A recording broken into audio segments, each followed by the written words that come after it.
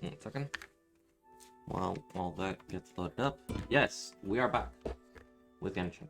We're back.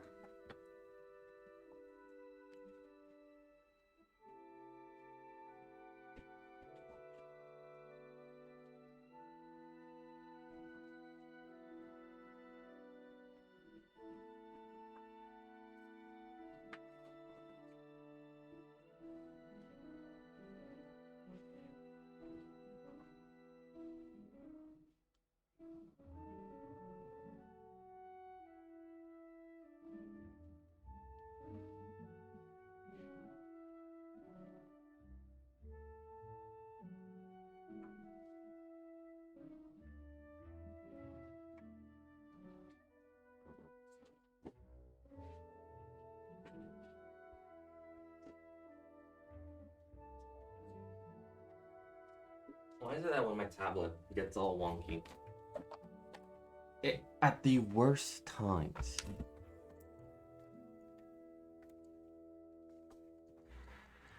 I almost knocked down my Celsius. With my tablet.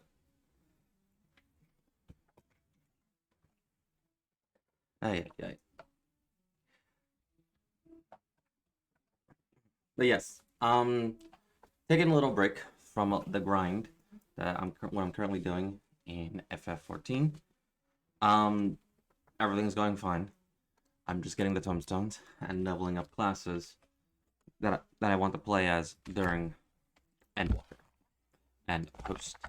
So yeah, basically classes that I want to play as for Endwalker. That's a sentence that I thought I will never say. Yeah, it's been a long time coming. And honestly, with how fast I go through everything, I'll be at Endwalker very soon. Now, in the meantime, let me just make sure that...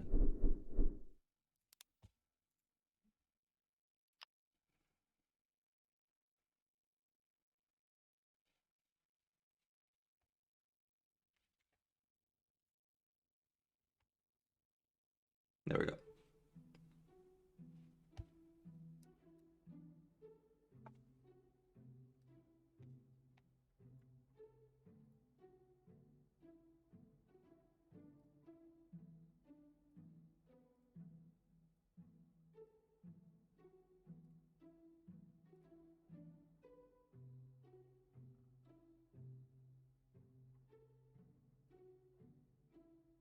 Okay.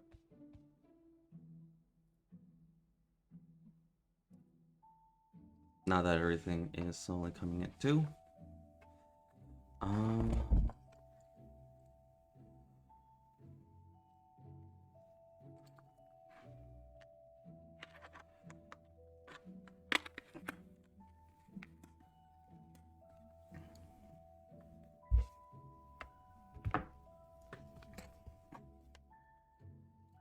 Who wants to...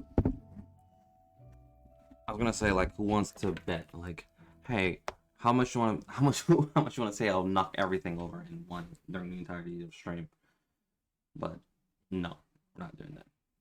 Anyway,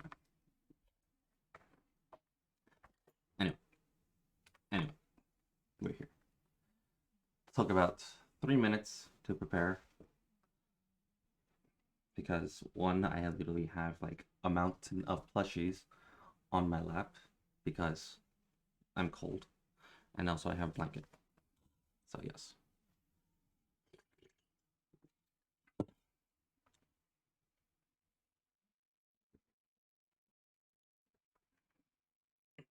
I need to get my arms free.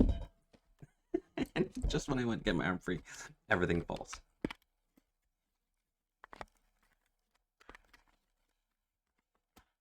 There we go.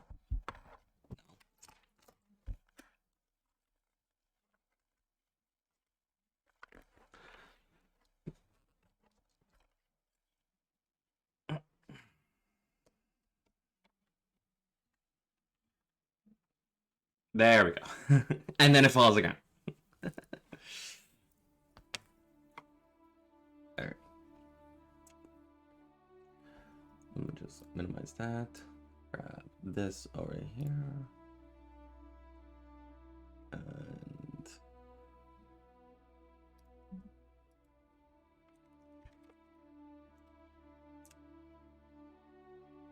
Let me just signal someone that I'm doing Genshin, and then yeah.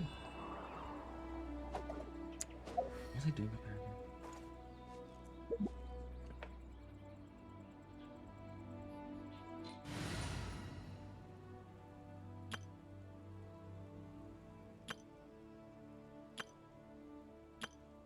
Oh, right, it's for Baizu. Completely forgot about that. How much meds do I need to send for him? I just need this. I'm not doing that now. We're doing that. We're gonna do story.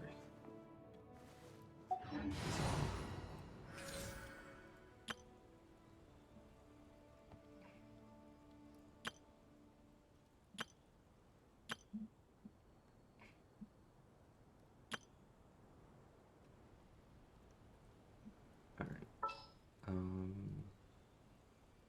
Yes, I actually did get the Kokomi up. All is accounted for. Let's move out. So that is actually wonderful.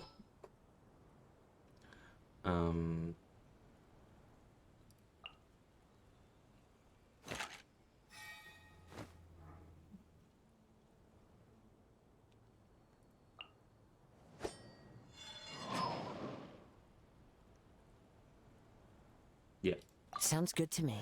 I can't play a game that I do not have a gatherer just anymore. the tune to accompany them, if you wish to hear it. Like, I become so dependent on Kazuha that he's almost on every single team that I've built. It's like it's like saying like I have an addiction.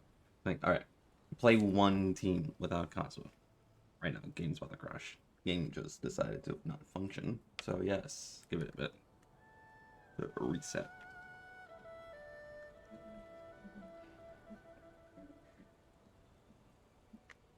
I expect this much when it comes to Genshin.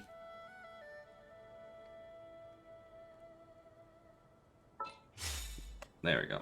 Reconnecting the server. That's how you know I really lagged out. But yeah, no.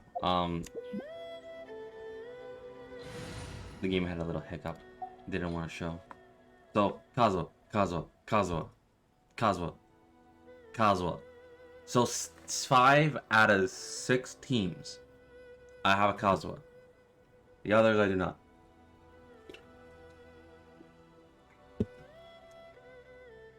I have to build Nilu. My statues of 7 are never gonna be the same after that.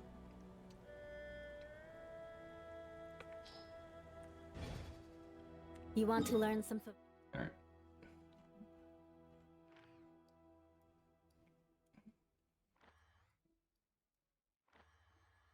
So,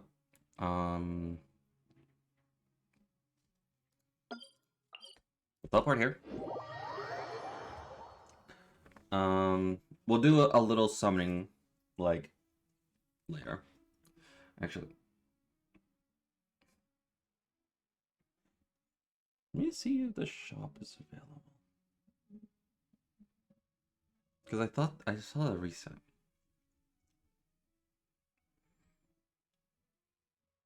I definitely saw the reset. So let's do that.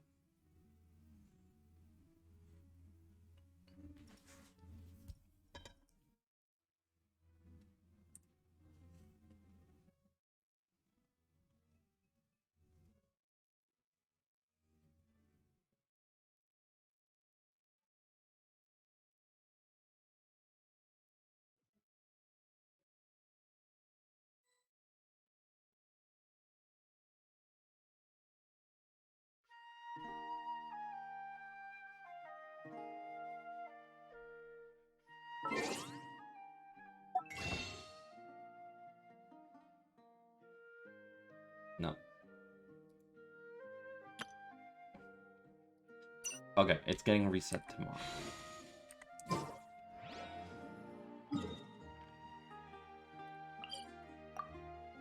I'm gonna go like that.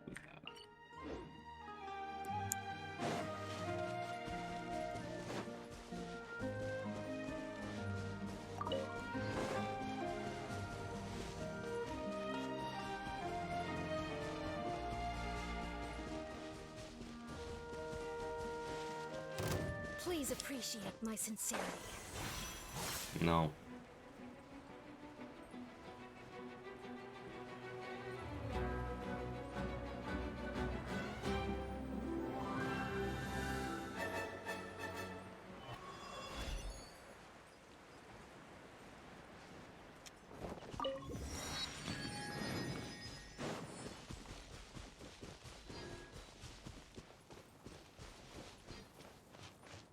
Ignorant and bold.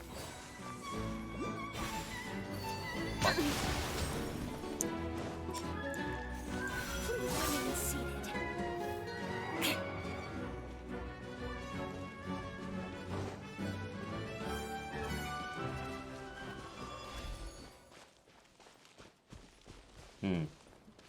More speed.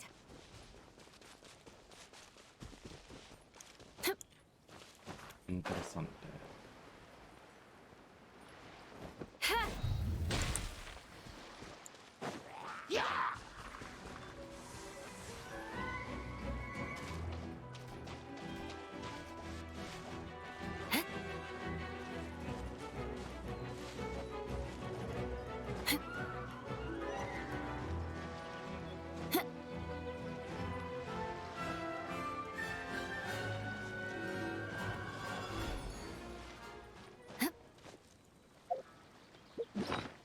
Starve them.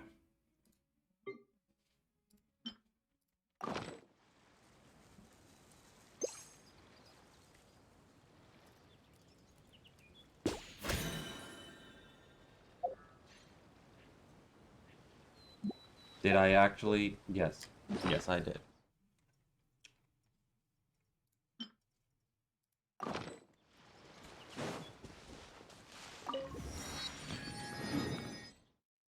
Okay, we can go here now. Okay.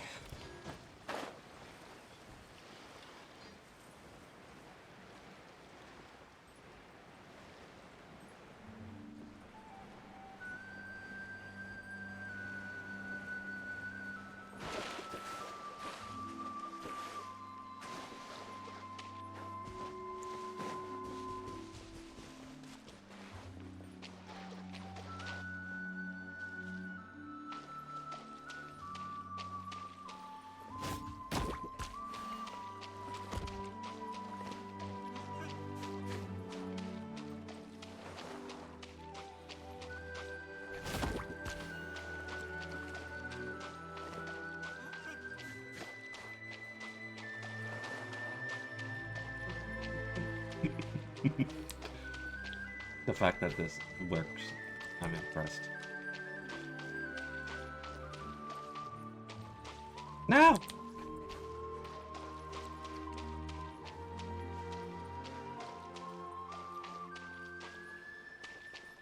Wait. Am I still pushing? Yes, I am. Let's see if I can change this animation from... I know it's like, it's just resting. I want to see if I can... Come on. Come on.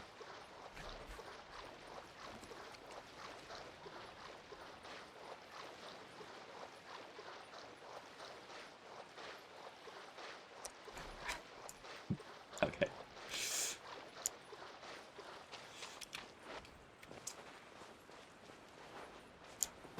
It's not beached. I'm just evil sometimes. I just like, you know what? I'm evil.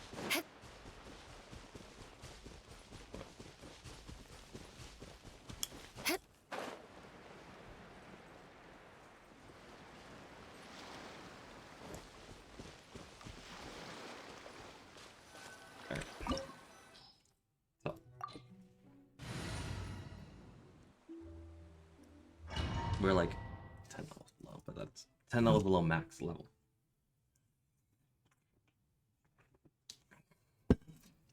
And you really don't need it, so it's fine.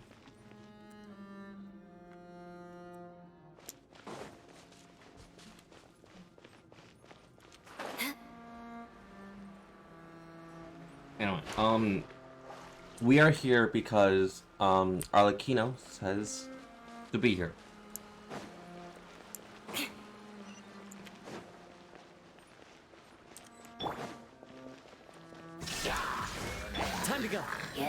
One with nature. Allow me. Shut up.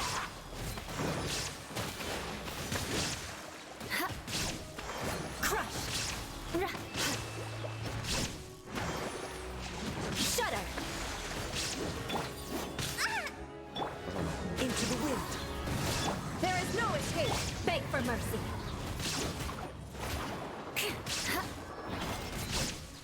Shudder.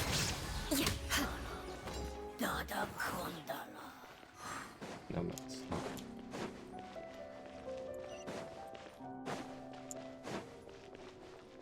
What? The floor here isn't safe. Yeah, thanks. Hold the line. The wind knows me. Crush.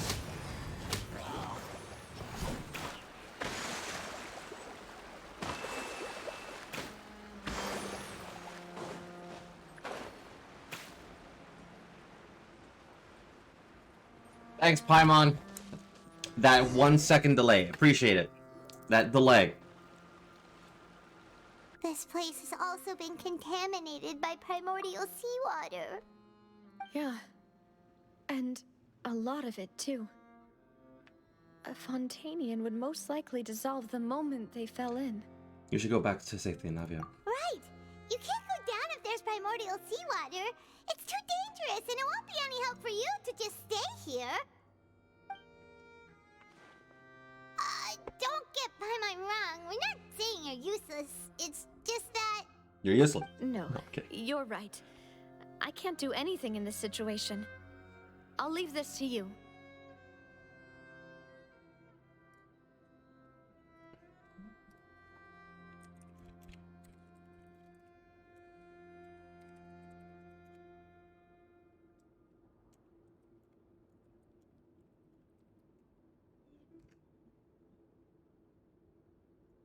Okay.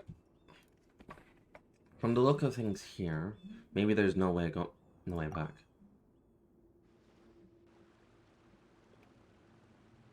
That complicates things. Yes, it does. Maybe the only way left is forward. In that case, do you want to wait for us here? The water levels here are unstable, and there's a chance the water will rise. So staying here wouldn't be safe either. Going I'll in go there. together with you. Perhaps we'll find the exit just up ahead. Okay. All right. Come with us for now then, but please be careful. Jesus. Oh no, it's a dead end! Let's try climbing over from the side.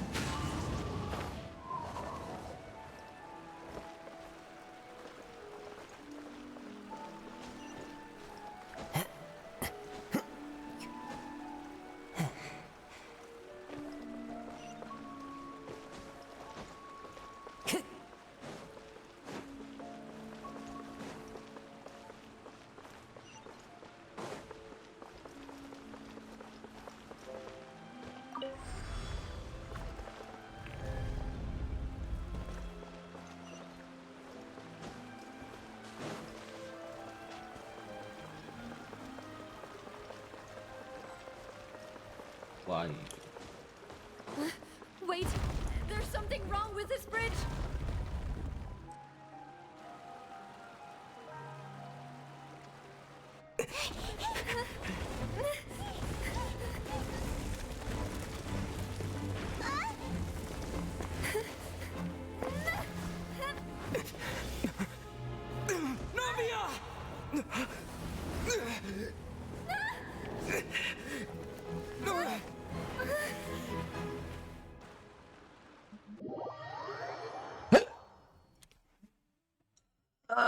Oh no. Oh no. Well, Navi's dead. Sorry. I'm just very hyper right now. Energy drinks. Wait. Demoiselle. Huh?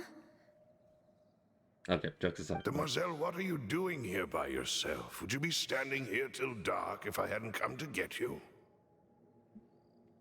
Maybe she just wants some time to herself, Malus.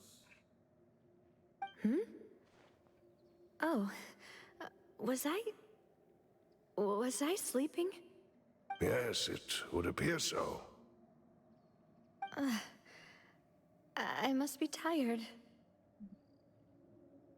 That's quite possible. However, you were the one that suggested we go out for a walk. Oh, right. I nearly forgot. It must have slipped my mind when I dozed off. I haven't had a nap today yet. Have I? This is a familiar feeling, yet something's a little strange. Okay, jokes. As I said, jokes aside. So then, Is something the matter, Demoiselle? Oh, no. is this what they see No, I'm when you fine. fall into the primordial I water? was just trying to recall why we came out for a walk. Do you remember Mr. Giverny? He'd requested our help before with foreign merchants who had a debt dispute with him, and we'd resolved the matter not long ago. We were headed to see how things were going with him at the moment. Ah, right. Yes. I remember now. Oh, Miss Navia. Ah, Mr. Malus. And Mr. Silver, too. It's good to see all of you. How have you been? I've been great. Thanks to your help, those bothersome merchants finally realized that I wasn't the one they were looking for. Why, I wasn't even the guarantor for that person. They were knocking at my door day and night. Even my neighbor, Obina, was getting fed up with them. Sometimes force is required to calm someone down and get them to listen to what you have to say. That's right. Oh, by the way, Burnett, what was it that you wanted to give to Miss Navia again? Oh, yes. One moment, I have it right here. Miss Navia, these are some flower seeds that I prepared. Please take them. They're a very good variety, and they'll become very big and beautiful once they bloom. I don't know what we would have done without your help, so this is a little token of our appreciation. I hope you won't refuse. Ah, did you cultivate them yourself? Thank you so much. I'll certainly take them. Malus, we do still have some empty flower pots at home, right? Why, we can have as many pots as you'd like, Demoiselle. Perfect. In that case, we'll swap out some of the decorative plants for some of Mrs. Burnett's flowers. Very well. Wait. Something seems to be off here. Excuse me, madam. If I'm not mistaken, your name is Burnett, correct? That's right. Is something wrong? No, it's nothing. This is the first time we've ever met, but your name seemed familiar to me. I must have heard it when I was discussing things with your husband previously. I've heard this name before. Sometime recently, I'm sure of it. And why are there so few people around here? Where did everyone go? We must mind the time, Demoiselle. We still have important things to attend to today. We do? Like what? Well, now, did you forget? Miss Navia, here you are. I've been looking for you. Please, come to the Opera House. Your trial is about to begin. My trial? Wait, why would I need to go to the Opera House? Yes, she's right, Demoiselle. It's just about time now, so we should get going. Oh? All right then.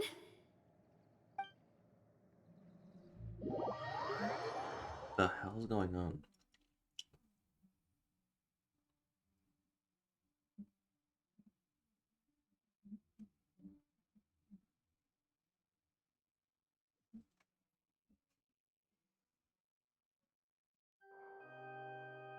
Look, it's Navia! She's here! And her two attendants are with her. Goodness, everyone's finally here.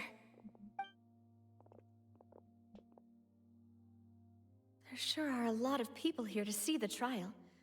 And they all seem to be oddly excited about something. I even know some of these people. Karina, Desiree, Joyville, Jolien, Essen. Why are so many people here? And why do I have no recollection of this case? And as for the judge... huh? Where's Monsieur Neuvillette? Please sit in the defendant's seat. Don't worry, Silver and I shall accompany you. All right. But are you sure you can stand behind me?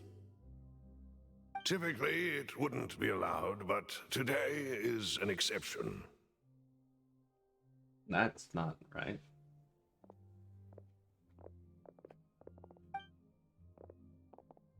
Hey, what kind of place do they think this is? Come on, do they have any idea what they're doing? Seriously.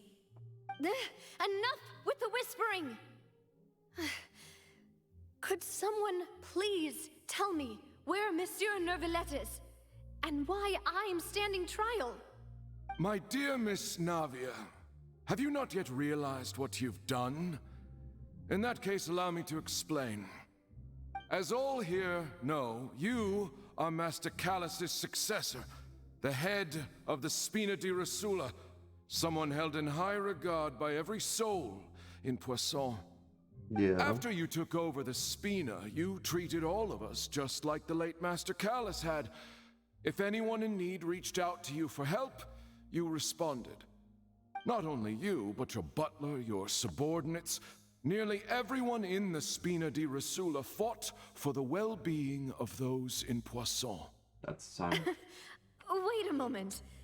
Aren't you just proving that I'm a good person? Yes, correct. Absolutely right. And that is why you stand accused. You have helped so many people get through so many difficulties. You are one with us. We are inseparable. We are one big family, all of us who are from Poisson, inextricably linked. And with you being so important, we couldn't possibly do without you. Therefore, this fair and honorable court shall declare you guilty, and you shall stay here. You will be together with us forever. Huh? What are you saying? Everything you have said is correct. I have indeed done a lot for my hometown, and I would be willing to be with you all, but what is the purpose of having me stand here like this? What is there to discuss? Ah, well, if that's what you think, then I have no further comments. How wonderful, Miss Navia!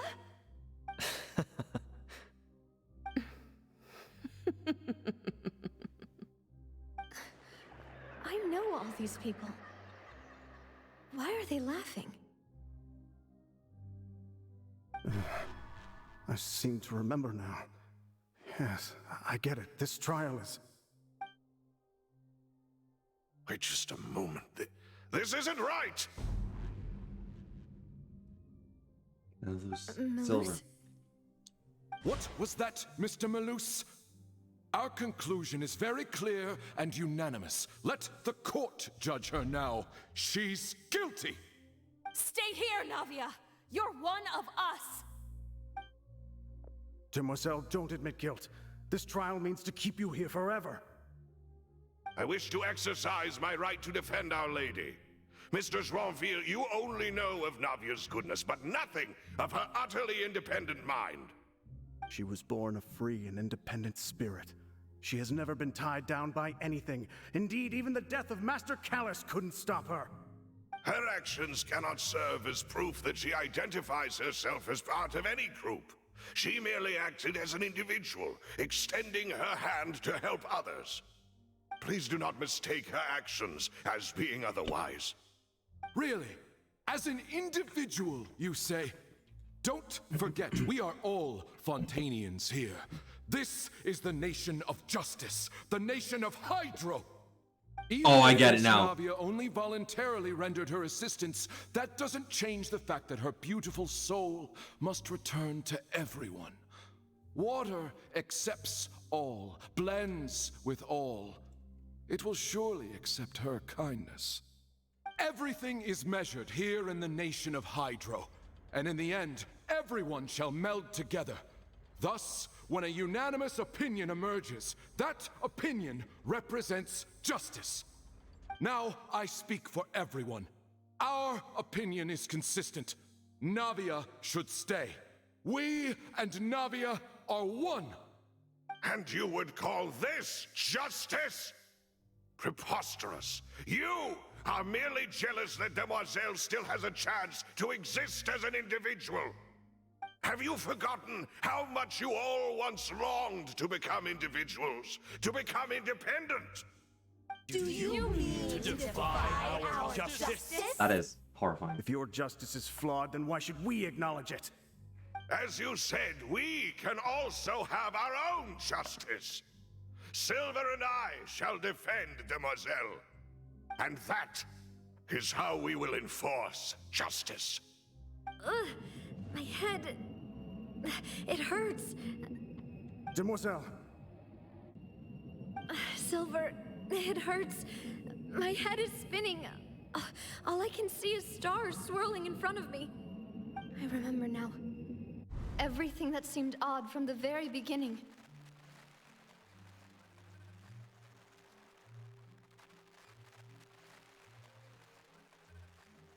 Karina, Desiree, Joyville, Jolien, Essen, and Mr. Giverny and Mrs. Burnett, who we met earlier. Even Malus and Silver. I don't want to admit it, but they're all dead. Don't be afraid, and don't admit guilt. We will protect you to the very end. Absurd! Who are you to say that she cannot be judged? We are the majority, and in the nation of trials, the majority is absolute justice. We are the will of all. Don't let them escape! We shall keep Navia here with us! Mr. Malus and Mr. Silver, must you be so stubborn? How could the two of you possibly hope to stand against the collective? Do not resist. This judgment is fair and just. Navia belongs to us. After all that happened, she should not be left alone in Poisson. Oh, fuck. What are you saying? No more excuses! He says we're jealous. Jealous? How could she possibly be an independent individual? What's with these people? Who's jealous of her? She belongs to us! Miss Navia, she... Silence! That's...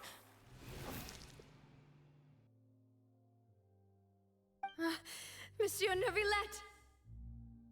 Such commotion is prohibited in the court. The accusations you just presented are nonsense and cannot constitute a proper trial. The court will adjourn for the rest of the day. In this, I shall hear no objections from any unauthorized party. Our thanks, Monsieur Neuvillette. Please leave with me, Miss Navia, while there is still time. But... Go on now, Demoiselle. This is your only chance to leave this place. What, can't bear to leave us behind or something? Malus. My apologies. I couldn't resist making one little joke once I realized that this shall be our last goodbye. Malus... Silver... Quickly, you must come now! Goodbye, Demoiselle. Farewell. That actually hurt. Huh. No, wait! Just a second! Navia? You're awake? Good. How are you here? I must have been dreaming. Malus and Silver were still alive, and they were defending me at some insane trial. It looks like you're all right. Did all the sad feelings cause you to have a nightmare? Paimon could give you a hug. No, so, okay. We already know who Neuvillette is. Like, yes, jokes aside, yes. Laugh out while someone falls down from a cliff. But anyway, jokes aside. Remember, never. Anyway.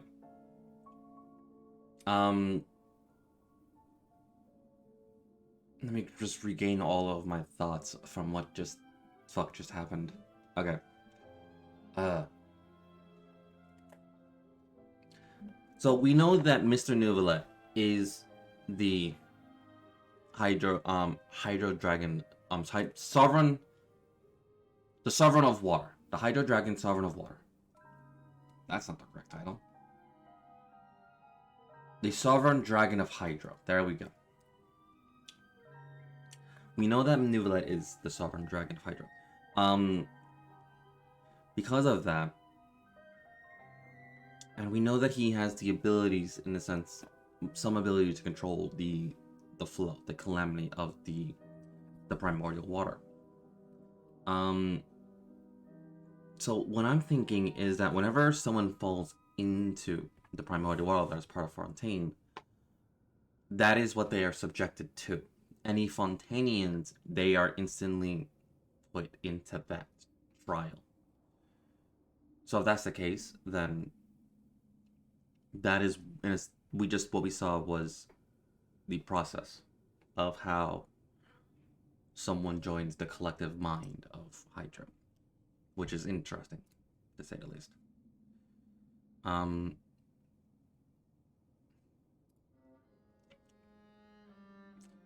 So when Navia fell, she was about to become the process.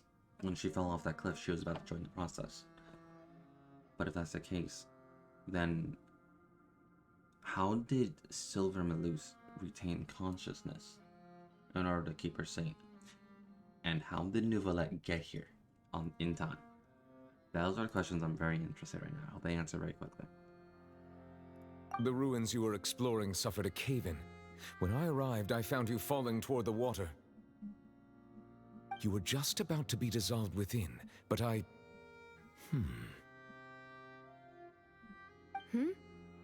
Yeah. What is it? I think I saw 2 Oceanids protecting you. It was only for a moment, perhaps even a fraction of a second, but they gave me the chance to retrieve you. Were it not for their intervention, I would not have been able to rescue you before your consciousness dissipated. Yeah. Wait, did you say Oceanids? You mean like what happened with Vache? So the people that are dissolved became Oceanids. Perhaps those 2 Oceanids were the people you saw in your dream. I always told them that they didn't have to protect me. To think that they'd keep doing so even after death. Please come with me.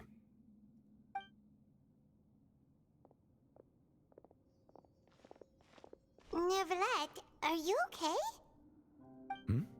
Oh, I am quite all right. Perhaps there's something we could chat about? Why do you look so stiff all of a sudden? Oh, Paimon knows. You're the type who feels awkward when there's nothing to talk about, right? I merely thought that we should give Navia some time to herself. Huh? Why didn't you just say so then? Don't you think it's even more awkward to call us over like this and then have nothing to talk about? I suppose so. By the way, Sijuin sent her regards. Ah, Sijuin. I hope all is well with her these days. Her work in the Fortress of Meropide has not been too much for her, has it? No way, don't worry. She's doing fine down there. She's an amazing head nurse. I see. Well, that is good. I have always worried that Sijuin would need a lot of time to understand the world of humanity, just as I have. Oh, and the Duke also says hi. Even though Sijuin made him do that. He hopes that you haven't been overwhelmed by all that's happened lately. Thank you. I have indeed been busy lately, and I also hope that everything is going well in the Fortress of Meropide. He still doesn't know what to talk about. Let's chat about something else then. You're the expert here, Paimon. What should we talk about? So, Neverlet, you're probably quite the swimmer, huh? Yes, of course. This isn't going anywhere. Let's try something else. How did you find these ruins? Did the knave tell you? Yes, in fact. I had arranged to meet you in Poisson, but when I arrived, I discovered that the Fatui were helping the residents evacuate. They had even transported a large quantity of supplies to the area. Amid my astonishment, I ran into the knave, and we had a chat. She informed me that she had asked you to investigate the ancient ruins here. Yeah, we originally planned to meet up with you, but we thought you might still be busy with all those official documents. We didn't think exploring the ruins would take very long, and who would have thought you'd wrap things up so quickly? I hope Navia can get back on her feet.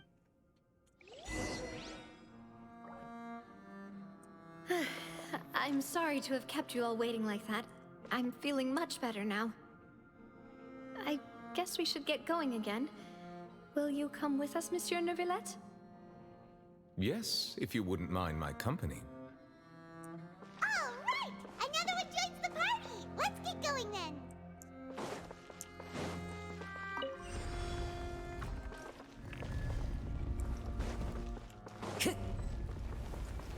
Into the wind. Shine down. Allow me!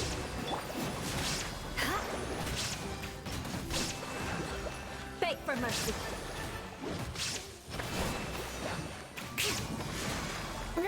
There is no escape.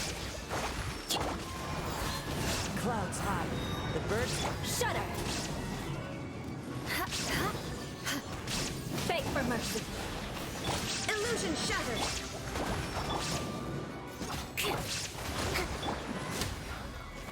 Dada Kundala.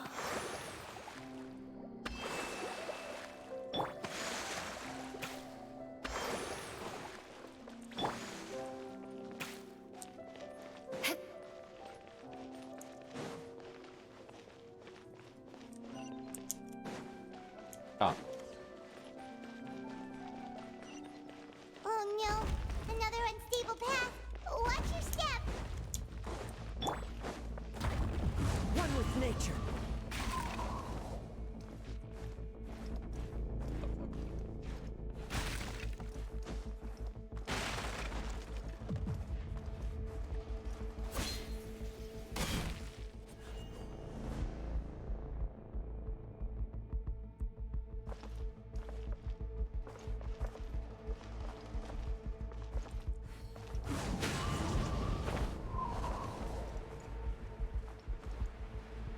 So how are you supposed to complete this now if you can't?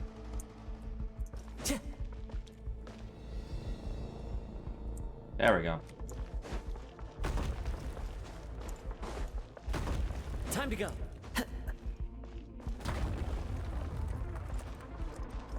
The wind knows me.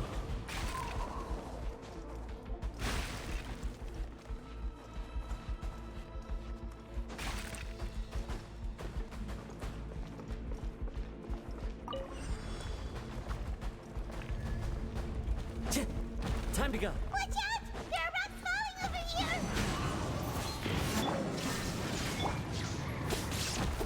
Hold the line! Shudder. More speed. Good grief. Beg for mercy. One with nature. There is no escape.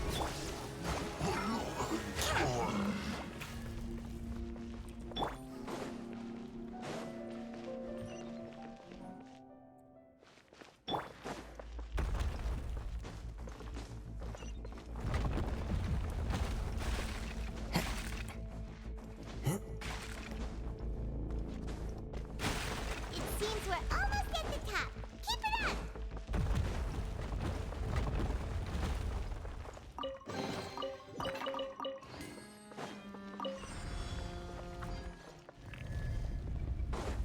time to go. Yeah. Shine down! Fallen leaves, adorn my night! Shudder! Vengeance will be mine!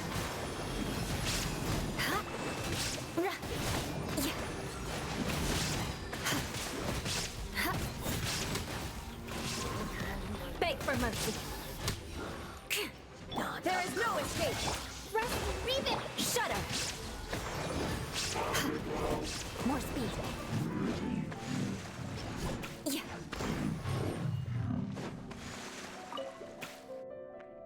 Just keep smacking until it's dead. Then even after it's dead, just keep smacking.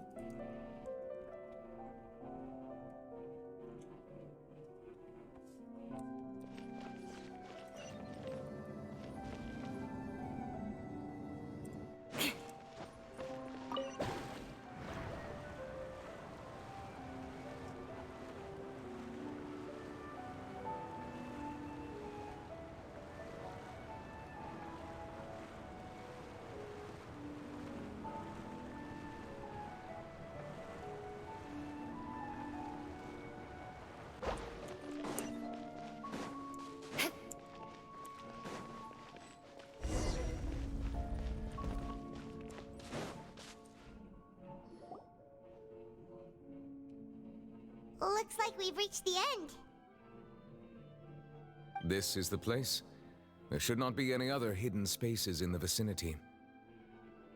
The path sure had some twists and turns, but it turns out that this place isn't actually that big. There seems to be something on the wall.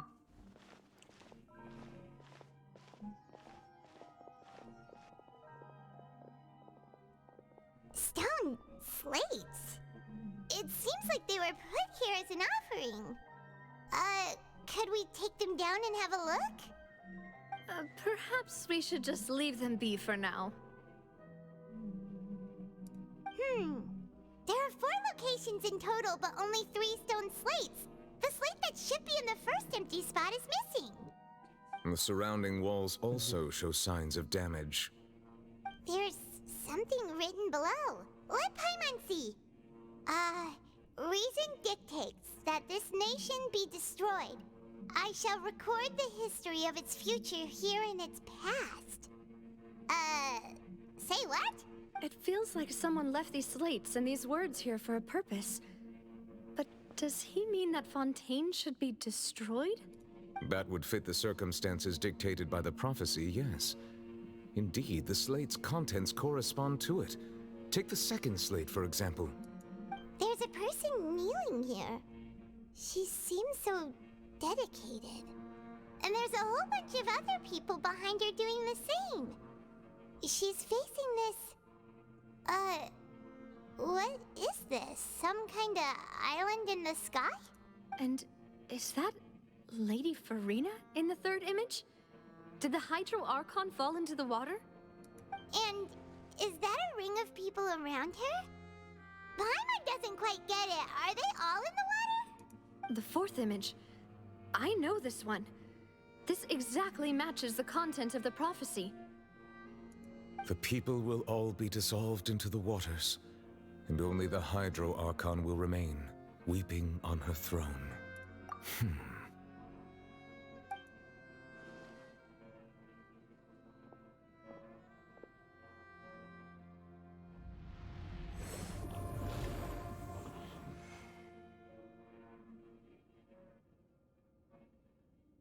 More information should be hidden in these slates, but I fear I cannot easily uncover it, most likely due to us missing the first slate. I am very sorry. Don't blame yourself, Monsieur Neuvillette.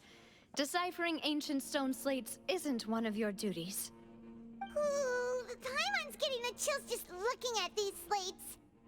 This says that it's the history of the future, right? That means the prophecy's sure to come true. I really hope it doesn't mean that. Still, Paimon feels like these images are kind of weird when you look at them together.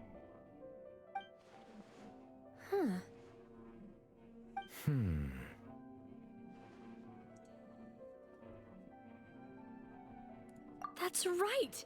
If the images are in chronological order, shouldn't the fourth, the water's drowning fontaine, come before the third, where the Hydro Archon herself falls into the water?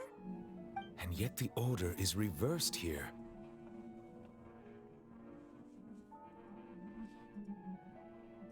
If we go by timing, Lady Farina only emerges in the third image. That means that the person in the second image might be the previous Hydro Archon. Egeria, then. I had never met her, but her appearance here does match the records. The previous Archon kneeling before the floating island in the skies, as if confessing a sin. Did she herself commit that sin? And if not, why would she be in such a posture? Also, I'm still wondering why these ancient stone slates are here at all. Judging from their contents, could this place be the origin of the prophecy? Does that mean that someone, or some people, once saw these slates? But who would have created these slates and left these words here?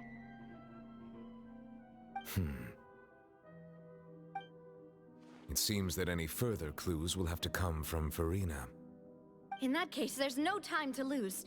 There's nothing else to be gained here, so let's head back first. Yeah, we better get somewhere safe for now.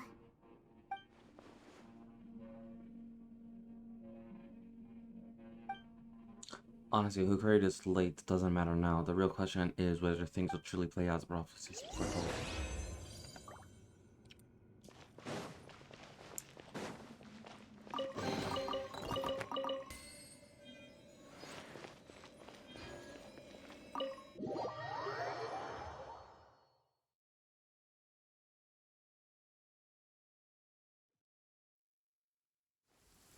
Let's split up here. I'm going to check on what's happening with the Spina. You know how it is. There's some things you just need to be there for yourself. You still have energy for that, Navia? Paimon's already beat.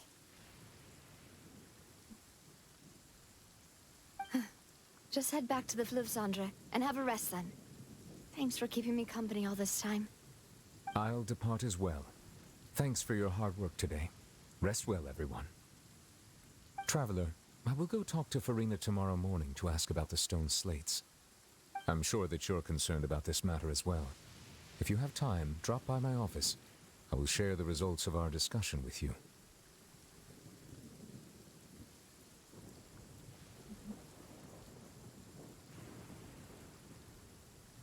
Are you really gonna talk to her about this directly?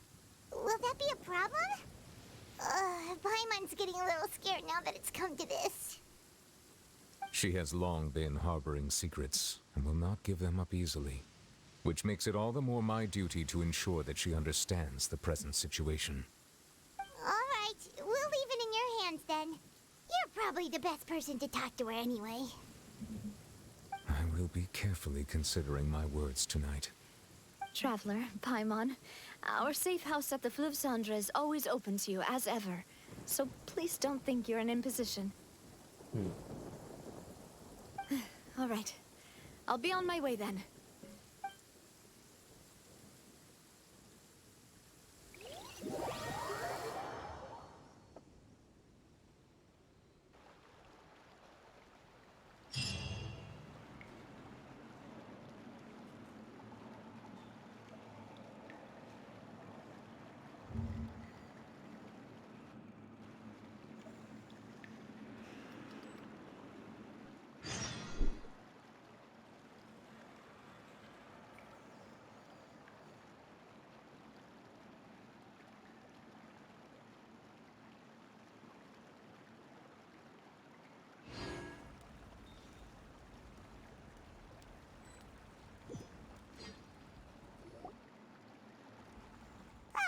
We're finally back!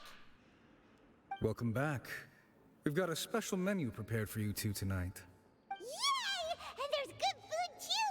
Navi, no, the boss is the best.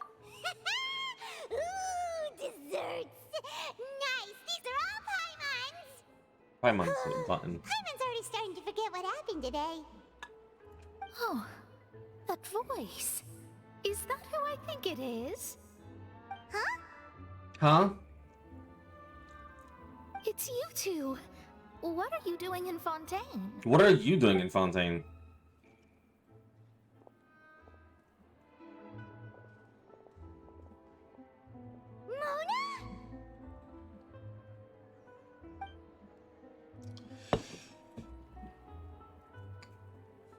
Mona? Did the stars not tell you that we meet here? Seriously, nobody just uses a scry glass whenever they've got time to just see who they'll meet on the road. Still, we didn't expect to see you here. Wait, you're not a Fontanian, are you, Mona? Well, I have some business to attend to here, so I booked a hotel in the city. I was just out for a stroll when I bumped into you. Quite unexpectedly, if I might add. Why did you think I was from Fontaine, though? Is that because Magistus doesn't sound much like a Mondstadter surname? Yes. Yeah, let's go with that. Well, I used to have my own surname, which was, well, some other thing. Either way, the old hag told me when she took me as her disciple that the first step to being a great astrologist's pupil was to change that name. There was nothing for it, really. She really is amazing at astrology, so I changed my name to what it is now according to her wishes. To my surprise, however, Magistus is not the name of some ancient house or clan. It isn't? Nope. Although it is used by us in place of surnames, it generally just means great. Great Mona, if you flip it around. Wow! Or Imagine Mona the including Great. a boast in your name. Wait, are you gonna have to put that into your genealogy as well? I reckon so. In any case, I'd give my disciple a name like this as well, if I were to take one. May I ask what your master's name is? Astromancer Barbeloth Trismegistus. Whoa, that's a long one. Does it also mean great or something? My name means Mona the Great Astrologist. As for the old hag, hers is, in plain speech, the thrice as great scholar of the stars. Just take it as a title specific to astrologists. Thrice as great? That's so petty. I know, right? That's just how she is. She used to call herself Magistus, actually, but when she took me in, she changed her name to Trismegistus. I get it now.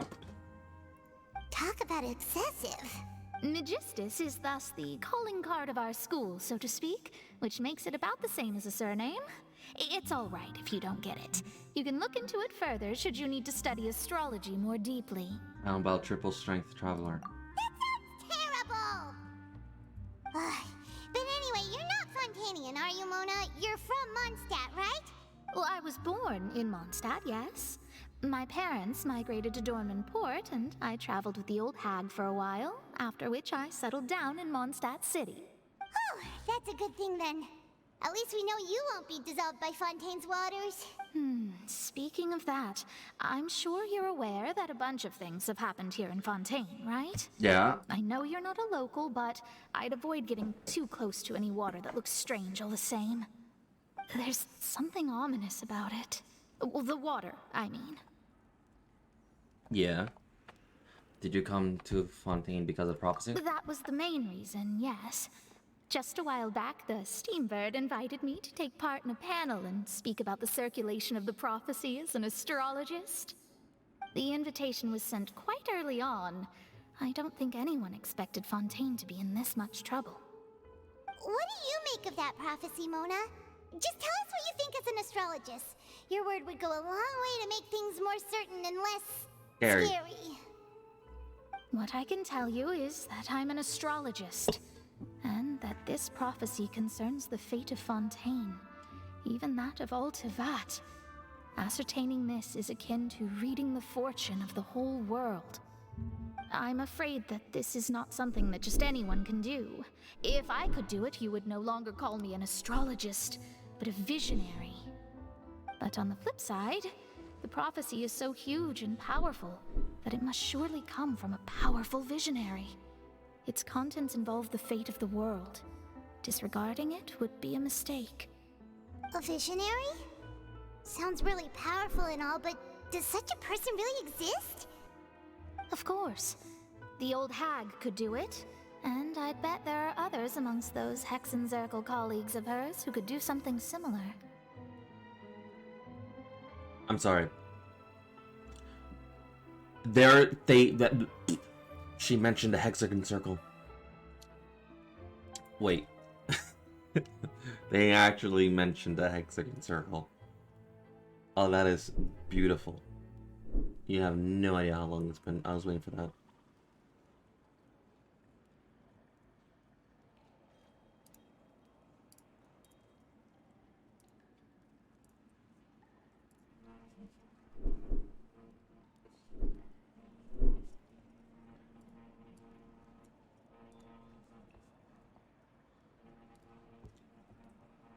I need to ascertain the accuracy of the prophecy. Could you help me get in touch with your master? Huh? Are you sure?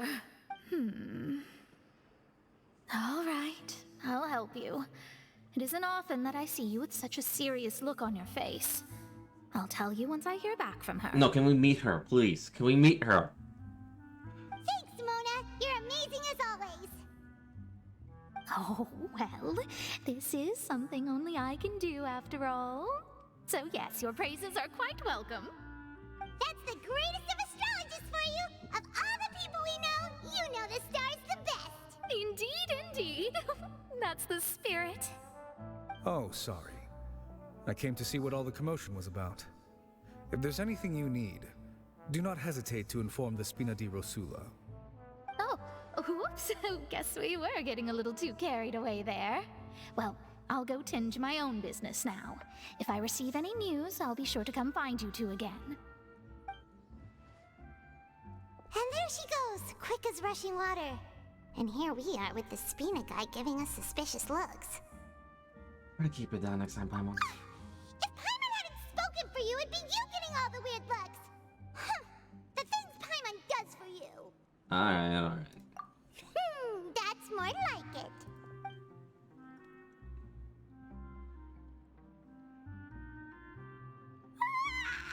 Good morning. To be honest, Paimon's still feeling kinda sleepy. But it's time to get up, Traveler. We agreed to go see Neuvillette, so let's pack it up and get going.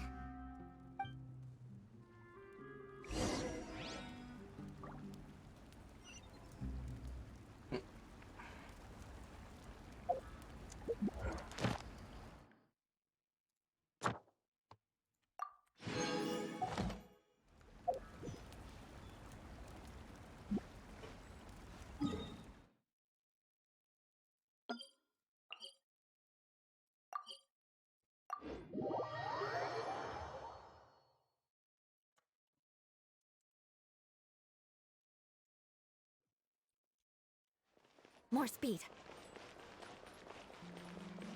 No? Ad Astra. Thank you for completing to...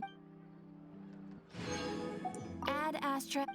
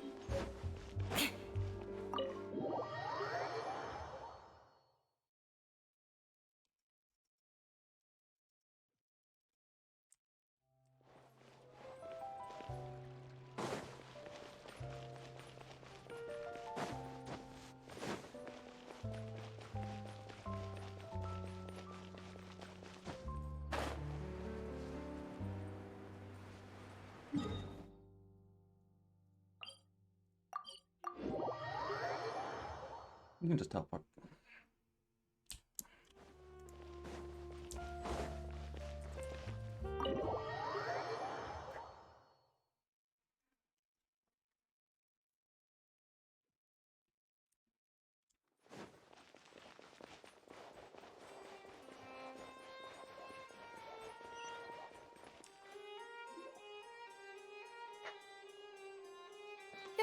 You're here! Finally! Gee, what's wrong? Is something wrong? Monsieur Durvalette and Lady Farina, they seem to have gotten into a dispute. Please go see for yourself. Oh no.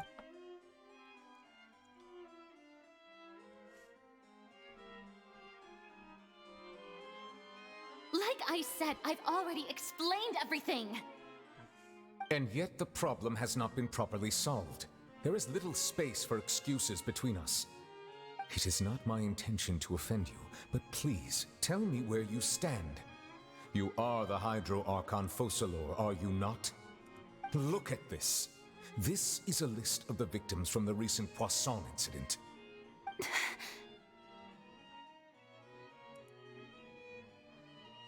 You mean... they're all... We did not arrive in time to avert this disaster, and I will not have it happen again. I will say this once more. You must tell me everything you know. Yesterday, I found 3 stone slates in some ancient ruins near Poisson. Do you know anything about those? Seriously? You're questioning me like this is a court case now. I don't know anything about that. But you found them in some ancient ruins, you say? That's correct, which is why I came to ask you some questions. There should have been 4 slates, but one of them was missing. The other 3 feature different images that seem to correlate to the prophecy.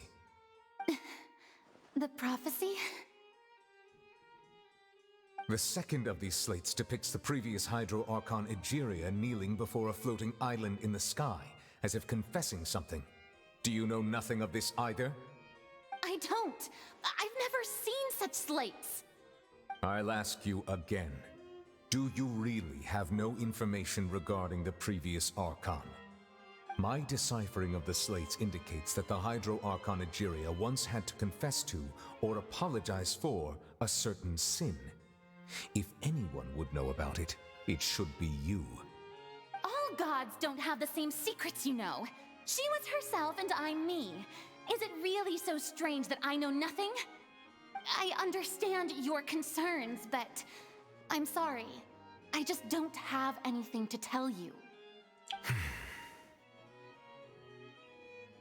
Forgive me for saying this now, Lady Farina, but I have long known of your various secret investigations into certain matters. There are several indications that you have been investigating the prophecy on the sly. This is not strange in itself, considering that you are the Hydro Archon.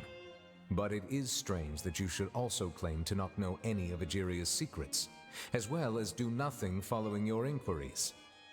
You have never been as superficial as you have presented yourself to be, nor are you a fool. And yet, your behavior is very inconsistent.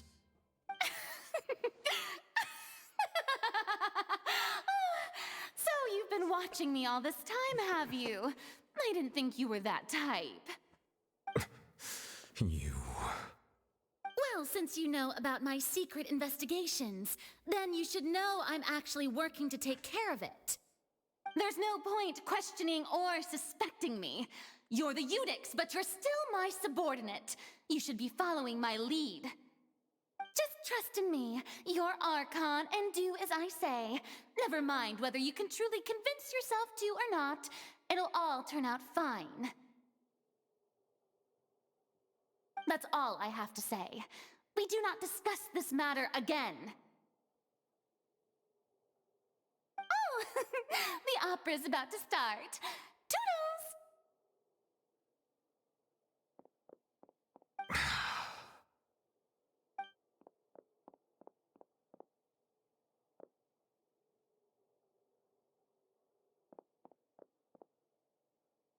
Did Farina not notice us standing by the door? Wonder what's up with her. She was smiling. Huh. She didn't seem in the mood to care if we were listening in or not. She seems deliberately hiding something. I assume you've been outside for a while now? Yes. Oh, you noticed. Seems Farina didn't even realize we were here. She was in a great panic, though I cannot discern the reason. Our discussion reached impasses time and again, a state of affairs that we cannot allow to continue. Still, I do not understand. Dialogue is the basis for understanding, so why did she keep refusing to engage? I'm afraid questioning alone might not suffice. We need to make her understand how dire the situation actually is. Everyone in her inner circle has noticed that she is hiding some secret. The issue is her attitude. I fear that she will not reveal anything unless absolutely forced to. We may have to create a situation in which she will have no choice but to speak. Oh? Like what? Normally, people will only reveal the truth when standing trial. Perhaps we must have the Hydro Archon experience just such a scenario. Wait. But Farina's seen so many trials, and she's really good at dodging questions. How do we make sure that she won't just slip away at the first chance she gets? We will need to consider this thoroughly, join forces with various parties, and then do what we can. If at all possible, I would prefer to recuse myself from this affair, but we must prevent the prophecy from coming to pass. This may be cruel to her, but all Fontaine is in crisis. The information a god possesses is too precious, and so we must take a chance on this. In that case, we will need help. But who will lend us their aid to do such a thing? Oh, I think I know who to call.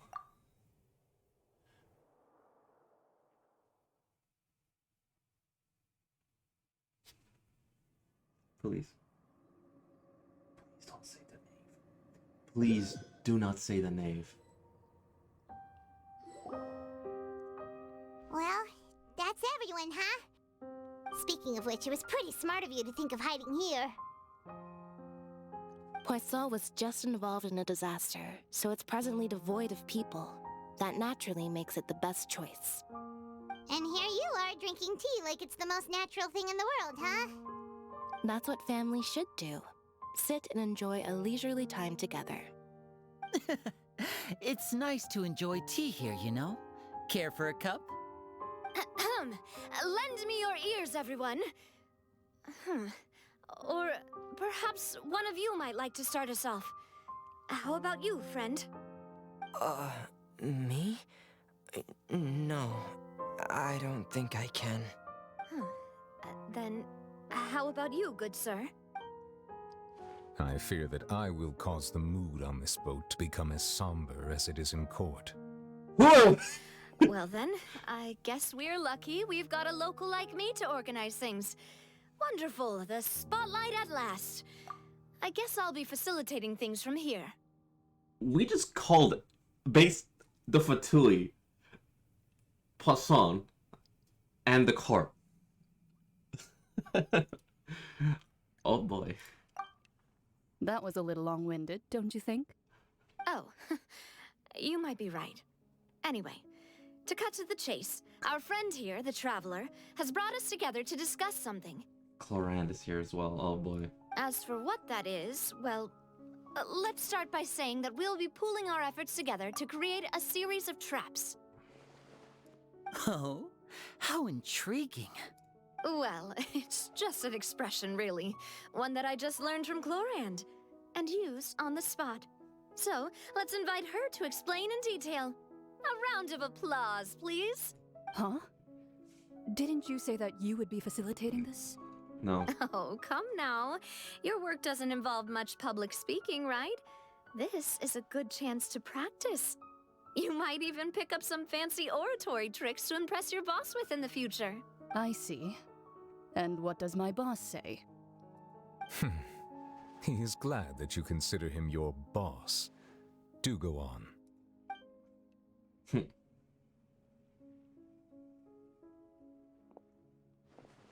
In that case, do any of you have experience hunting?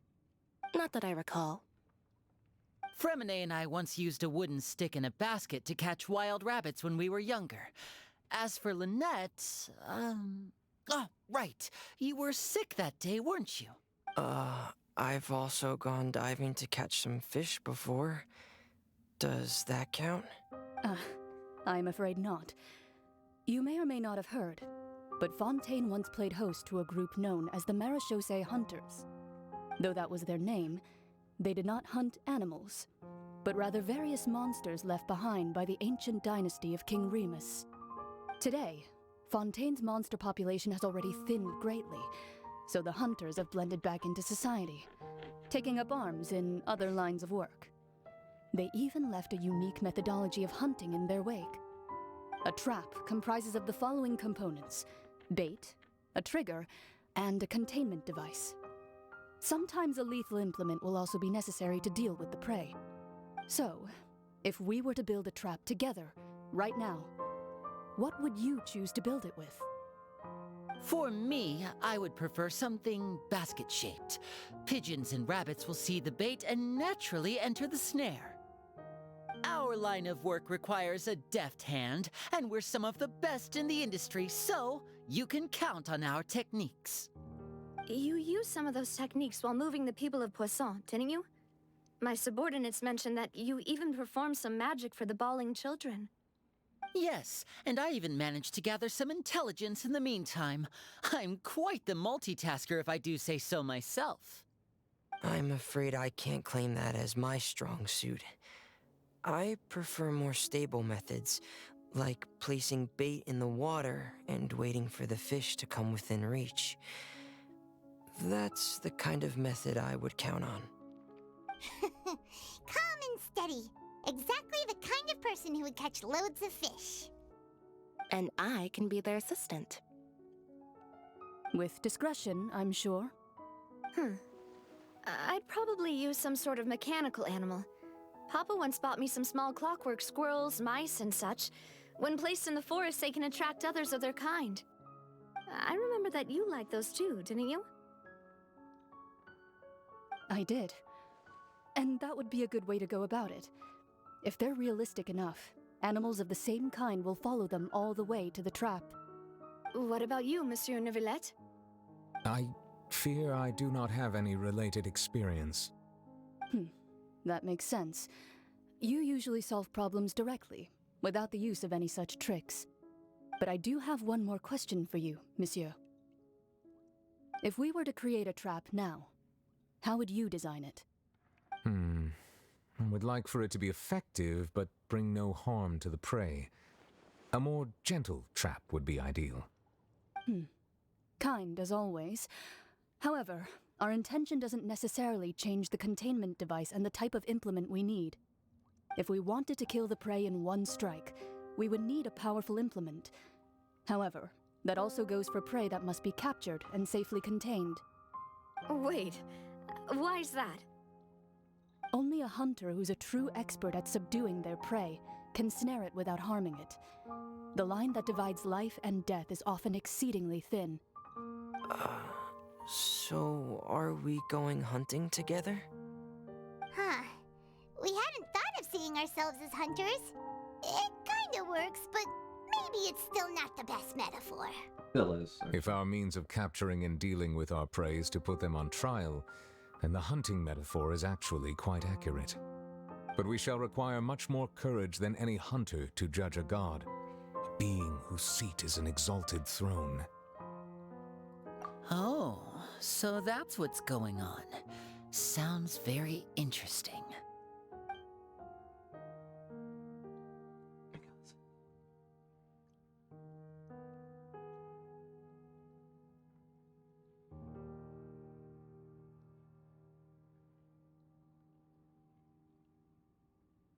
Okay. Clarane's hunting metaphor was just that, a metaphor. You will not call this a hunt because that is not what you should do at present, nor has the relationship between you and Frida reached such a dire stage.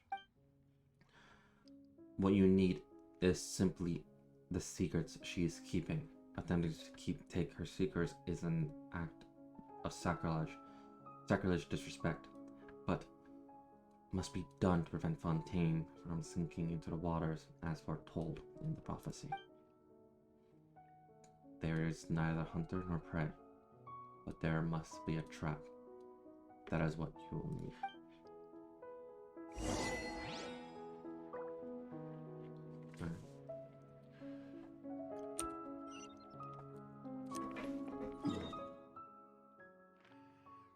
I swear, if the knave makes herself present, I'll be happy. I will be happy if she does.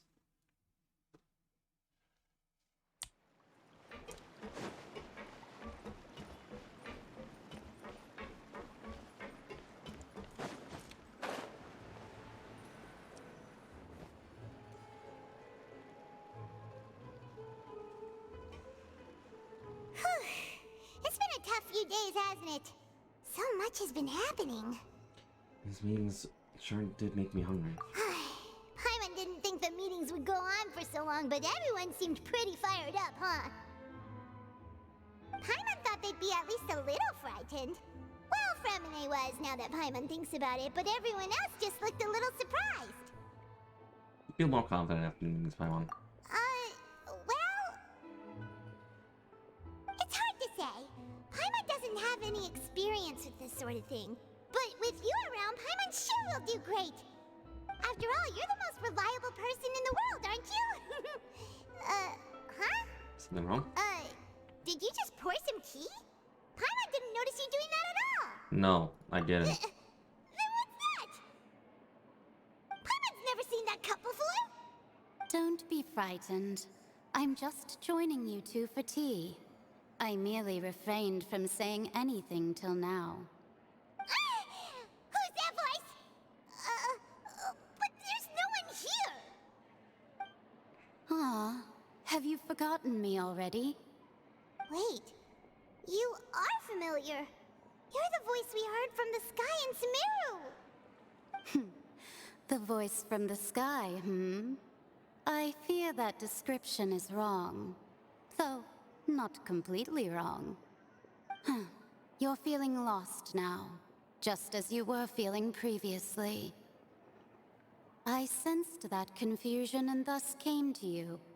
Guiding people is an irresistible hobby of mine, after all.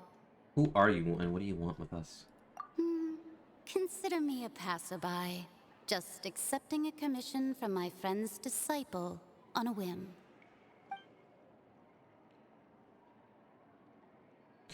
Friend's disciple, so this is one of the friends of Mona's master, the ignomic N of the Hexen Circle. This is Nicole. Albedo's master, then.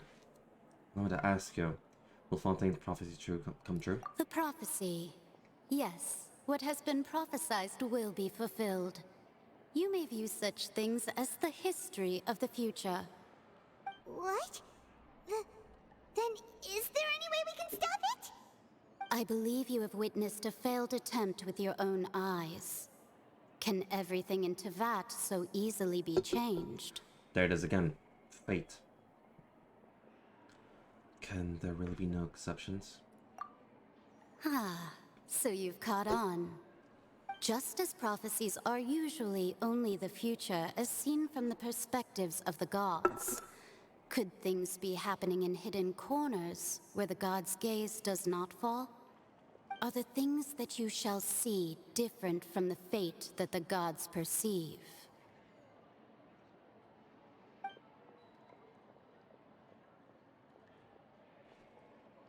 What is she talking about? It all sounds really impressive and important and stuff, but it also sounds kind of scary. Teacup is just about I gone, believe so- that you understand, right? Some things are insignificant, but others you must reach out to change. Ultimately, fate shall serve as your only guide, no matter what will happen in Tevat's future. All you need to do is to play your part. This was good tea, by the way. Thank you for your hospitality. Well, that'll be all for today. The voice. It's gone.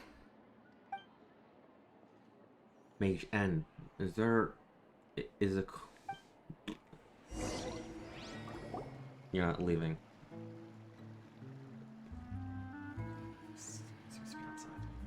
What? Paimon hears someone talking. Alright, coming! You're more diligent, Paimon. Hey, it's you who's getting lazy, okay? I'm allowed to. Well, I see I've walked in on some lively banter. How you been doing these past few days? Fine, just fine. I went to take part in that Steambird panel. It turned out to be more interesting than I expected. Not all Fontainians are pessimistic about this. One journalist mentioned that sitting around and waiting for the end to come would be wrong, and that they should make their own rescue preparations. I agreed, so we had a brief chat with her. Did she have pink hair by any chance? Why, yes! It was Charlotte. You remember her, right? That daredevil journalist? I'm in full support of her view. Prophecies are very important, but how can people allow their lives to be commandeered by just a few words? That's right! Paimon's glad to hear something sensible for once. Ah, yes. About what we had discussed before. I did try, but I'm afraid I couldn't reach the old hag. I'll try again tonight, but I wouldn't get your hopes up. Actually, someone already came over. Huh?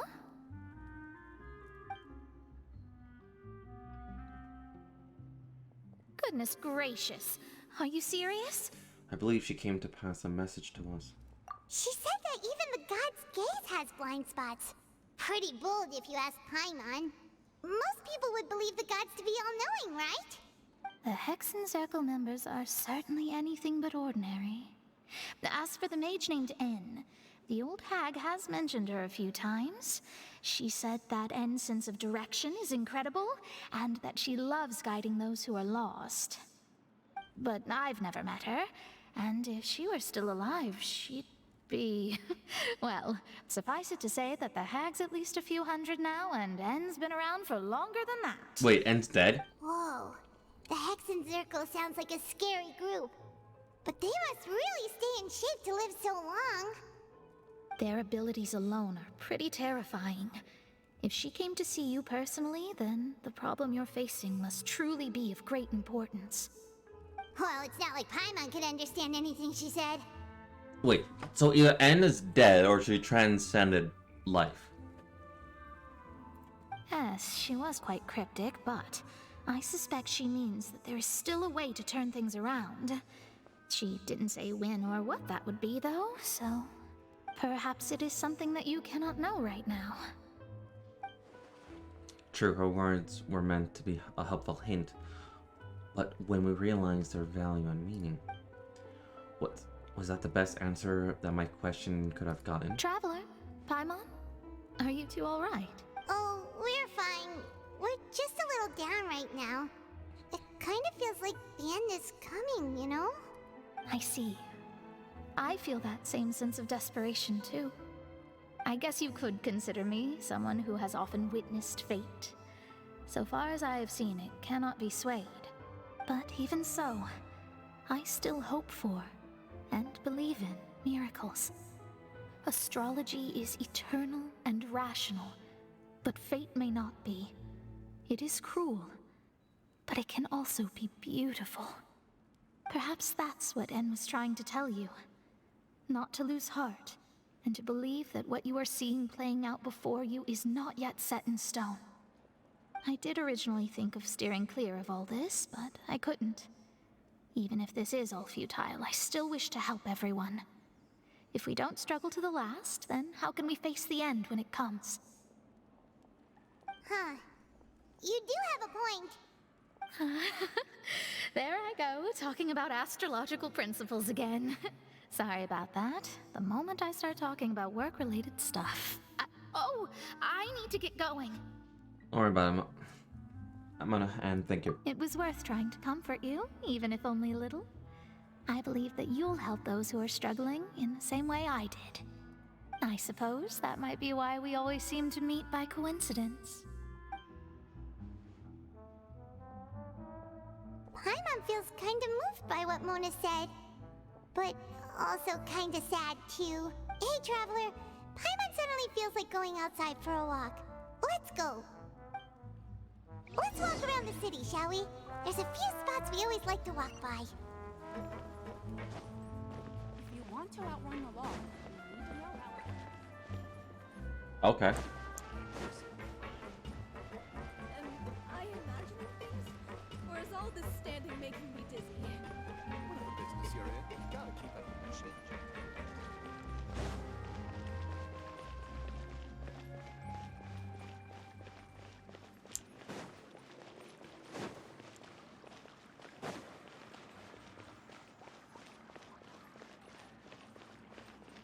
More speed.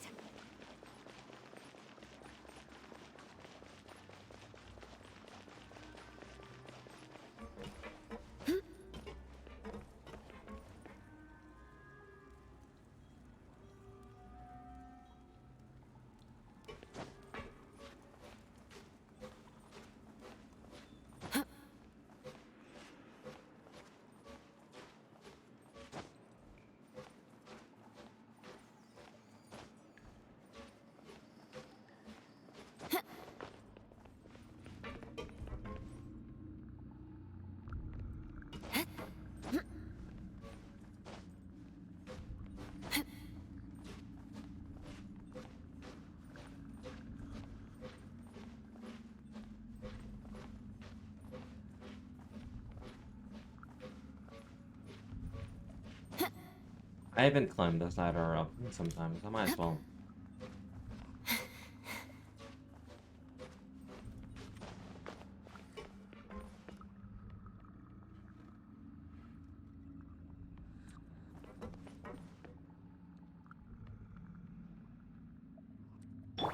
The wind knows me.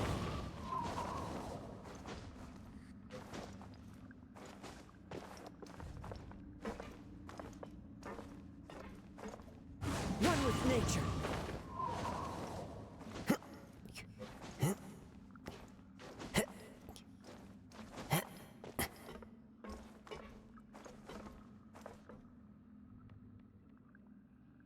The wind knows me.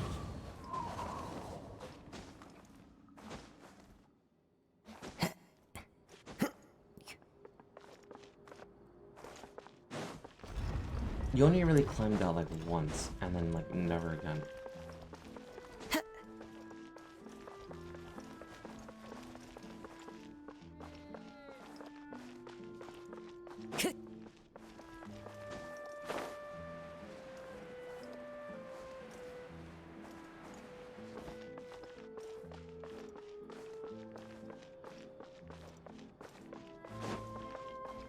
Time to go.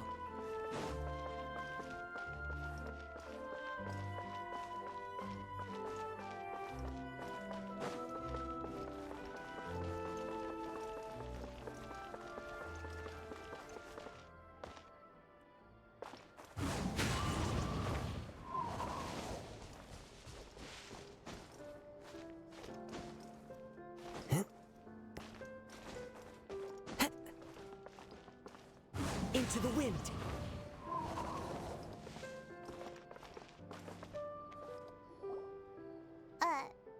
Huh? Our names are written in this newspaper. Let Paimon see. The underwater stronghold, the Fortress of Meripede, has continued in its noble autonomy, but that does not mean that others cannot interact with it. My recent attempts to enter the fortress bore little fruit. Huh. Guess Charlotte still hasn't given up on that. Thus, did an Outlander friend become the focus of this report. A blonde adventurer with their white fairy, legends trailing in their wake. It is said that this mysterious traveler once visited the underwater fortress. So while the fortress's interior remains a mystery behind closed doors, do not fear, for the tales of the traveler contain surprises in spades. Journalist Charlotte's biggest scoop yet. The Traveler's Trail, World Walker. Huh. Charlotte took so many awesome photos of us and we never even noticed her. She hasn't been able to get a hold of anything at the fortress, so since we're easier to find, she's using us as the subject matter instead?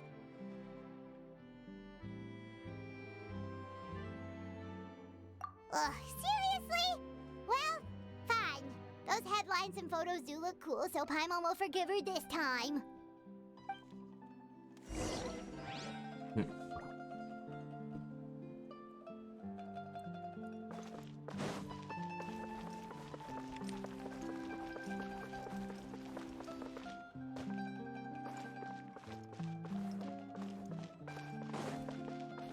I'm now just thinking, like, is she nearby always? We're here! Paimon's hungry. Should we go in and get something to eat?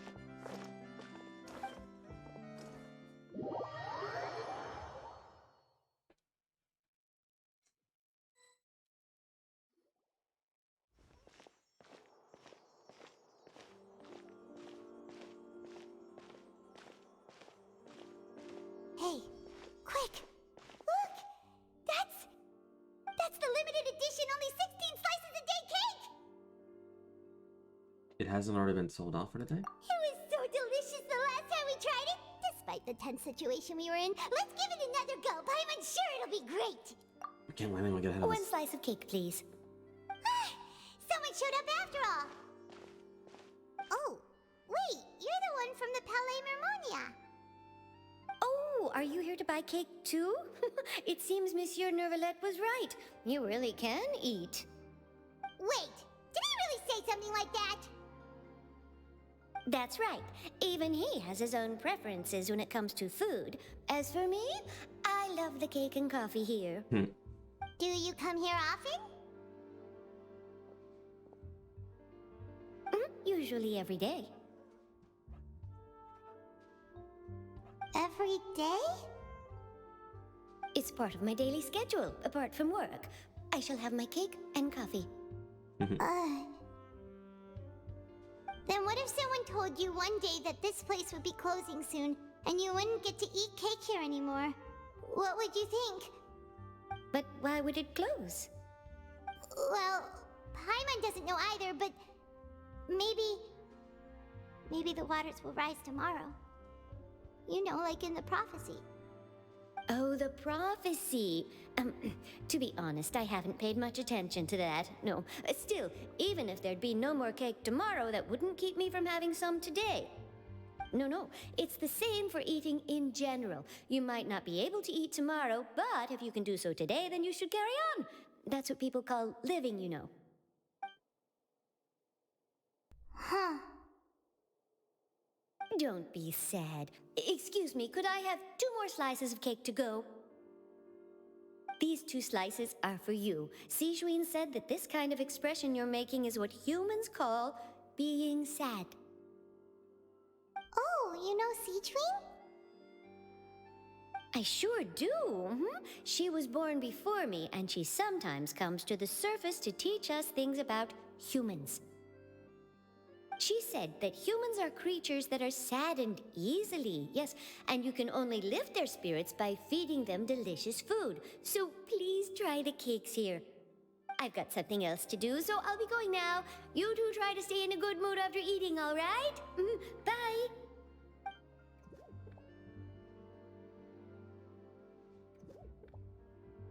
And there she goes. All right, let's dig in. I'm sure this cake will be delicious.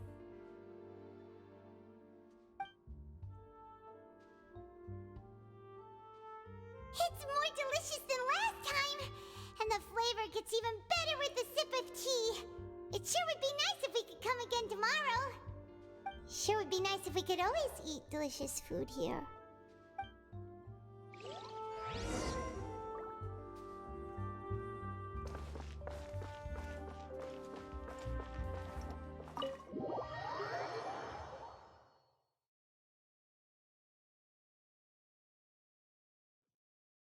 Oh, we're near the Seabird office. Let's go look for Charlotte and have a chat.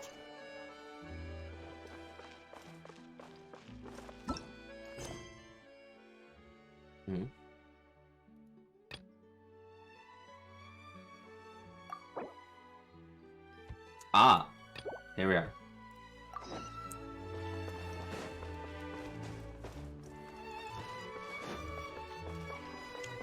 So this is a world quest.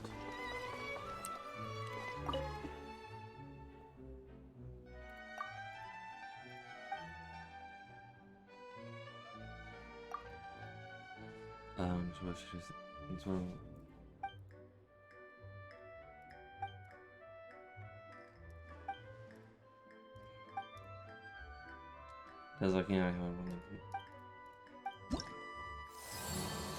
huh. Interesting.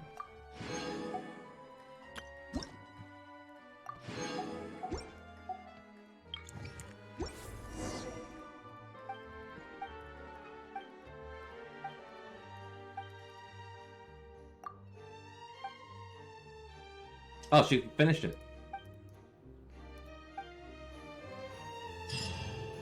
And there we go. That's the interview. And there's Charlotte. Oh, if it isn't the Traveler and Paimon! Literally Have you just seen the unlocked article the I wrote about commissions. Ha! You've got some nerve! You just used us to make some quick mora! Can we negotiate a profit split? Oh, you needn't worry about that.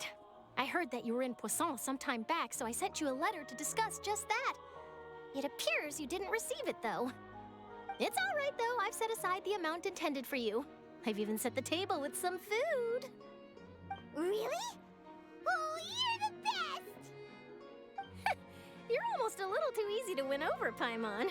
If I were a journalist with ulterior motives, you'd be in trouble now, you know. Oh, Paimon knows you're not like that. Still, what brings you here all of a sudden? Were you looking for me? When Mona mentioned you, we thought of coming to see you at work. I see! It seems you've already bumped into Mona here in Fontaine. So she mentioned me? What did she say? She said that you're a real daredevil of a journalist. Nice. In which case, can this daredevil journalist dare to request an exclusive interview with the legendary Traveler and Paimon? Huh? So your article in the paper today doesn't count? Oh, of course it doesn't. That was more like live photography. What I'd like to do is dive deeper and ask you to talk about the things you've seen and experienced. Where's my hand? There's my hand. Yeah, are we even qualified enough? Why not? If I say you're worth an interview, then you're worth it. But not right now, of course. I'll need a few days to prepare. Oh, in that case, we'll just chat when you have the time then? Oh, so that's a yes? Ooh, splendid! I'll tell the editor-in-chief immediately. I'll have to apply for lighting, a venue, some props, and... Props? Whew, so much to get done now. Talk to you later. Wait, Charlotte, Paimon's still got a question for you. And what's that? If, just for example, Fontaine were to be flooded tomorrow, what would you do today? Huh. That's the prophecy you're talking about, isn't it? I mean, I do hear about it often, but I've never once thought that the day could be tomorrow. If you're seriously asking, then I might try and think of a way to leave Fontaine. Oh, but I'm still a journalist first and foremost. That means I have a duty to be reporting from the scene. And secondly, I wouldn't forsake my homeland that easily. From what I've seen, most people don't know what they'd do should the worst come to pass. In truth, it might be better just to behave like normal rather than worry over such an end. So in all likelihood, I'd probably still be prepping at the office for that interview of ours. I know what you're thinking. That sounds a bit sad, but I've always believed that it's best to do what you enjoy. Just think about it. If this nation really were to be suddenly destroyed tomorrow, but I still successfully finish an exclusive interview with a truly unique person, then the story I would wind up writing would truly be timeless. And then do you know what I'd do? Well, I'd write that story, send it for printing, and use messenger pigeons to get copies out to the various nations as soon as possible. I'm not a dreamer, nor am I a workaholic, but I do love my job, and I'd be proud of leaving such an article behind. I guess you could say that I was born to be a journalist. But anyway, That's my answer. And on that note, I'll get back to my preparations. That's so nice. All of a sudden, Paimon actually kinda envies her. Anyway, let's go and take a look at the sea, shall we?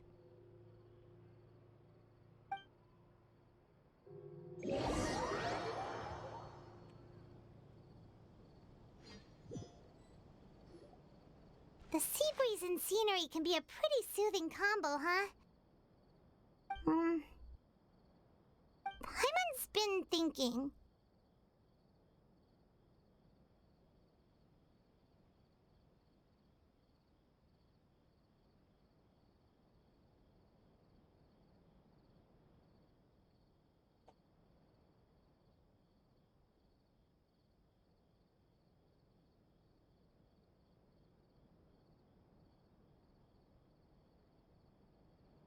Hang on.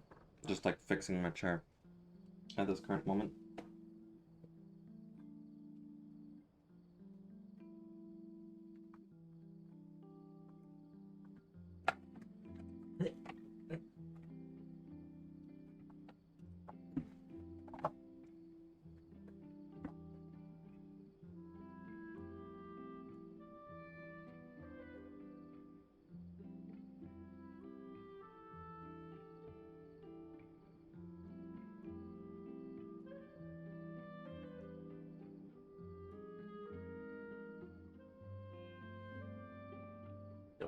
Be right back.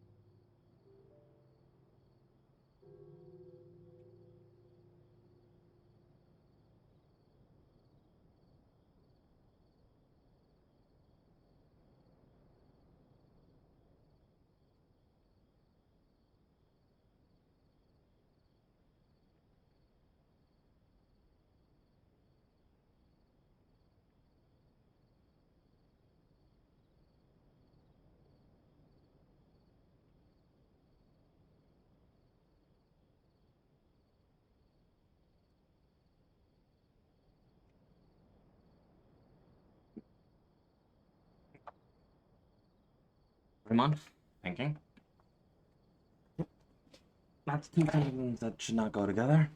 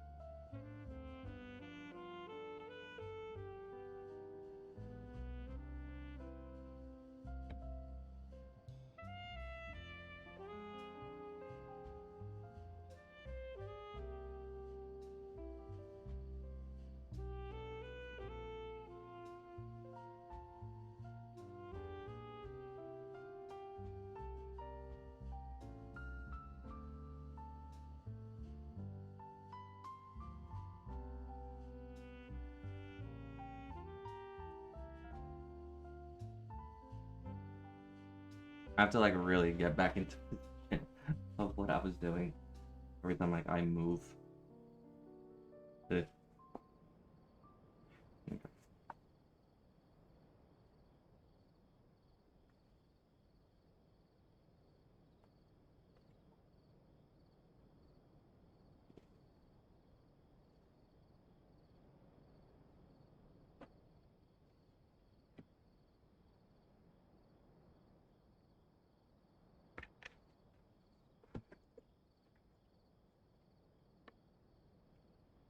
If it wasn't Fontaine, but all of Tevat that would be destroyed tomorrow, where would we go and what would we do?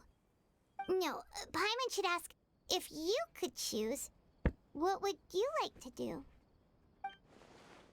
If I could choose, huh? I think it's just like so shut suddenly trying to consider what to do with We've always pointless. been moving to the next destination, so we haven't spent much time thinking about these kinds of things. We didn't have to either, with us always being on the road and whatnot. Till that moment comes, I think I'll keep journeying on. You mean, still traveling?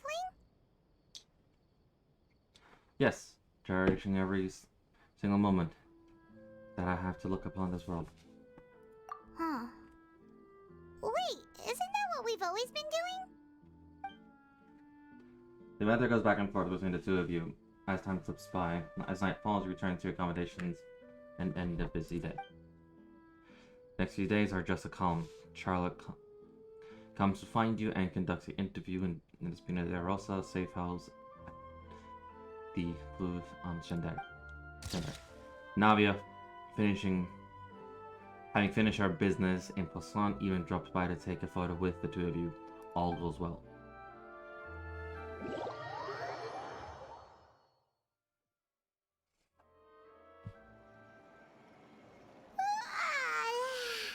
Feels like you'll grow mold if you stay here long enough. But it's still better than the Fortress of Mirapede, that's for sure. It's not only damp there, but salty too. Ah, so the two of you are still here. Wonderful. Oh, you're from the Palais Mermonia, aren't you? Yes, I'm Isadora. Monsieur Nervillat sent me to look for you two before. I heard that afterward you went to the Fortress of Meropide. Do you think you're under the impression that we might be some wanted criminals? Not at all. I'm well aware that you're friends of his. Actually, I'm here to pass along a message from him. Let's hear it. Yes, inside the Opera House. The Maréchaussée Phantom has declared the incident a small-scale riot. A riot? Well, that said, I don't personally think it was that serious. Lady Farina was watching a performance at the Opera House, and while she was resting during an intermission, some other audience members suddenly started harassing her, loudly accusing her of doing nothing about the prophecy crisis. And before she could respond, others started to join in. Oh no. The crowd continued to grow, and protests against the Hydro Archon started to break out. So people have started to put the blame on Farina. Guess they finally found an outlet for the pressure they've been under due to the prophecy. I agree. People will naturally rely on gods, as is customary. But the moment people feel threatened, gods are also the first to be blamed. So what happened after that? Is Farina okay? Seeing that the situation was spiraling out of control and that further argument was pointless, she claimed that she'd gotten tired of this and left in a hurry. The Maréchaussée Phantom had their hands full maintaining order and did not catch where Lady Farina had gone. Only when things had stabilized did we realize that she had gone missing. So, you mean she's still missing? That's right. The Maréchaussée has dispatched many people to search for her, but we don't have any leads yet. That said, I don't think there's much to worry about. She is a god after all.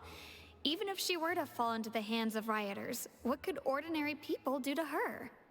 Good. Monsieur Nervillat sent me to tell you about the situation, but he didn't say anything else. Don't worry, this is more than enough to go on. Thanks for keeping us informed. Ah, is that so? Well, alright then. In that case, you two take care. I'll be heading back to the Palais now. Well, sounds like we should hurry over to Poisson then. You sure, Colin, quickly? If we know Farina, she won't try to fix things in this situation. Instead, she'll look for a place to wait out the heat. And, as we also know, she may be loud and dramatic, but she doesn't have a heart of stone. When Nervalet was talking to her in the Palais Mermonia, and she heard about Poisson, she couldn't hide her sadness and remorse. It would be hard for her to ignore being accused by the public today. Paimon thinks Farina's probably taken the opportunity to slip away to Poisson and try to relieve the sense of guilt that she's feeling. Huh! Well, what do you think? Paimon knows the answer, of course, but Paimon can do the analysis to back it up too. Cool, huh? I see becoming a detective's done you some good. Looks like those detectives all had some effect on you. In that case, there's not a moment to lose. Poisson, here we come! Alright. Let's see.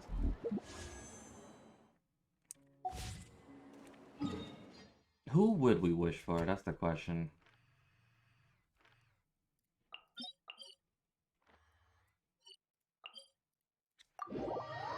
Would we wish for Kamisato Virgil, or would we wish for Atem This place looks deserted. the Guess all Pharaoh? the survivors must have evacuated already. All that's left here are signs of devastation. Could Farina really be here? Let's try to find her as soon as possible.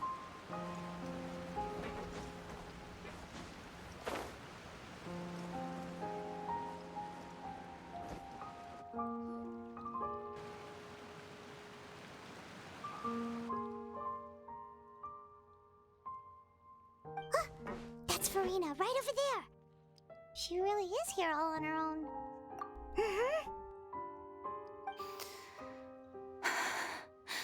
Should I just give up? This is all meaningless. What was meant to happen did happen after all. Everyone's dead. I'm sorry. I am so sorry. Give up, Farina. There's no point in holding out. I'm sorry. But what can I even do other than to repeat meaningless apologies over and over? Who's that? Don't worry, Farina, it's just us.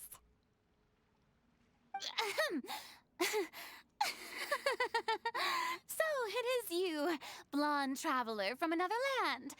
Why, I almost thought you were someone from that mob of my ignorant subjects, come to kneel and beg for my forgiveness. Farina, you were crying just now, weren't you? The tear stains on your face are obvious. What do you mean, tear stains? Oh, I remember. The show at the Opera House earlier this morning was so moving.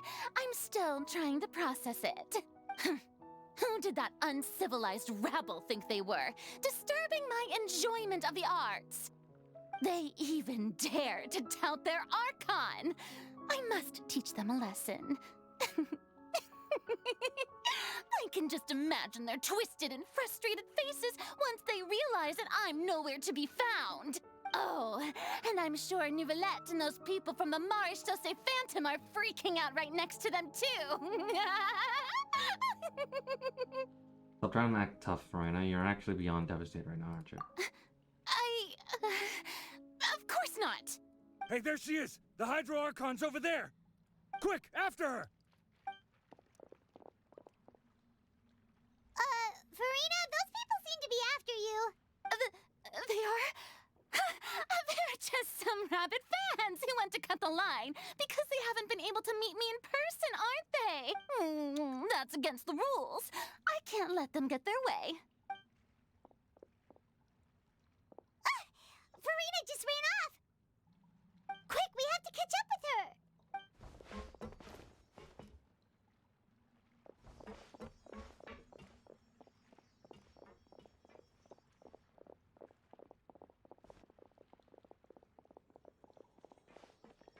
It's like one of those Scooby-Doo scenes.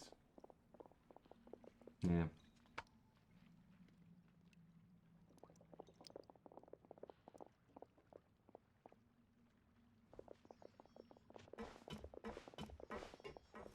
This should be the place, right? Hey, Farina! There's a good hiding spot over here. Quick, come to Paimon before the rest of them catch up to you. What is this place? Hurry, they're almost here. Fine. I suppose haste is warranted. Lead the way.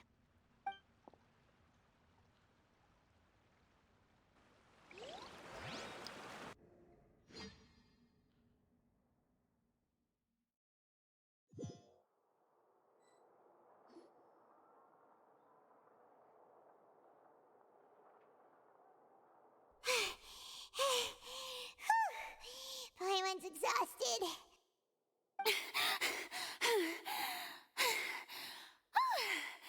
I'm so tired. I totally thought they had caught me. No, I mean, I merely gave in to the sheer enthusiasm they displayed. You might want to lower your voice to stay hidden. This place isn't what I call soundproof. You're right. Yep, that's a good girl.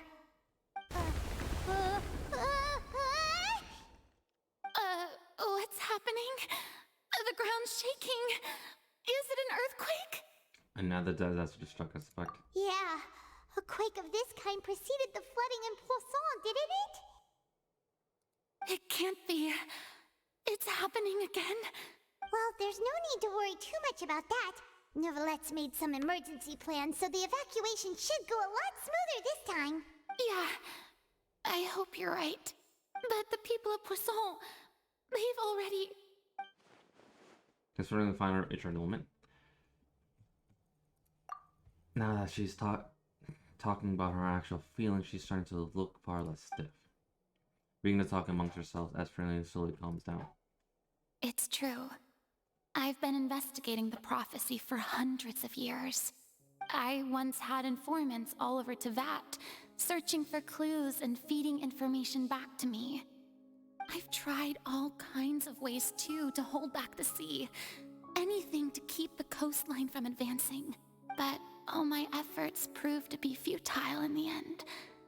Really, the truth has been clear to me for a very long time. We cannot make an enemy of the divine. No matter what we do, the will of the heavenly principles will have its way, and the prophecy shall be fulfilled. But even then, you still haven't given up, right? Give up. I do love the sound of that phrase. It would mean finally coming to terms with fate, but also for me to finally be free. But what would... But that would also mean that all hope would disappear. Indeed. I've thought about giving up so many times, especially after we almost lost Poisson. Fate is really unreasonable, isn't it? It has no heart and obeys no rules. The prophecy has only just started to come true, and so many people have already lost their lives. But just now, it all became clear to me. I still don't have the right to come to terms with fate on behalf of everyone else. As long as the final moment hasn't come, it's still not too late. Don't worry. I will keep hope alive for everyone until the very end. Well, that's enough for now. I got the impulse to play the stricken maiden, but honestly, considering my rank and station, that wasn't a good fit at all. Don't take any of what I just said seriously. How could I possibly let Fontaine fall to the whims of trivial prophecy? Come on! Paimon could have sworn you were actually being honest just now. We're running out of time, but you can't just go back to square one like this. I have to get more information out of her. Freedom may have to shoulder this burden all alone. Although I don't know what you might be keeping from everyone. Your people are more than willing to share your burden with you.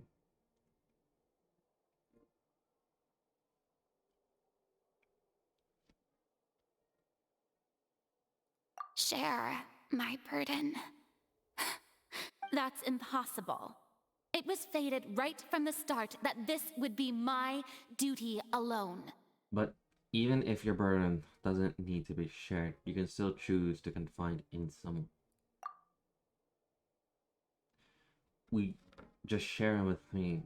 I'm what you'd call a witness. A witness? Yes. I've heard that you came to Tevat from beyond the stars, yes. In other words, you never belonged here. And if Tevat is, in its entirety, a show on a stage, then you're just a spectator, aren't you? If that's the case... There's no time left. Please, just spit it out.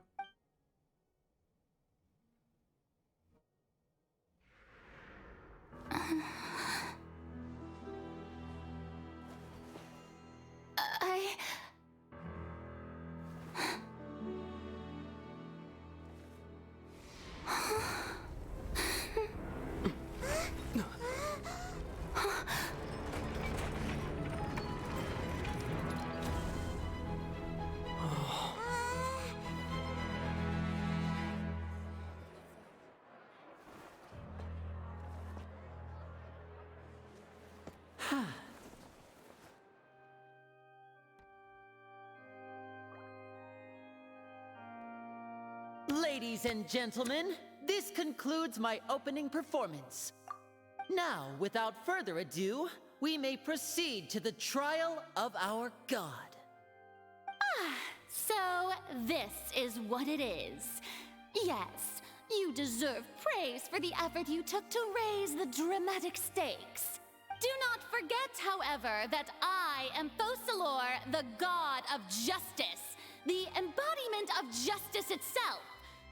Does it not strike you as even the least bit absurd to bring the very concept of justice to trial?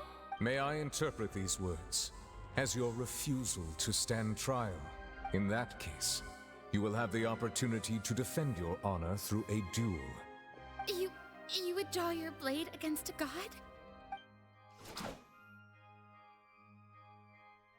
I see.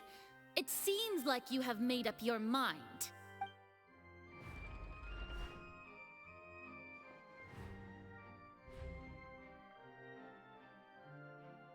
Paimon can't believe it. She just surrendered. What the heck is going on? Did I just see an Archon surrender to a human? Wow, how utterly humiliating. Lady Farina, what is the meaning of this? It would seem that there has been a misunderstanding. To be clear, the raising of both hands is not always an indication of surrender. Looking for excuses again, huh? I raised my hands just now to indicate my acceptance of the trial. No duel shall be necessary. I will admit that I've been running away for a long time. I'm sorry, everyone. I was unable to protect the people of Poisson. It is my duty to stand trial for my crimes. You are not the only ones to be disappointed in me. I, too, am exceedingly disappointed in myself. But now, it is time for the Hydro Archon to show you her courage and resolve. I, Farina, will use this trial to show the world the true meaning of justice! This time, I will protect you. Applaud and rejoice! One of the most outrageous and fantastical arcs known to the opera epiclese is now unfolding before your eyes. Mark my words, this shall be one of the most exhilarating and brilliant shows ever to grace the stage of Fontaine! The trial of the Hydro Archon, Fosalor, will now begin! Woohoo! Oh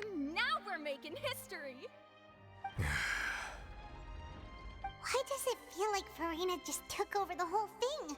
Like, come on! Didn't she just get forced to stand trial for her crimes? Also, even though she's still acting super dramatic, she is taking this seriously this time, right? Alright then. Who will be my opponent in this trial? The court asks the prosecutor to please take the stand. Thank you, Your Honor. Is that so? Very well. Then please speak, witness of Tivat, my accuser and fated opponent. We were so close to getting her to tell us the truth. But it still turned out like this. It's okay, though. As long as we can defeat Farina in court, we still have a chance to figure everything out.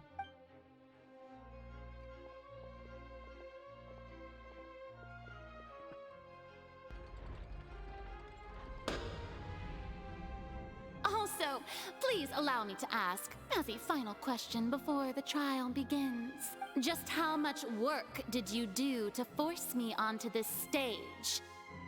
Well, we did do a lot of prep after the meeting that day. I can go over the tasks assigned to the Spina di Rosula, since they were rather straightforward and easy. Navia, the president of the Spina di Rosula. Most of the people who participated in the disturbance this morning were my subordinates. They changed into plain clothes and came to the Opera House as regular audience members, waiting for the perfect opportunity to incite insurrection against you. The people's resentment against their Archon has been building as more and more of the prophecy is fulfilled. A spark was all we needed to turn smoldering anger into a flame. Moreover, according to our understanding and analysis of you, when something like that occurred, you would likely flee the scene and head to Poisson by yourself. So, we arranged for a second group to lie in wait there. So, you mean, the ones who scoured the settlement for me were also from the Spina? And their goal was to force you to step into the giant magic box so you may personally participate in the greatest magic performance in all of Fontanian history. That's right. That house was a magic box, rather than someone's residence. As the super ultimate version of the setup that I used when I first performed at the Opera Epiclese, the volume of the box was increased by a whole order of magnitude, and the distance it traversed was the entire gap between Poisson and Aranias. Its cargo, of course, was an Archon instead of a human. My thanks, Farina. Without your help, we could never have pulled off such an extraordinary performance. You're welcome? Of course, this performance was only made possible with Father's support. The House of the Hearth spent a massive amount of labor in Mora to pull this off.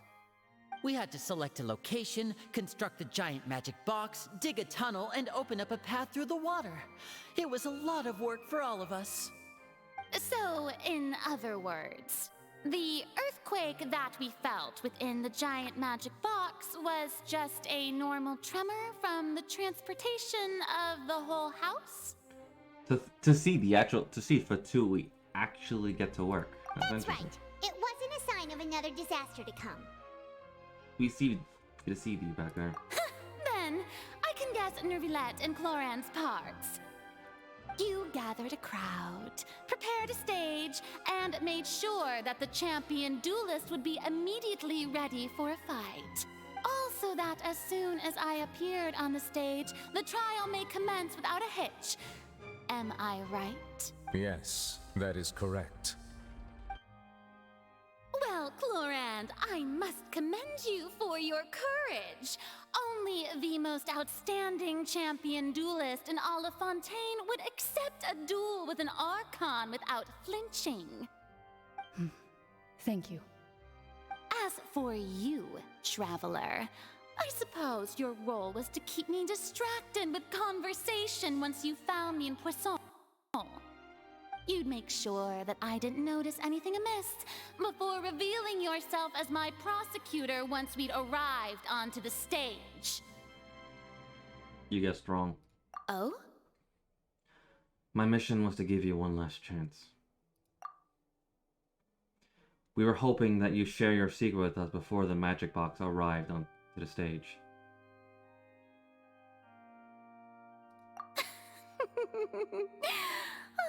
Is that so? Then I suppose I must have missed my final chance. It's fine.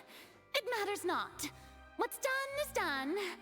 The stage is already set, so there's no reason to disappoint the audience. Let's see this trial through to the very end. The only thing you can do now is judge the Hydra Archon.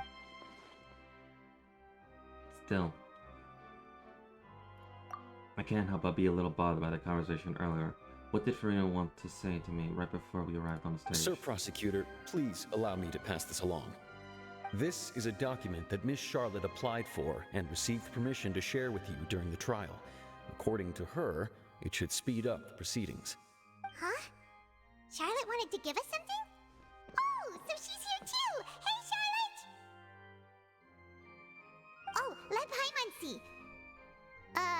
Isn't this the exclusive interview that she did with us before? So she's already finished it, huh? Wait, then that means this document is a perfect timeline of everything that's happened ever since we stepped foot in Fontaine! So in other words, we can refer to this anthology of evidence every time we want to use something from our journey as evidence for an argument! I never would have thought of using it this way. Let's quickly confirm the information in it. Just think of it as a refresher, alright? You defeated the Hydro Archon in the very first duels you took part in at the Opera House. That's one for the history books, all right. I didn't think that you'd wind up getting to the bottom of the case I'd been following all this time. I guess you could also see this as a happy coincidence. This is the first time Monsieur Nervillette had a difference of opinion with the Oratrice. Even the Hydro Archon can't figure it out. A Fatui Harbinger. She's an extraordinary person. Her instinct must mean something. The fortress of Meripede was almost destroyed in a single day. That I didn't witness that scene personally will always be a source of professional regret, I think. According to Monsieur Nervillette, both Child and that whale should have been in the primordial sea at that time. I nearly lost my awesome friend Navia. To be honest, that still gives me shivers. Oh, we're bringing her in. The words of someone as extraordinary as a witch can probably only be truly understood when something surreal happens to you. Oh wow, we documented everything.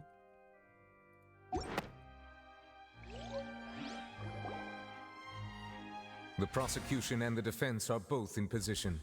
The trial shall now begin. Oh, come on, Nervillette. There's no need to repeat all the unimportant legalese.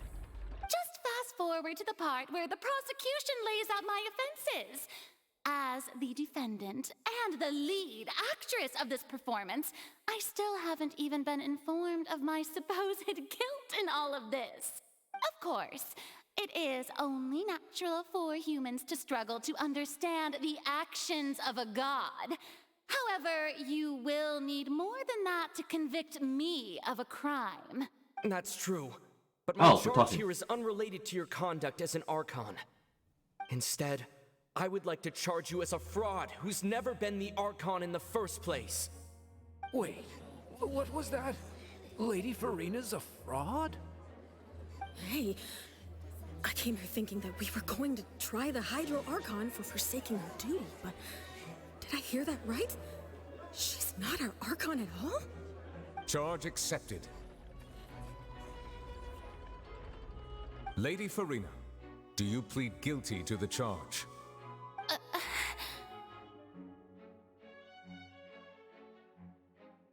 Lady Farina. I plead not guilty. How can I be guilty? There is no way that I, Focalor, otherwise known as Farina de Fontaine, a member of the Seven and the Regina of all waters, kindreds, peoples, and laws of Fontaine, could be anything other than your true Archon. Yeah, even though Lady Farina can be rather eccentric, isn't it going too far to doubt her very identity? Yeah, I've never questioned her identity either. Sure, Lady Farina can be super irresponsible, but what grounds does that prosecutor have to make such a huge claim? I have cause to believe that common sense will prevail in this case. Many of the members of the audience have known me as the Hydro Archon ever since they were born. There would be no fooling their memory. See? Even the Oratrice has decided to show me its favor. Are you sure you want to commit to a charge that will never be upheld? If you wish to drop the case, I can promise you as the God of Justice that you will not have to face trial for making a false accusation. We will treat everything that's happened as a dramatic spectacle and move on with our lives. What do you say to that? Huh. An argument with near impossible odds, huh? We have to not only refute Farina's claims, but also overturn the long-held beliefs of the people. The people only see you as an Archon because that's their long-held belief. Well, I tried to give you the chance to surrender. If you must persist, then let me ask. If you believe I'm not the Archon, then what manner of being do you think I am? And if I was not the Archon, then how did I manage to live for over 500 years?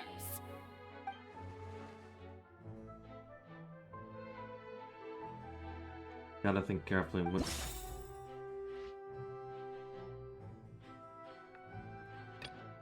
Relevant, select.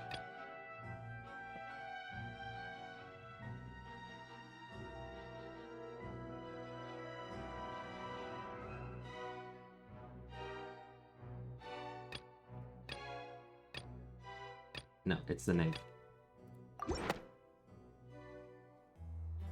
First of all, you may be a member of another long-lived race, which would allow you to naturally possess an extended lifespan. And second of all, even if that wasn't the case, there could be other ways to extend your life. So that does close. Who gave you that idea? Was it the knave? It doesn't You'd matter. sink so low as to use a harbinger's words against me. Doesn't matter who gave us the information. What matter is the veracity of the claim. A curse? I once thought it possible that the aura of an Archon might naturally resemble a type of curse. But in light of this claim, perhaps what I sensed was not your divinity, but a curse after all. You sensed it too, huh, Neverlet?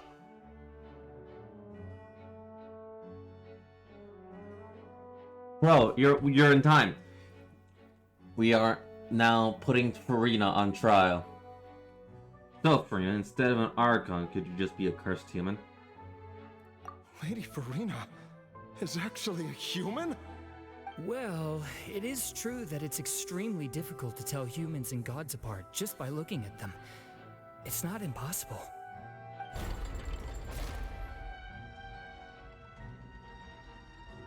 Well, don't start celebrating too early now. Even if I have been carrying a curse like you said, how does that prove that I am merely a human being? Besides, everyone knows that the main difference between a human and a god is the possession of authority. Gods can do what humans cannot. That's why they're worshipped as gods. For centuries, What? She's manifestations innocent. of my authority have served the nation of Fontaine. I don't know. We're about to Only find to out. turn their eyes towards the Oratrice Mécanique d'Analyse Cardinal in this very opera house, or consider the endemnitium that is used in every aspect of life. Wait, the one on trial, like that one trial proved the opposite. Farina actually has no control of the Oratrice at all.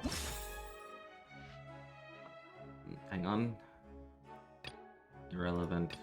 It turns out the Fontaines can be solved in water. What do you mean? Nope. Child's conviction. Irrelevant. Irrelevant. Where is it?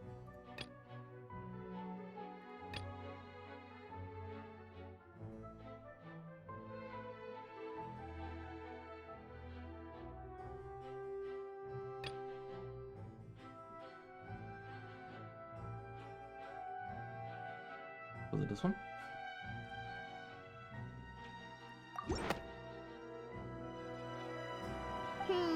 That doesn't sound right. No.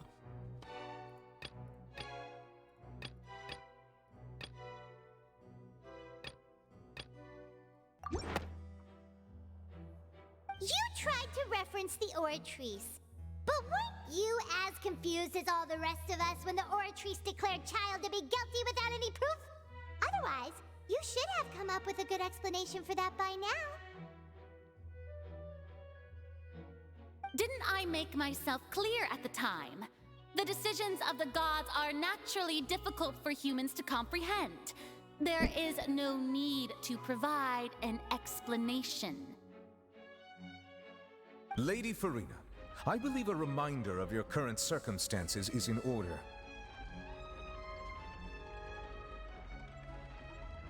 While the court is in session, the principles of justice and the law must come before all else. While you are an Archon, you are also first and foremost the defendant in this trial. You will prove yourself unable to defend against the prosecution's charges if you continue to withhold vital information against the rules of the court. I never thought you'd use that kind of rhetoric against me. That was no trick of rhetoric, Lady Farina. I've merely reiterated the rules of the court. Rules that all should respect and follow. So, you neither knew why Child was declared guilty, nor did you understand the structure and operations of the Oratrice. Instead of having been created by you, the manifestations of authority you mentioned have been made by the real Hydro Archon, haven't they? The real Hydro Archon? Well, now you're really losing me. It is true that I did not know why the Oratrice gave out a guilty verdict that day. But the Oratrice handed out that verdict unilaterally, and it has been operating independently ever since it was first created. You can't argue that just because a divine creation is flawed, that the god behind it must also be no god at all. She's still throwing out all kinds of excuses. Are we really sure Seems like Farina's she's innocent? confident that we won't be able to produce proof that she has no power over the Oratrice. Sure, we can put the Oratrice for aside for now. But then, Miss Farina, could you give us a brief demonstration of your power as an Archon? My power as an Archon. There are many ordinary citizens in the audience. How can I just carelessly demonstrate the formidable power of an Archon? If that poses a concern, I'm prepared to extend my protection to the audience. You don't need to go that far. Surely an Archon can at least match the capabilities of a human with a vision. A brief demonstration of your power over Hydro should be quite harmless. Aren't you the Hydro Archon? Or is it that you can't even wield the power of Hydro, much less the authority of a god?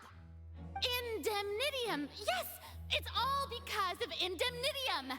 All Archons derive their power from the faith of the people, and I've converted the people's faith in justice into Indemnitium! Thus did I give up all of my divine power to provide everyone with energy for their daily lives! Have you ever seen a more magnanimous god? Isn't that a huge stretch? Yeah, no matter how generous an Archon can be, how could they give up all their power? Can a god with no power even still be called a god? It seems like nobody's buying Farina's excuse. Hey, come now, everyone! Please don't stare at me as if I was a liar! I'm still the same Farina you knew, right? The one that you loved! Shouldn't you want to believe in me? Please? You've got to believe me! If what the prosecutor said is true, she really has committed a grave offense. Did she deceive all of us? And all of our parents and grandparents too? And all of our ancestors? Ever since they were born? Enough! That's enough! Tell me then, if I I'm not the real Hydro Archon, then who is? If you have no evidence of another Hydro Archon's existence, nor can you find anyone who can back up their claim to be such, then what grounds have you to say that I'm not actually the real deal? Wow, she came up with yet another argument. How can we refute her now? Seems like she really doesn't want to give up. We can't prove that she isn't the Hydra Archon. If we can't prove that she isn't a Hydra Archon, we can try to prove that she is just a human. And if she's only a human,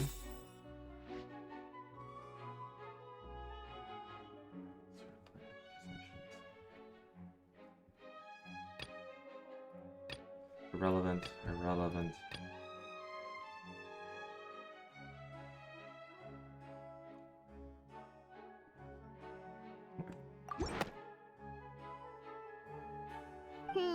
That doesn't sound right. Really? Okay.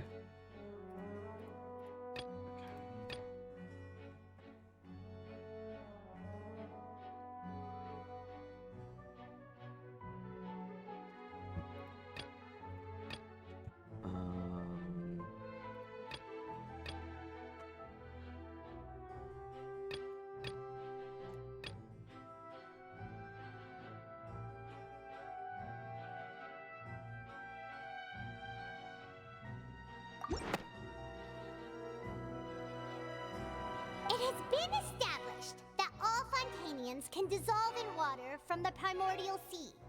And that means... Since you insist on claiming to be a god and not a human, then there's a method that you can use right here and now to eliminate all suspicions of you being the latter. Miss Navia, please apply to serve as a temporary attorney for the prosecution before addressing the court. Though you act in partnership with the prosecutor, you must still adhere to proper procedure. Super sorry, Monsieur Chief Justice. I swear this really will be the last time that I'll speak out of turn. Now, I've brought some seawater from Poisson. As everyone knows, a massive flood struck the area not long ago, taking many lives, including those of some of my closest friends. So, Miss Farina, would you dare to touch some of this seawater? If we are to believe that you are indeed the real Hydro Archon, touching this seawater would have no effect on you. All it should do is strengthen your case. But if you don't dare to touch it, then we would have basically proved the reverse. Oh, and I must remind you that after the disaster at Poisson, nobody wants to see any more people dissolve. I do hope you'll act prudently and choose the simpler path of admitting guilt. Navia from the Spina di Rosula. The Spina has governed Poisson for many years. I guess her suggestion is valid. If Lady Farina is indeed just a human, she's probably Fontanian like all the rest of us. Would she really dare to try? He would dare try.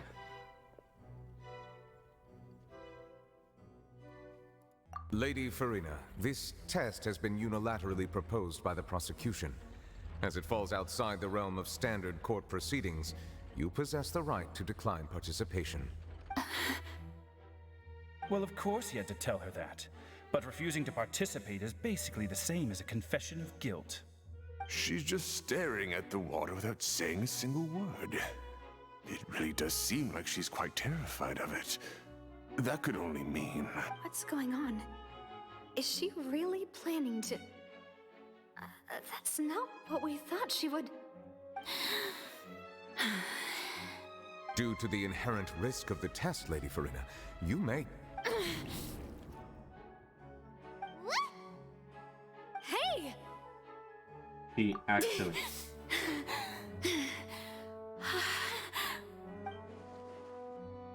I'm fine! Look at me, everyone! My hand is still here! I haven't been dissolved! Will you believe me now? I really am your Archon! I'm nothing like a normal human who would fall apart as soon as they touch this water! Really? Was this not the most obvious thing in the world? Miss Siegewin? If you're present, Miss Siegewin, please come forward and attend to the defendant. Siegewin? It'll just take a few seconds. Let me see. That should be enough. Please announce the results of your evaluation to the court, Miss Siegewien. As everyone doubtlessly saw, Miss Farina was displaying symptoms of hyperventilation and flushed skin. These indicate that she was experiencing the adverse effects of exposure to primordial seawater. The extent to which she was affected is the same as other humans when exposed to primordial seawater of a similar concentration. Thank you, Miss Siegewien. Lady Farina, you may return to the defendant's stand. Oh, wait. What did she just say? I didn't get dissolved. Shouldn't that be enough to prove my innocence? Well, considering your tendency to run from your problems, we did originally prepare a direct sample of the seawater around Poisson. However, after extensive discussion, we exchanged it for a sample that is not concentrated enough to dissolve an actual human. After all, on the off chance that something entirely unexpected might occur, we don't want anyone else to lose their life to the sea. Yeah, so out of regard for Farina's life, you secured a low-concentration sample and asked the head nurse to serve as an expert witness. It's a great thing that the direct sample wasn't actually used. Farina could have... I can't believe... you... But what really is going on here, Farina can't have not known the consequences of touching that water as a human. This is too unlike how she usually acts, unless it's actually more important for her to keep up her facade than to save her own life.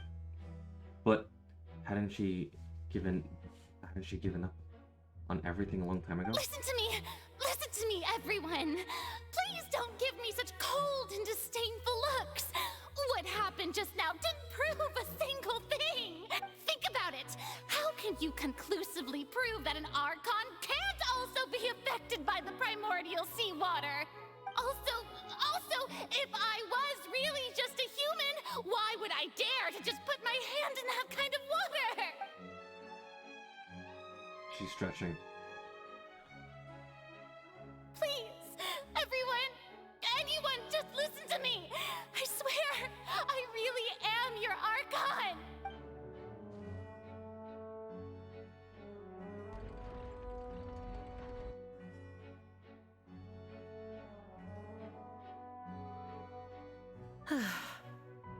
I don't think anything she says at this point will sway anyone. The odds are just too stacked against her now. With all the things that have been said, Paimon doesn't think there's any way left for Farina to win. I believe the time for arguments and presentation of evidence has come to an end. If there are no objections, we will move on to the final judgment.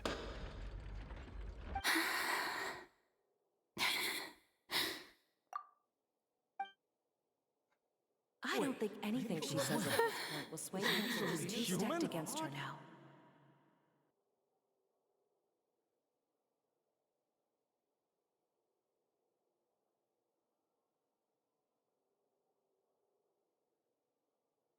In my capacity as Chief Justice, I shall now render judgment on Farina's misrepresentation of herself as the Archon of Fontaine. As a human who knowingly deceived her fellow citizens, Farina is... guilty.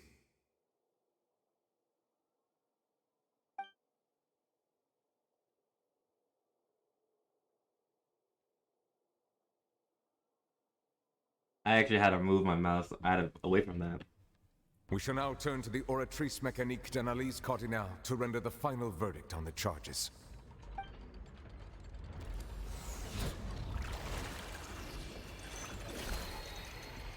Holy.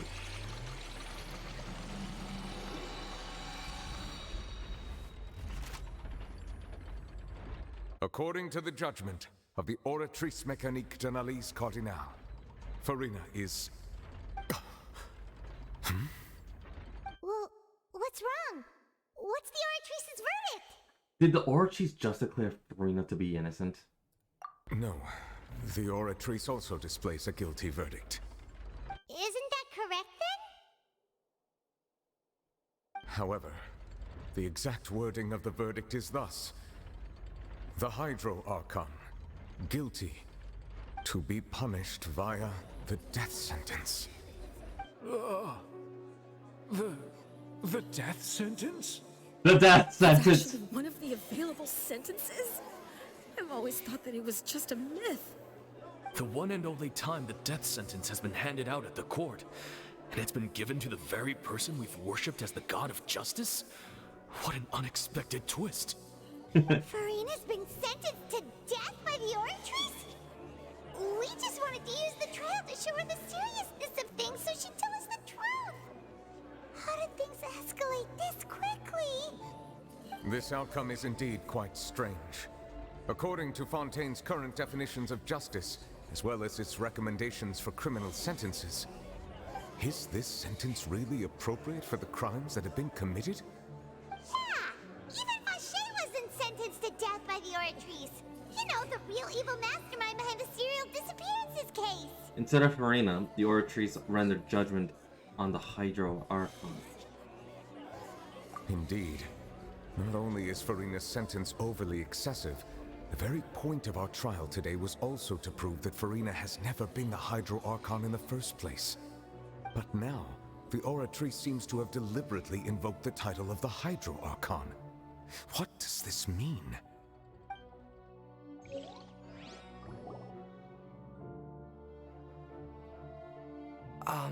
Excuse me, if I may interrupt.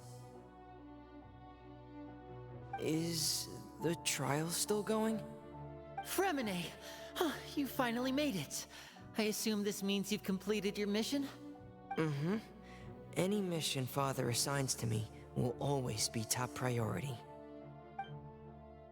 With some help from the other Fatui, Femine, and some Is tablet. that the first prophecy slate? Huh. So the knave privately arranged for Fremine to try and find the missing slate.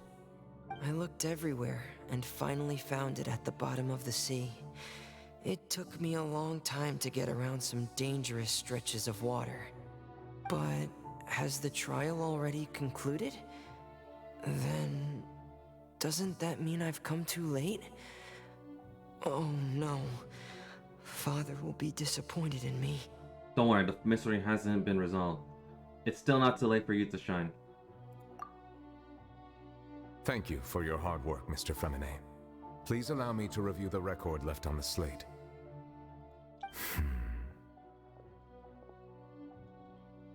Traveler, I believe that you have already seen the other existing slates, and would like you to come here and confirm their contents. Huh? So what do you see? What is it? This looks like the previous Hydro Archon releasing her divine power into the ocean. Turning the oceans into human beings. I believe I have now made sense of the Hydro Archon's crime. It has to do with Fontaine's lost history. Huh? Isn't the Hydro Archon just guilty of deceiving her people? Oh, wait, no, that's Farina, and we've already proven that she's not the Hydro Archon. So when you say Hydro Archon, do you mean the real Hydro Archon we've been kinda talking about? In truth, everything that you've encountered in Fontaine up until this point can be traced back to the contents of these stone slates. However, I'm uncertain as to how much sense they currently make to you. An association between the contents of the slates and the events in real life. Okay, let's try to recall the contents of the other 3 stone slates. Paimon will do her best to help you remember.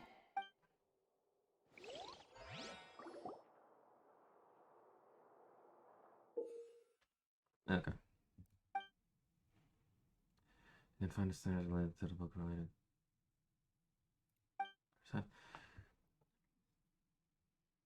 As the verification process continues throughout, those will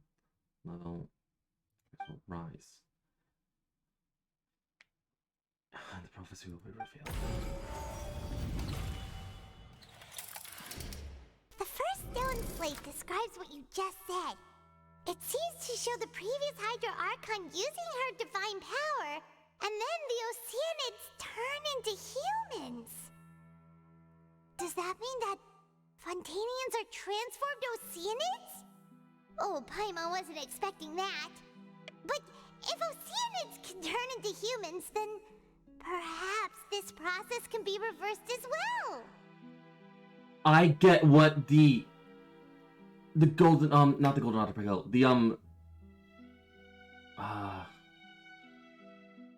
what was that event in Sumeru with Little Witch Klee? What was that event called? We were all wrong.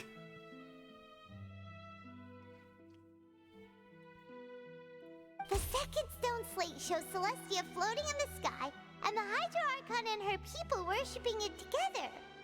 But the heavens still brought judgment down upon them. This must be the point when the Hydro Archon and the Fontanians were branded with their original sin. Does this mean that the original sin and the Hydro Archon sin are the same thing? The third slate shows the Hydro Archon sinking into the sea surrounded by many people. Huh. That reminds Paimon, didn't we also watch that happen to someone else? Well, the fourth slate is the prophecy the Fontanians have been talking about. People dissolving into the sea, the Hydro Archon crying on her throne, and so on. We didn't believe that such a crazy disaster could happen at first, did we? But after that incident, it was just a question of when and not if.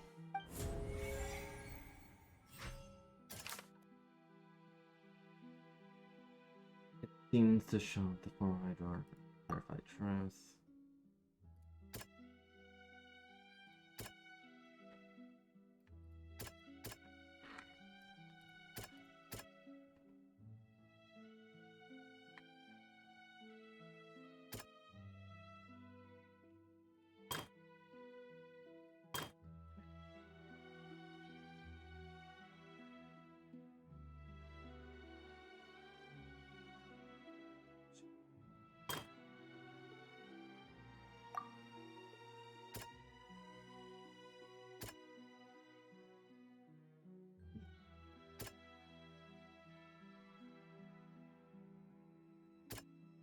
That doesn't sound quite...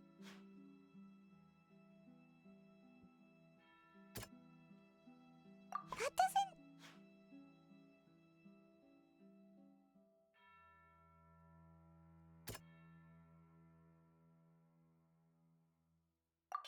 Really? We know from the case of the serial Okay. disappearances of young women that Fontanians can be dissolved in primordial seawater.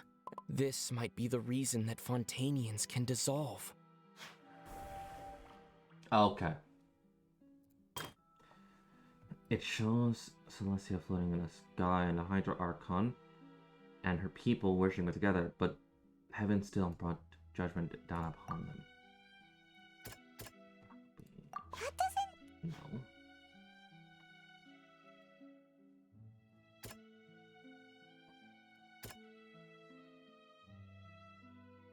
That doesn't sound... No, then you. That doesn't... What?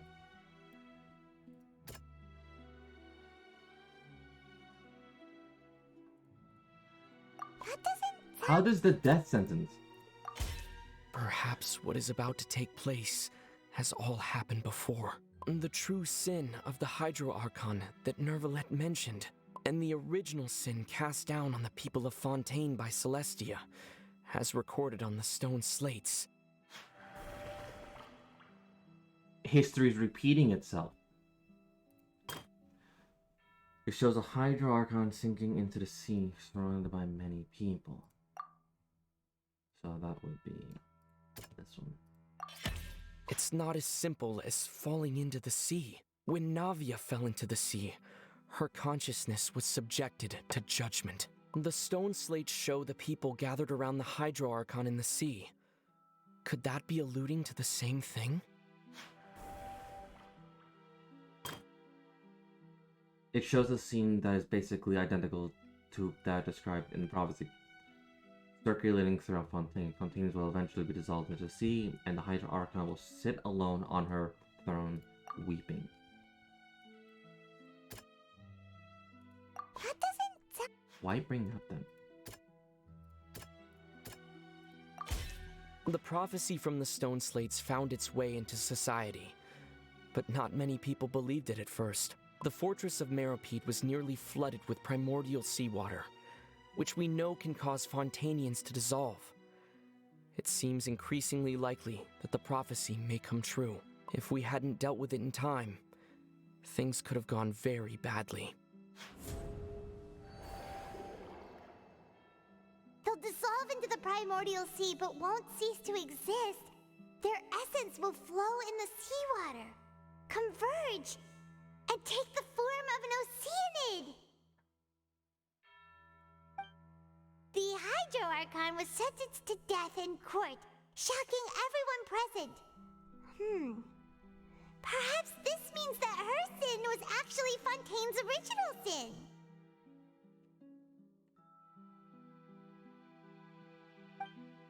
Navia fell into the water inside those ruins, and she nearly dissolved.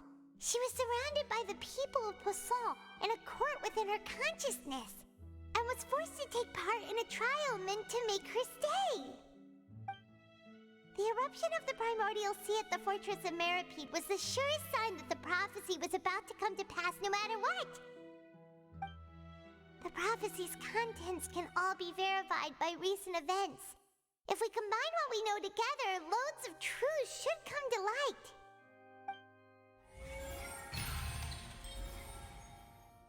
No. Bro. Furina's guilty.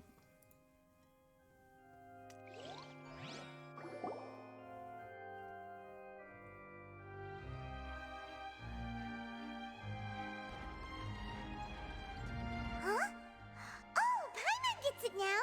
So that's how you can make sense of it!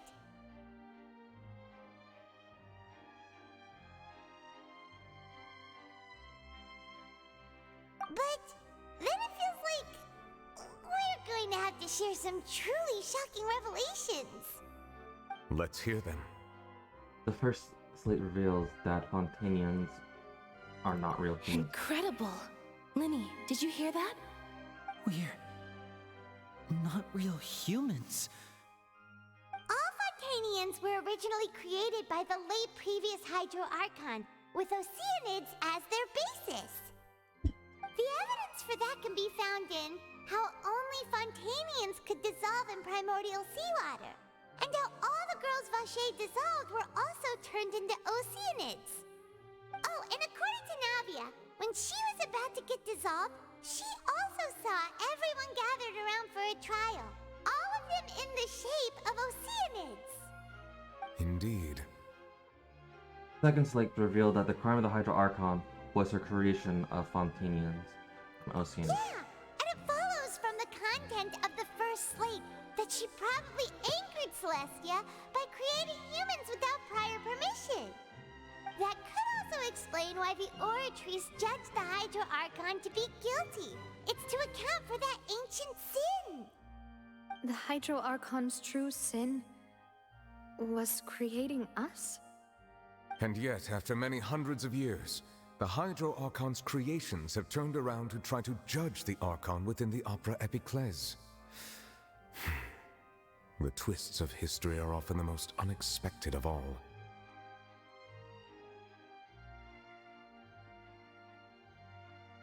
As for the third state, I'm still convinced that it should come after the fourth. Yeah, isn't the image here just like when Navia fell into the sea?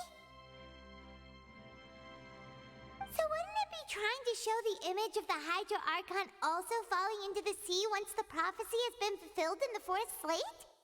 The fourth slate depicts the fulfillment of prophecy as it's already well known. In the end, the people will all be dissolved into the waters, and only the Hydro Archon will remain weeping on her throne. Only then will the sins of the people of Fontaine be washed away. Did Paimon get all that right? Yep. You've made some keen deductions. I must say, given how much you still don't know, it is impressive that you've already managed to connect so many pieces of the truth. However, while you were able to decode all the information on the slates, they've also been etched with an additional layer of hidden information using a different power source. When we were at the ruins, I tried to decipher the hidden information recorded in the slates. But since we only had 3 slates at the time, I was unable to come to a full conclusion. Now that the slate collection is complete, I shall make another attempt to decipher the narrative recorded within. If everything goes well, we should finally be informed of the unadulterated truth.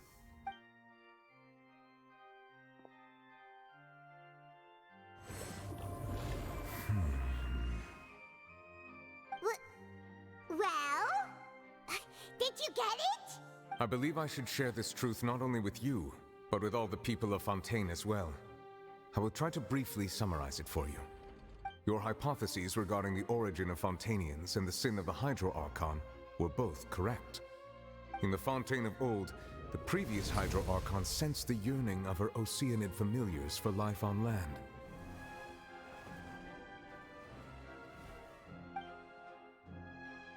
The Oceanids were enamored with the beauty and romanticism of human beings, and wishing to have those experiences for themselves, expressed to the Hydro Archon their desire to become of a similar kind. However, even though water as an element is intricately linked with the power of life, the Hydro Archon, as one of the seven, did not possess the authority to create a new form of human life. Not one to give in, she eventually found a way to create permanent humanoid bodies for her familiars by appropriating the power of this planet's primordial sea. She poured primordial seawater into the Oceanids' blood vessels, creating humanoid mimics in the process. But if Fontainians were to ever come into direct contact with water from the primordial sea, the power within their bodies would escape these artificial restraints and return to the sea. As a result, their forms would collapse, and they would be reverted to their original forms as Oceanids. Of course, the Hydro Archon never received permission from the heavenly principles to create a new human race. And thus, the Hydro Archon and all of her creations came to shoulder the original sin of appropriating the power of the primordial sea. That is the true history of how the people of Fontaine first came into being. So we were all Oceanids before we turned into human beings? That's way too much information for me. I think I'm just going to pretend that I never heard a single thing. Wait, but if that's the truth, we can't let the Hydro Archon be sentenced to death. After all, her only sin was creating us. This really might be too much information for your regular Fontainian, but it does answer a lot of our questions. Alas, your hypothesis regarding the third and fourth stone slates was inaccurate. The slates' respective positions are, in fact, correct. So they are in correct order. What is the third slate supposed to represent them? A key point of the visual on the third slate is how all the individuals depicted in the water are humans rather than Oceanids. They have not been dissolved, which implies that the water depicted in this slate is not water from the primordial sea. The nation of Fontaine is the nation of Hydro, as well as the nation of trials and justice. Instead of being the literal element, the water in the scene symbolizes judgment and justice. You may also recall Navia's experience. When she fell into the sea, her consciousness was surrounded by that of many others who intended to hold a trial to determine her fate. Therefore, the meaning of the third slate is that the people of Fontaine shall try the Hydro Archon at the court of justice. Yes, it refers to our present situation. I think I'm following now. So, what you're saying is, even though we decided to put on this trial to avoid fulfilling the prophecy, in truth, everything we've done has happened exactly as the prophecy foretold. So now, it seems, we're the ones making sure it comes true. What should we do? It feels like there's no way out of this. Huh. No matter what, the prophecy will be fulfilled. Is this what it feels like to be a prisoner of fate? If that's the case, does that mean the scene in the fourth slate will also be fulfilled soon? Traveler, I would like to point out another small fallacy in your deductions. About the fourth slate, you probably thought that the eruption of primordial seawater beneath the fortress of Meripede served as the surest sign that the prophecy was about to come to pass, yes? Yes. However, I believe that rather than being a sure sign, That eruption could in fact only be a small warning of something far worse to come. As for the root cause of the catastrophe, I believe you've already encountered it once before. Wait, could it be?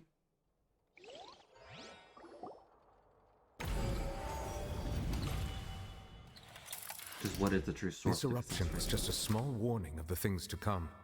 We must find the root cause of the disaster.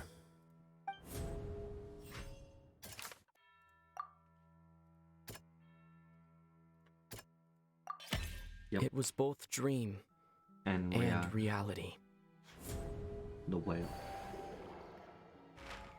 If we're talking about a true culprit, that could only be that thing inside the primordial sea, right? The truth, the original sin, the trial, and the root cause of the disaster.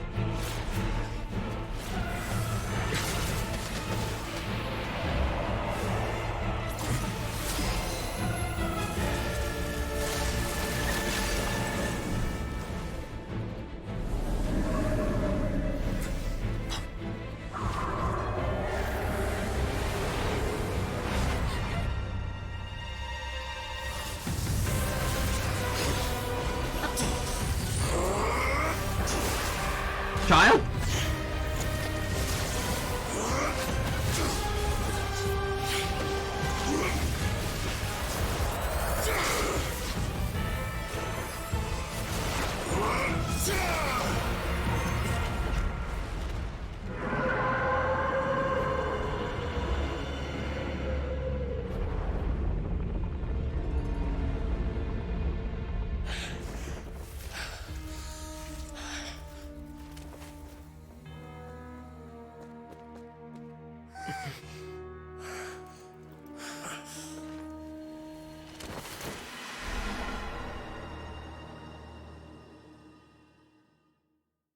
I want to go punch it. That was way too close! How did that thing just burst into the Opera House? Wait, was that the huge whale you saw in your dream? I wager that it's also I wager that it's also the one that child saw when he was young. So we've met it at last. I understand very well why it has chosen to make an appearance here. That whale does not belong to Tevat. It is a monster that has traversed the stars, weeping all the while. It has been greedily consuming the energy from the planet's primordial sea, using it to grow. That is the main cause for the rising sea levels. And once it has finished consuming all of the energy contained within the sea, its next step will be... You said that when the Hydro Archon first created Fontanians out of Oceanids, she filled their blood vessels with primordial seawater. Precisely. That whale finds the blood of Fontanians nigh impossible to resist. Therefore, when it left the primordial sea, it decided to make its next stop a packed opera house full of food. Food in the form of Fontanians. We just barely managed to push it back, right? In that case, won't it come back to target the people again once it's managed to recover its strength? That is correct. Indeed, it is more accurate to say that we should thank that Harbinger for buying us some time. Without him, the whale would have likely come onto land far sooner. From the way he looked, he must have been fighting the creature for quite a long time. That battle maniac. We've always known that he had a special connection with that whale, but we definitely didn't expect it to help us out like this. Anyway, now that we know that this whale is the actual cause of the disaster recorded in the prophecy, All we need to do to stop the prophecy would be to find a way to beat it up, right? It is too late. What do you mean? It had already absorbed too much of the primordial sea's energy before we could notice it. At this point, it has become practically integrated with the sea itself. Even if the entirety of Tevat were to be destroyed, it could still survive and swim off towards some other world. That's not something I will accept. We've already done everything we can, and we even found the true culprit. We've come so far. You can't just tell me that the last hurdle is some impossible foe. That's just not fair. Indeed, that's not how a grand performance should end. I'll fight it to the end, no matter what.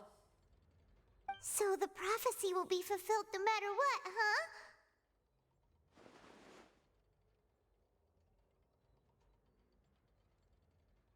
The prophecy. Yes, what has been prophesied will be fulfilled. You may view such things as the history of the future. After everything, it still turned out like this. We can't fight against fate. Wait, if this is all about fate...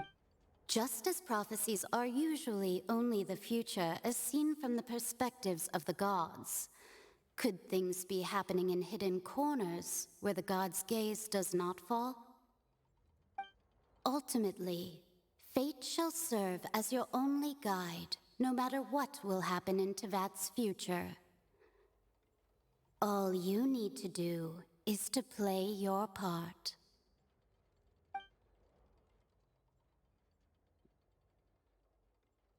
Could it be that if the prophecy will be fulfilled, there will still be a way to save everyone? Did I miss something? Play your part. But I forgot about Farina. What was it that she wanted to say to me at the last moment in the giant magic box? What is her real secret?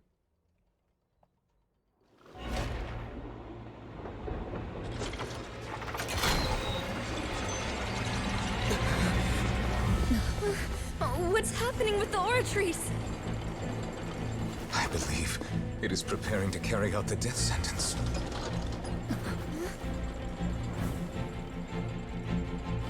Farina!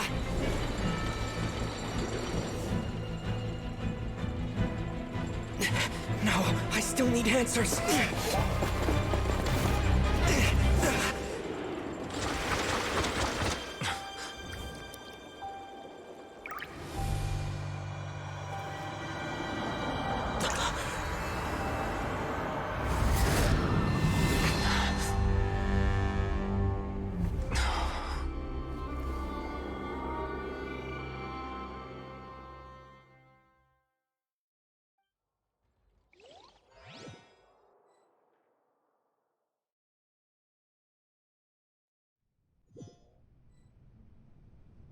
Kunst?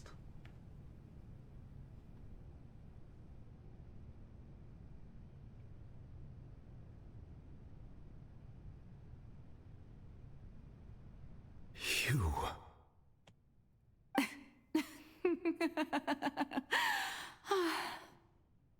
Sorry. That shocked expression on your face is just too amusing. I couldn't help myself. You are not Farina. Who are you? The sweet sound of bewilderment. Marvelous. A sure sign that my attempt to deceive everyone was a resounding success. But to answer your question, I am Focalor. You know, the god. Focalor? Why did you deceive us? Oh, that wasn't my goal, of course. Goodness, no. But I had to fool everyone else too, if I was to stand any chance of deceiving the heavenly principles. Deceiving the heavenly principles? It's all because of that pernicious prophecy. Dreadful, wasn't it? Everyone doomed to dissolve. Fontaine condemned to be flooded. One was not amused. In fact, one was positively bemused when that problem was thrust upon me by my dearest predecessor. That's the former Hydro Archon Egeria for the uninitiated. It hardly gets more disastrous than a preordained national catastrophe, now does it? She knew full well that the prophecy would surely come to pass. And as one of the seven, she also knew full well that one defies the heavenly principles at one's peril. So yes, as you have no doubt surmised, it was a rather impossible situation that I found myself in. I spent a terribly long time mulling it over, alone on the ocean floor.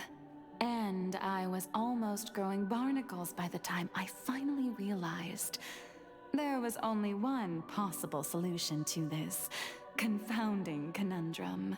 I had to outwit the heavenly principles, allow the prophecy to be fulfilled, ostensibly at least, while saving everyone at the same time. I'm a genius, I know. I can only assume that's why Egeria chose me as her successor. Although, looking back now, it was hardly the inheritance one dreams of.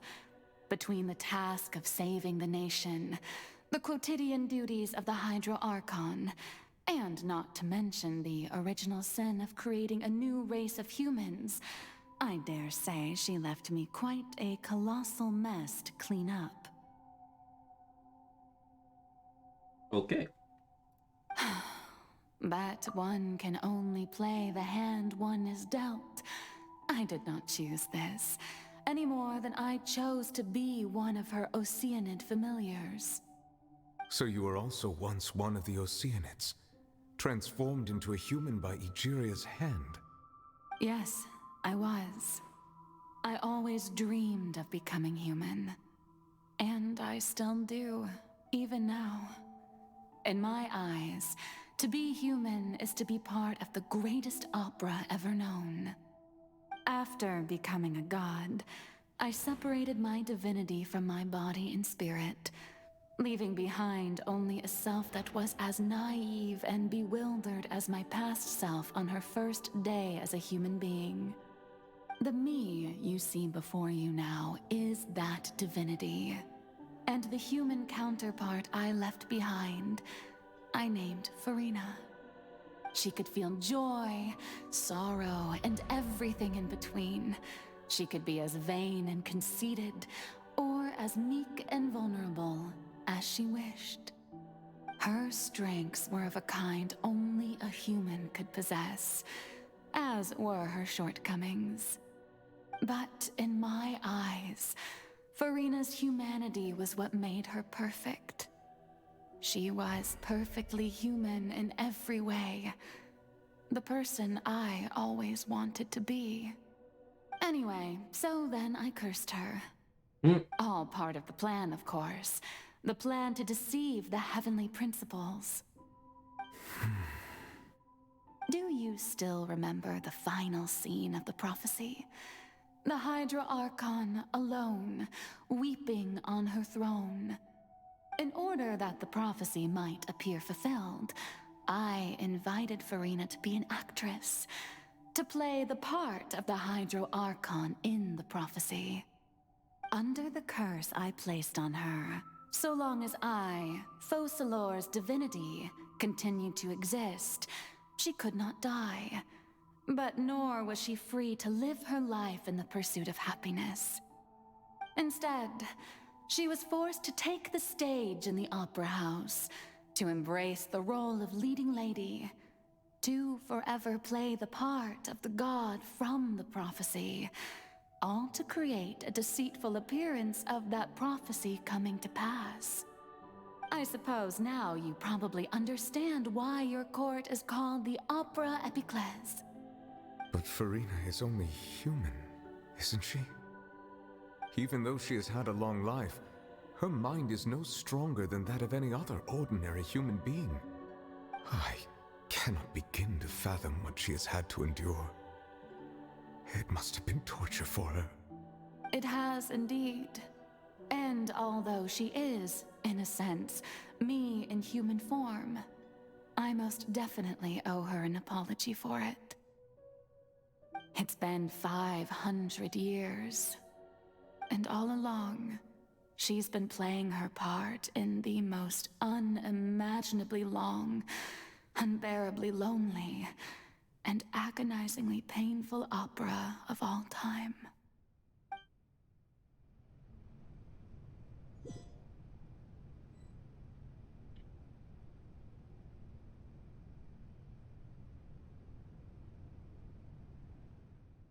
Games in contact with Freena's tears. If I remember correctly, tears often from his emotions. With sufficient strong hydrosensitivity, I can form an emotional connection just like I did with the Oceanid, the fountain of Lucine. Could this be Freena's inner world? Freena, what's she doing on stage? Anyway, well, that probably isn't Freena. That's like a reflection of her inner image self. If I can directly speak to that self, I might be able to easily get what I want to know. I came here to for answers. Either way, this opportunity is not to be missed. Let me try talking to her.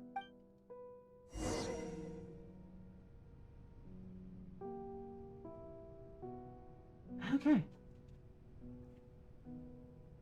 I literally do not have my hand because it's wrapped in a blanket. I need my blanket. There we go.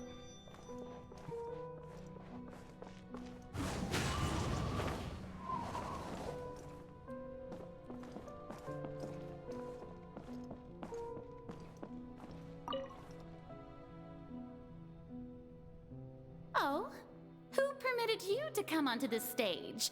Now, I understand your admiration for my august self, but I must ask you to keep to the rules. Me. All right. It is not my intent to reprimand Don't you. look at me. There is no need to state your name. Just be off with you. Do not distract me from my performance. But I don't see an audience here. Oh, do not jest. Just let the Can stage you not lights go feel off, it? please. If only for a second. I am Focalor. The why eyes I of can countless tell myself Fontanians again. are upon me. I must, at all times, display the utmost elegance and nobility. Something's off. There's no getting through to her, even in her heart of hearts. She's still playing the role of the Hydra Archon. This is all that she has. Even her inner self and subconscious will have such an impenetrable defense. I have to find a way.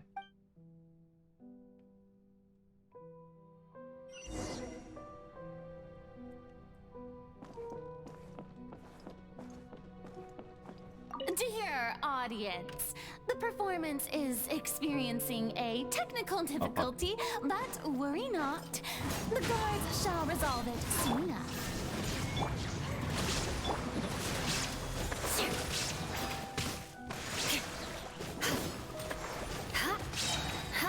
Freeze to the core! Crush!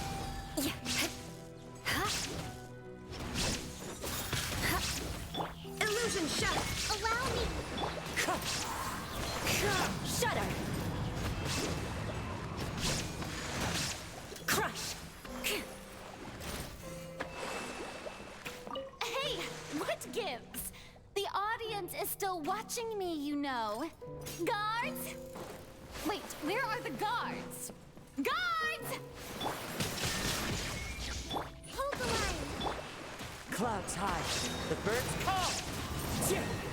Shudder! Crush!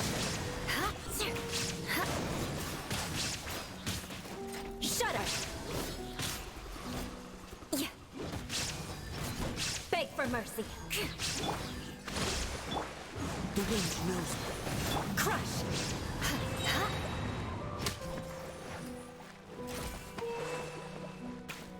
Why does it take the aspect of suffering, the cryo vision, someone with a cryo vision, to say to Farina, stop.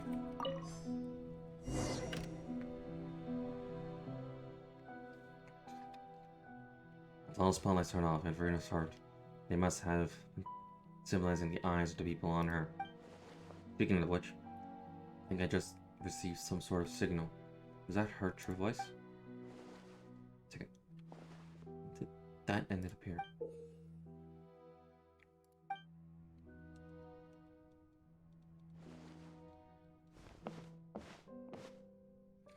The way you look at it, looks like the show's about to begin. In that case, show me how you truly feel, Farina. Before a mirror, Farina.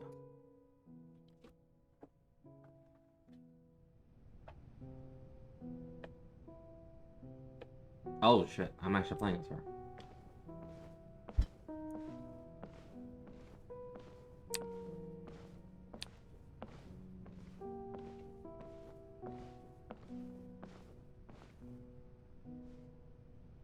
Farina. Farina. Huh? Who's that? Who's calling me? Where are you?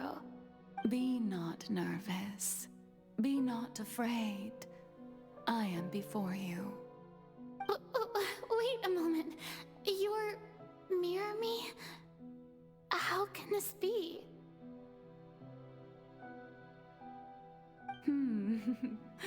Mirror you, huh? You know what? That's not bad. Let's go with that. Mirror me? What do you wish to say? The prophecy. Have you heard of it? What prophecy? Wait. I know. I think. I don't know why, but it's in my head somehow. The people will all be dissolved into the waters, and only the Hydro Archon will remain, weeping on her throne. Only then will the sins of the people of Fontaine be washed away. Oh, very good. You know it well.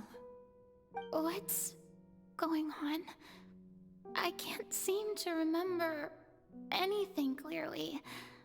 The only thing I know for sure is this prophecy.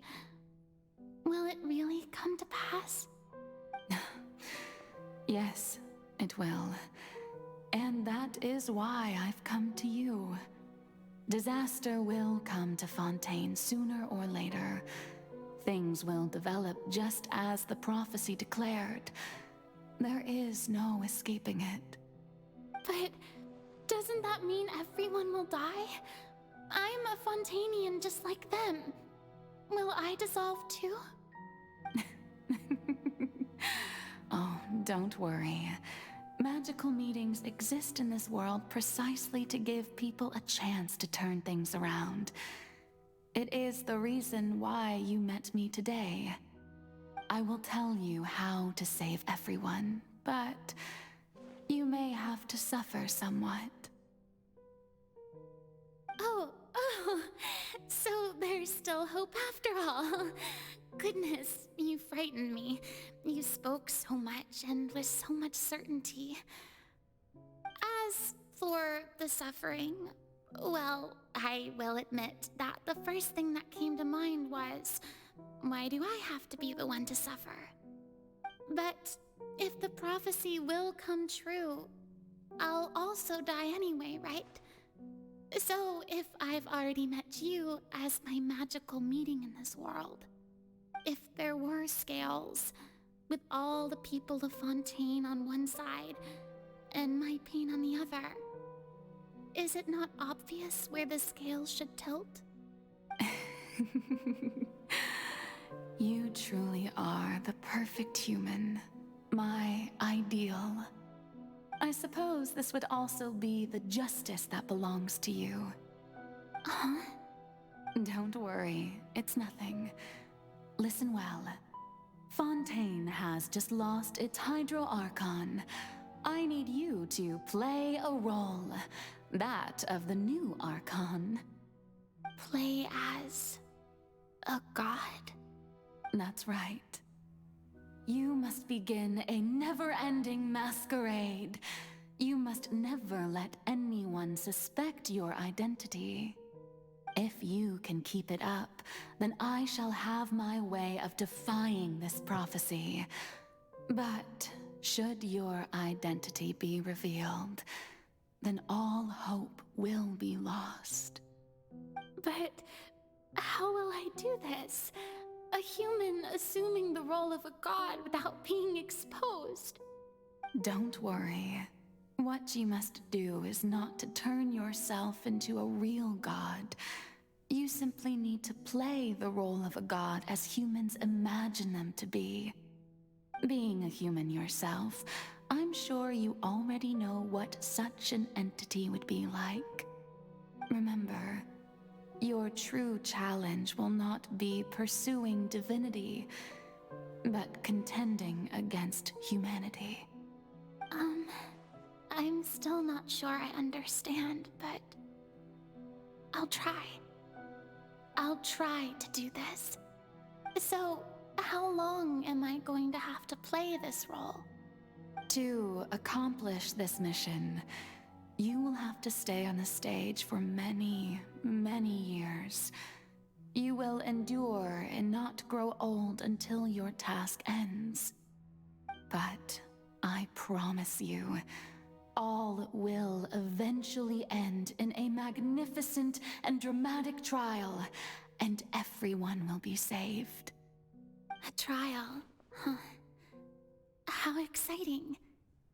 I'll be looking forward to it.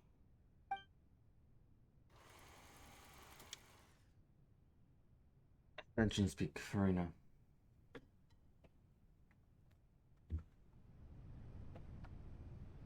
Okay.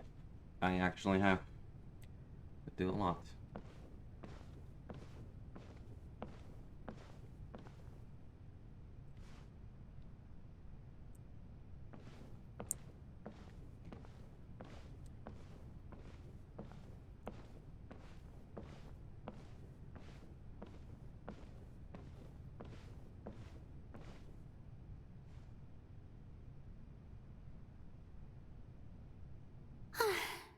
The Maison Cardinalise has announced my accession, but this is my first time facing the people. What should I say to most appear like a god? To be honest, I still don't know. Perhaps I should first try to act natural. Ladies and gentlemen, good evening, and welcome to the Opera Epiclese. I'm sure you've all heard about how I have taken on the role of Hydro Archon. Indeed, I am Farina de Fontaine, your new Archon.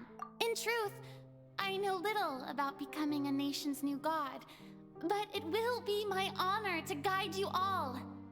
As the god Focalor, the god of justice, I shall do all within my power to lead you into an age of fairness and justice. Once again, thank you all for coming. If you should have any questions or suggestions, please send them to the Maison Cardinalise. The future of Fontaine will require us to work together, after all. This should do it. I thought I might stammer, but thankfully, I was able to convey my thoughts just fine. Okay, and next.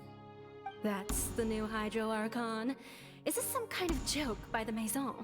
I would have thought that a being that surpasses humanity would be a bit more assertive. Hey, did you hear that? She even told us to send her suggestions there at the end. Shouldn't gods be all-powerful? She's being so modest. What's the difference between her and an ordinary person, then? If you ask me, perhaps the succession didn't actually happen. She might just be a Maison-backed puppet. Wait, what's going on? Why is everyone suspecting me of being a fake? This is bad. If I get exposed here, there'll be no saving the people from the prophecy. Right. Mirmi said that I just need to play the role of a god as humans imagine imagine them to be. Calm down, Farina. Think. What do the people want? How would they imagine a god to speak and act? Assertive, with a strong sense of presence. One who can dispel all doubt. That is the character I'm fated to play.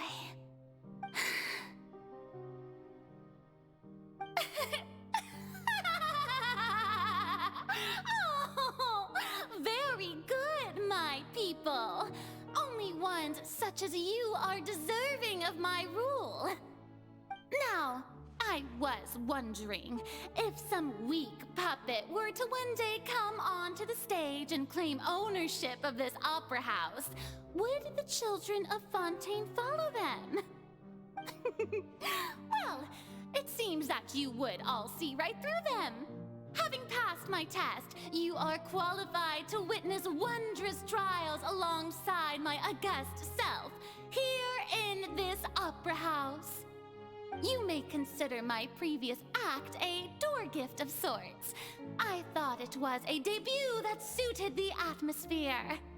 Now then, let us be reintroduced.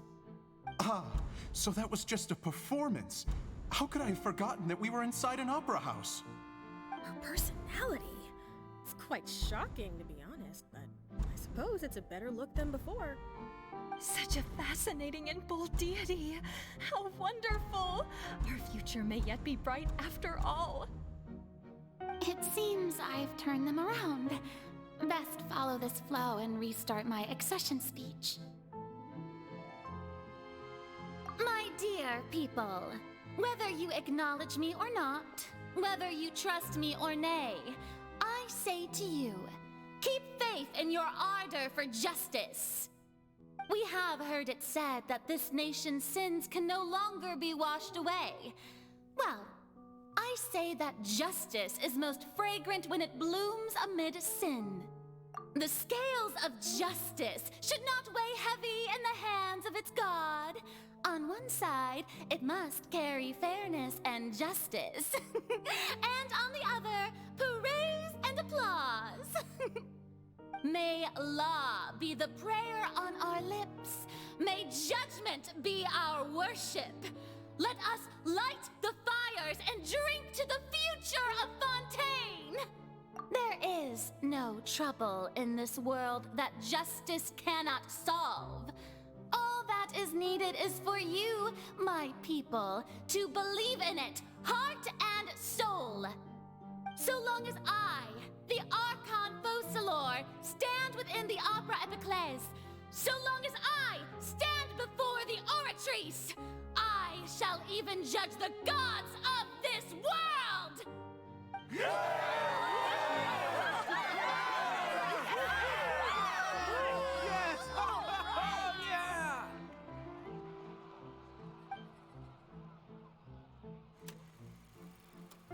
Act 3, Opera House, Korean.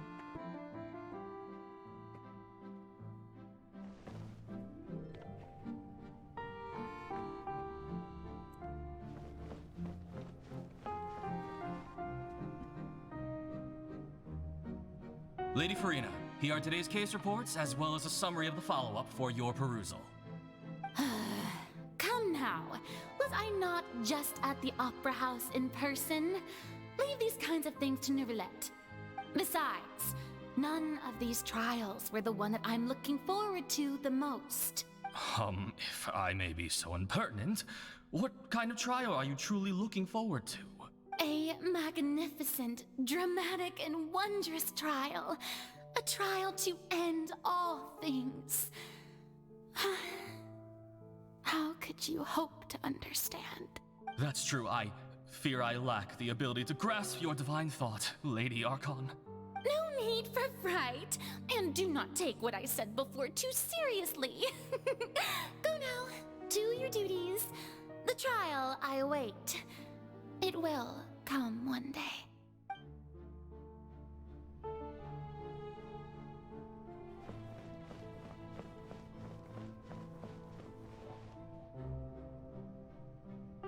Lady Farina, I don't know what to say. Thank you for agreeing to see me. No need to thank me. Or rather, thank your own sense of perseverance instead. Long have you stood in line to meet me, have you not? Oh, I'm afraid that's just an inevitable consequence of my divine charm. All right. Deuteria, is it? How is your son's illness? You remembered me, and you knew of my family, too. He is doing much better now. In fact, he is far more of an ardent believer than I. He was the one who forced me to seek an audience with you, and to bring your words back to him. Oh, good. Very good. If this should happen again in the future, please do not hesitate to come and tell me. Going down to citizens' homes every so often, while not usual practice, should serve as a fine change of pace. Ah, you're such a gentle and wise God. Thank you once again, on behalf of my son.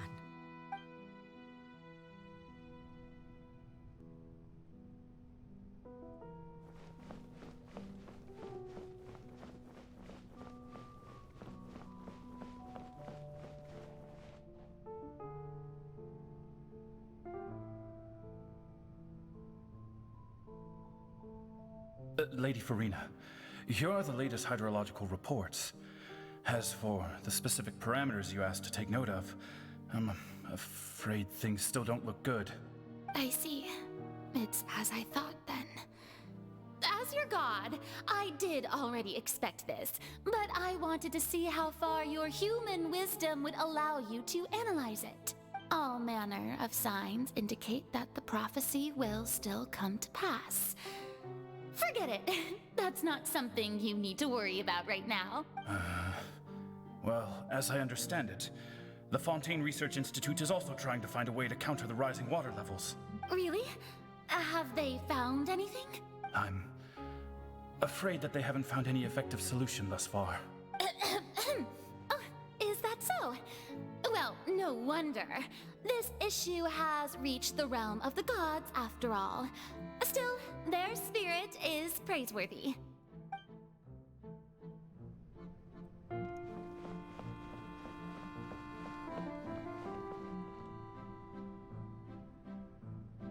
The day is finally over.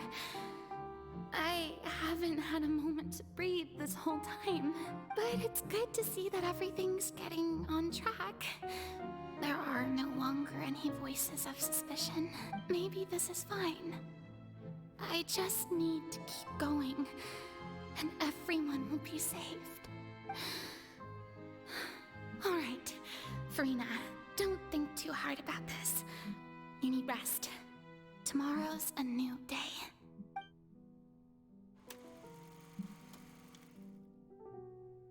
Opera House, Farina. Scene 4. Lady Farina, here are the new trial reports for the latest cases, as well as a summary of the follow-up. There'll be no need for that. I've seen them already. There's no need to go...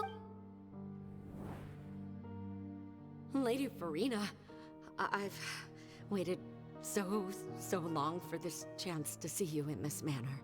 Indeed, my dear, loyal citizen. This joyous moment is an honor for us both. It's a cycle. Lady Farina, we're detecting significant hydrological anomalies near Poisson. Understood. Keep monitoring. Keep me informed should anything come up at the Institute. I don't think I let anything slip today.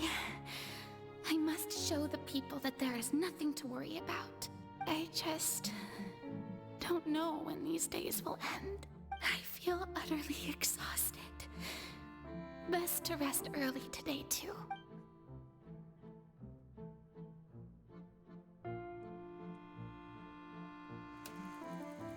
Act 5. Opera.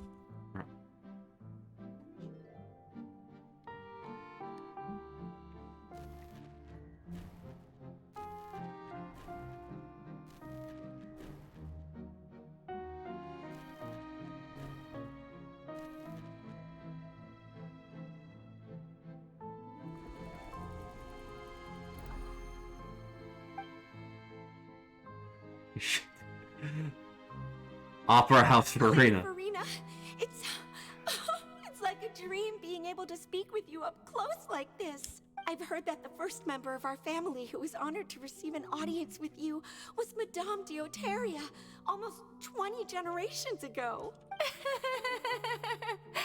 And what a fine family yours is indeed. It brings me great joy to meet such a faithful believer, a descendant of a line most ardent. Surely you exaggerate, Lady Farina. My lady? What is it, good citizen? Oh, are you crying? Uh-huh. Oh, really now? I didn't even notice. This must be the overflow of hydro from my person. Well, can't quite help being the god whose dominion is the waters, can I? No wonder. No wonder. A manifestation of your power, then. Oh, Archon, I am honored to have witnessed it. Honored indeed. I feel so bad for Farina. So interminable. So lonely. Just how much longer?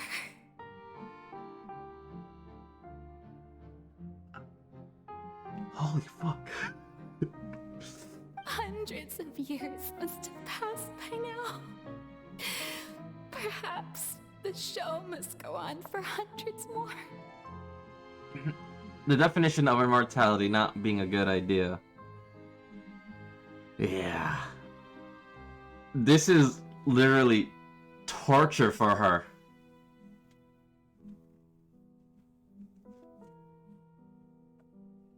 I never imagined that it would hurt so much. Have I reached my limit? No. Perhaps I reached it long ago. Today I didn't even notice my own tears. I want to tell someone, anyone, about this. But would that not destroy all I've done so far? I've conducted so many investigations across the centuries. But there's not even a sliver of hope that we might break the prophecy. All I can do is keep heart. I must maintain this act. It is the only way to save Fontaine.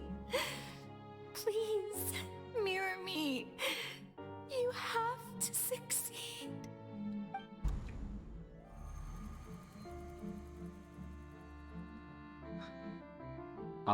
Opera House, Farina, and Honka and Suffering, and all Flame Sion. I wish you the best of luck with the flame. Farina, you don't have to shoulder this burden alone. Although I don't know what you might be keeping from everyone, your people are more than willing to share your burden with you. That's my voice. From the Magic Box.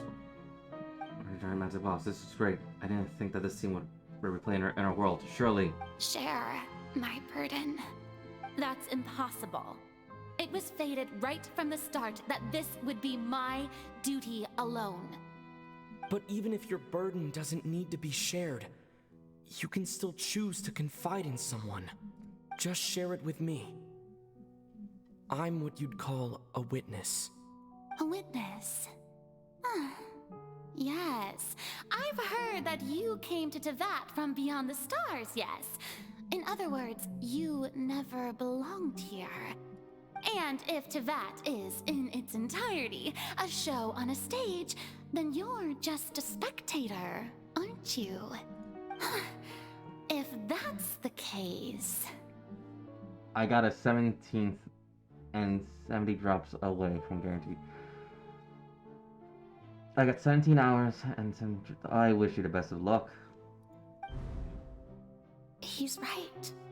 I could confide in him, couldn't I? But if things don't play out as expected, the people of Fontaine will be the ones to pay the price. No, Farina, you shouldn't be selfish. But what if it's really alright? Farina, you've worked so hard for so long. Surely it would be okay to put yourself first for once. Just this once. Is it such an outrageous thing to do anyway? To find someone in whom you can confide your frustrations and sorrows? Surely it could not hurt. If you let this opportunity slip through your fingers, it might never come by again. Think about it long and hard.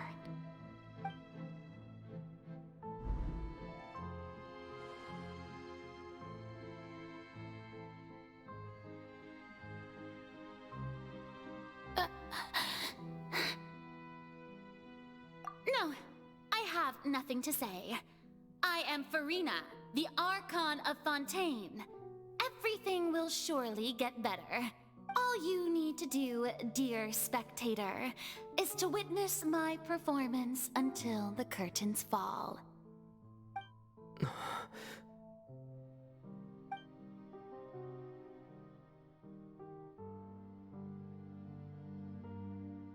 Fine.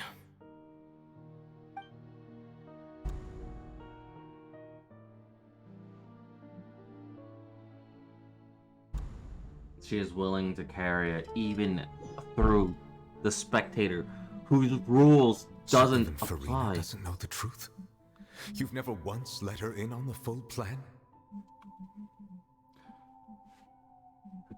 Farina herself doesn't even know, and even if she did know, she is willingly not going to the witness, to the traveler. The traveler whose the Fontep's rules doesn't apply. Farina, you are playing the long game. Jesus Christ, me. Yes, it had to be done. To deceive the heavenly principles, you must first deceive yourself. She did very well. If she had let her resolve falter even once in these 5 centuries, Fontaine would have been doomed to the most tragic fate. It seems that trusting humanity was the right decision after all. I believe that I understand how your deception works, but that is only half the truth, is it not? How would you build on this foundation to save the people of Fontaine? That is the most important thing. Ah, good.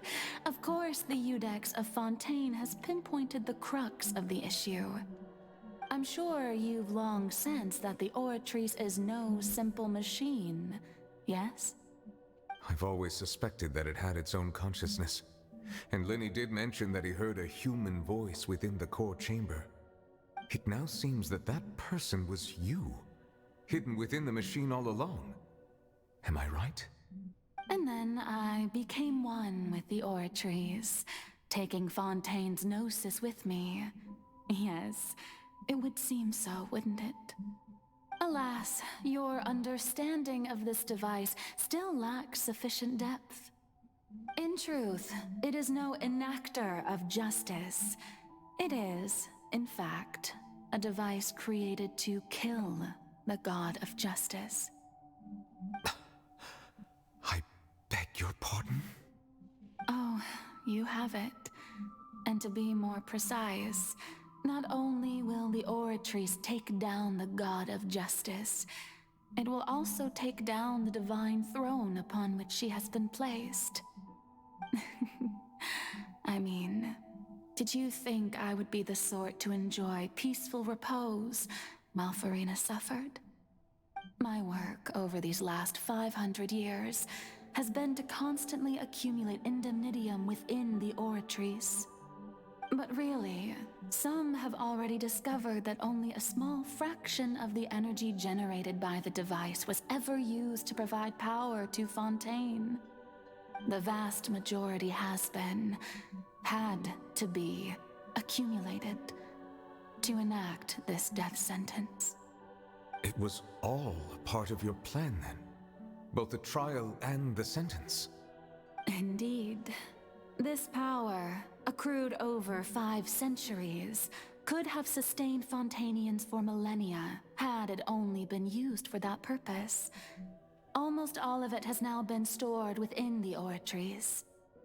But only power of this magnitude could hope to destroy the Hydro Archon's divine throne, shaking the rules established by Celestia and breaking through the institution that is the Seven. So the Oratrice's call for death was for neither Farina nor Focalor, but for the Hydro Archon. The destruction of that divine throne.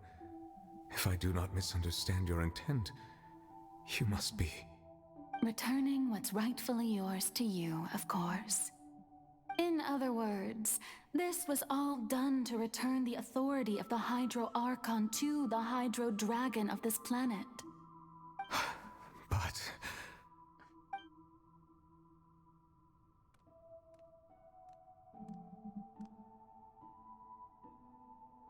Oh, what? Getting sad again, are we? The authority of the ancient dragons shall soon be yours once more, O Hydro Dragon Sovereign. And this is the face you make. All you've done throughout the years is just so you can sacrifice yourself at the very end. I've never quite seen it that way, you know. Even now, I'm quite pleased at how well my deception worked.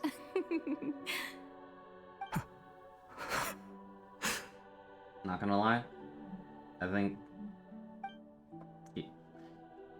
if we were all Focalor's position... Hydro Dragon, don't cry.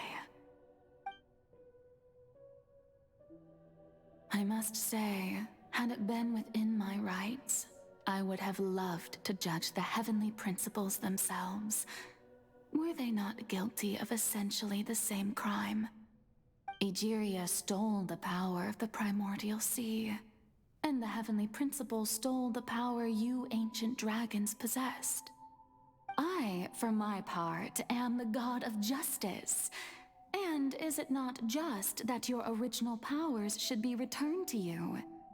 Speaking of justice, I have always believed that justice lies in the process of pursuing human existence itself.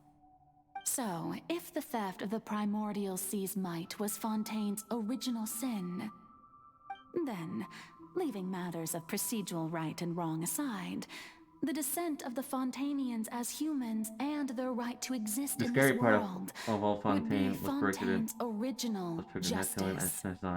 In other words, existence was Egeria's justice, and to me, justice is the continuation of that existence. Defying the prophecy and ensuring that Fontaine's people shall live on, that should be the justice enthroned over all others. It was from that trailer, right? At this point, we, whether it be myself or all other Fontainians, have shouldered the burden of this sin for far too long. Iudex Nervillet, the highest judge in our land, when you regain your full power as an elemental sovereign, what verdict shall you pass upon us? So when I was invited to the court of Fontaine to serve as Iudex, I see now that that was your idea too. At last, I now understand the true purpose behind this position. In the beginning, I was uninterested in human existence. But these 5 centuries of living alongside them have gradually brought about mutual understanding between us. And I have even attempted to feel as they feel. You are a devious one, Focalor.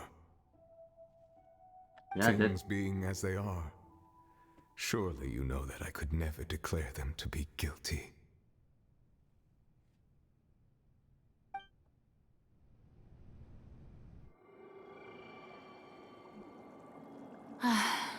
The hour of my execution is almost here.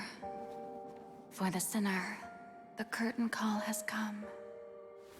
I know I may not sound it, but faced with death, I find myself a little afraid.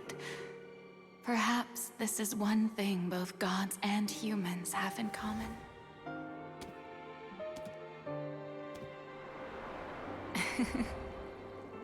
Farewell, Nervalette. I hope you've enjoyed the part you played these 500 years.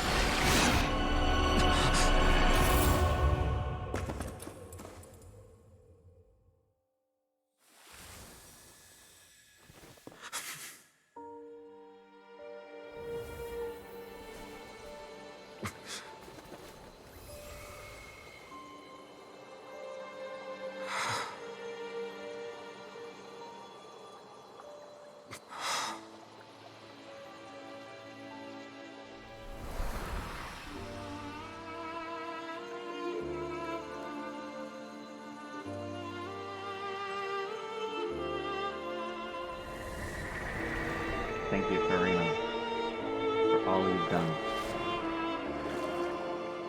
From this moment, please live happily as a human, just as I wish you would. I'm fighting Celestia!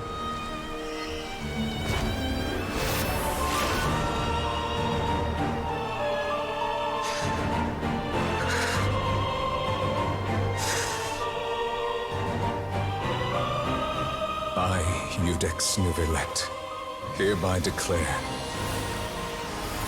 people of Fontaine, your sins are forgiven.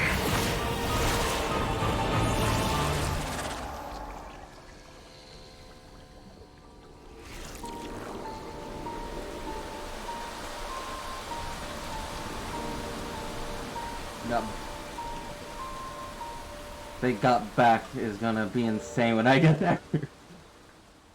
Yo, they're gonna get the hands.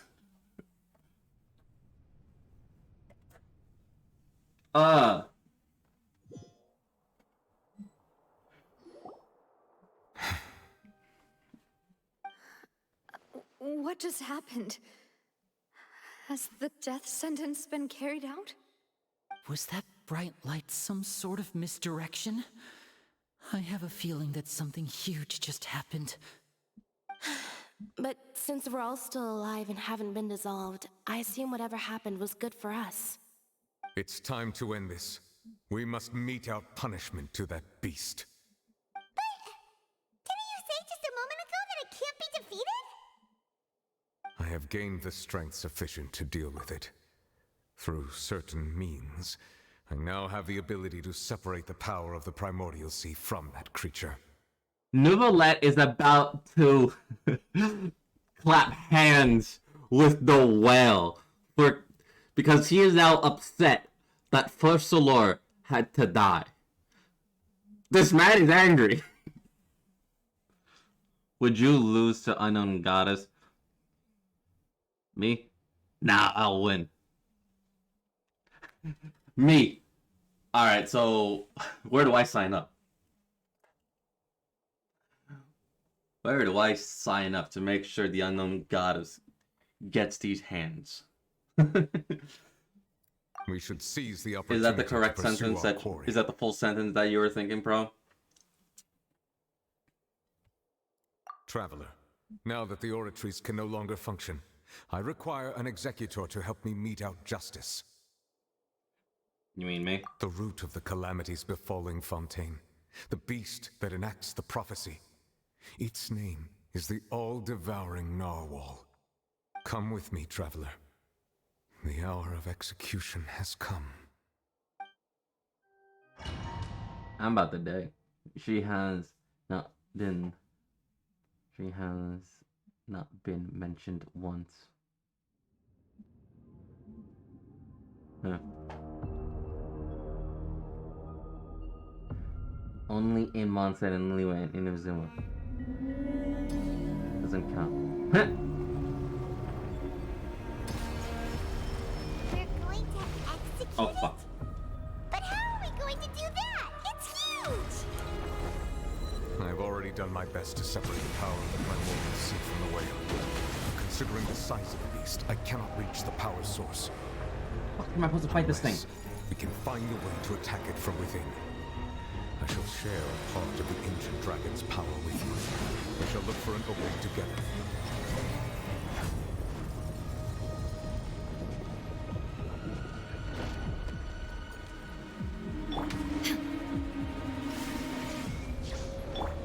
One with nature. I can feel the sorrow turning into hostility. Shudder! Flood of frost!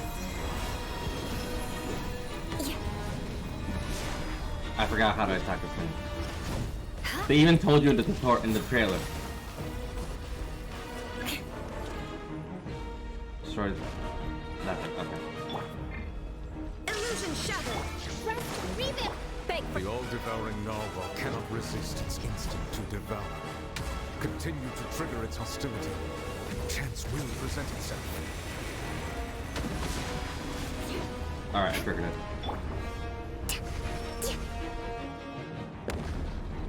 Oh fuck. I need to focus.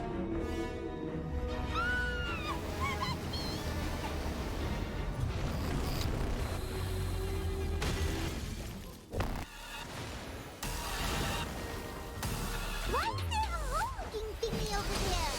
It looks really scary!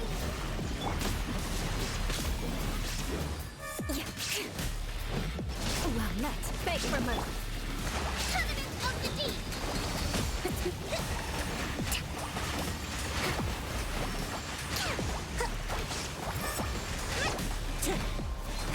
Fallen leaves. Adorn my Holy crust. fuck.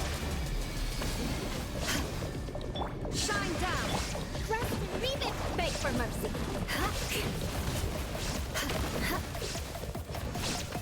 Shut up! I have granted you my protection. Do not fear. Seize the moment and use my power to suppress its root from within.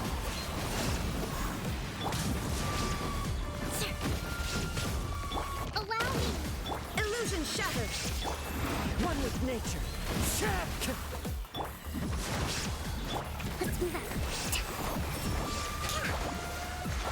Shine down! Into the wind. Beg for mercy. Freeze to the core! Here, Quanta.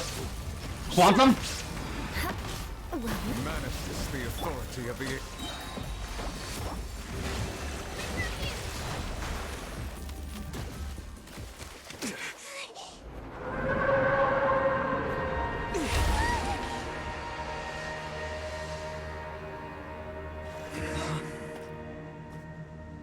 Well, is that you? No, Welt's somewhere else. Welt's still on the train. You're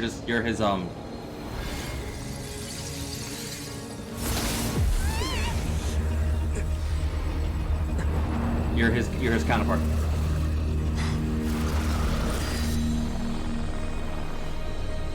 That's Quantum!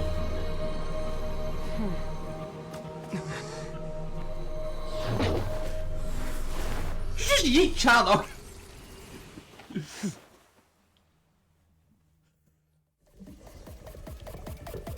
Thanks for helping with the cleanup.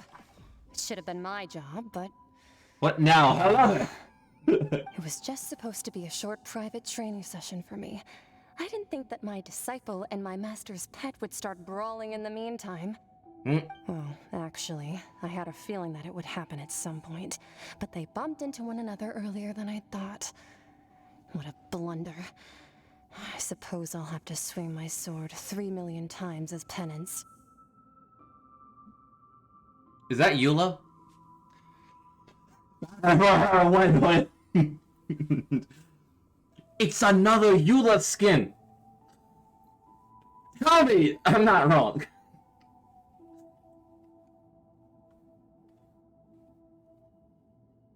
That power. Who are No, you exactly? it's a Jinglu. Paimon has an idea. From what she said earlier, she must be Child's master. Skirk, right? It's just that he gave us the impression that she was indeed. the less talkative person. I simply did not have anything to say to the weak. But you, on the other hand, managed to defeat the all-devouring narwhal without using power from beyond this world. She literally has Eula's outfit. Like, if you actually look at it.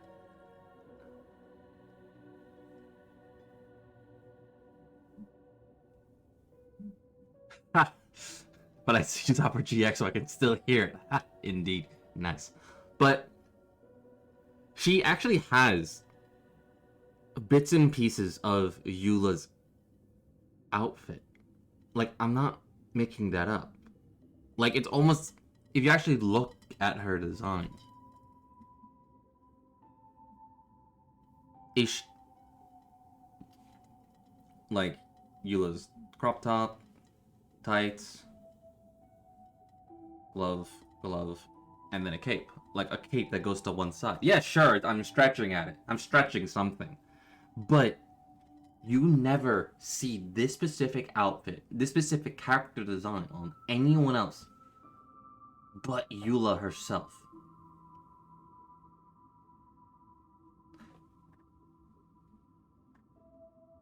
She looks like a Harsher of human ego and a bit of Jinglu. Indeed, of course.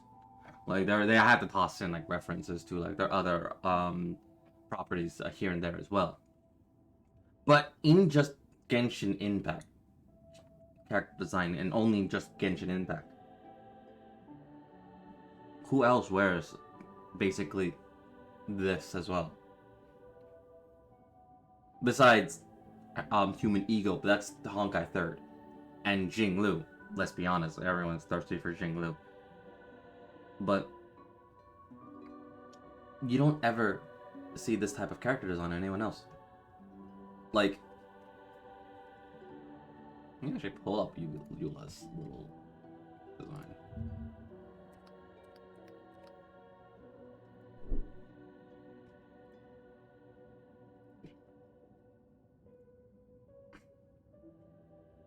Yeah, no.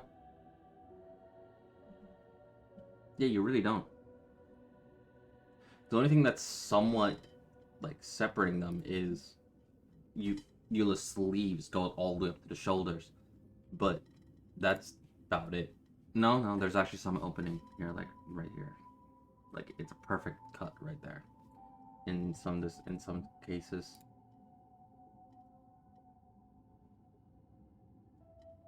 Yeah, no, you but the Sea of Quanta, the unknown element. So you may speak to me as equals. What sort of person would take the all-devouring Gnarl as a pet? I have to agree. It's a strange use of a planet's primordial waters just to raise an all-devouring narwhal. That kind of power is wasted on it. It's not cooperative. It eats too much.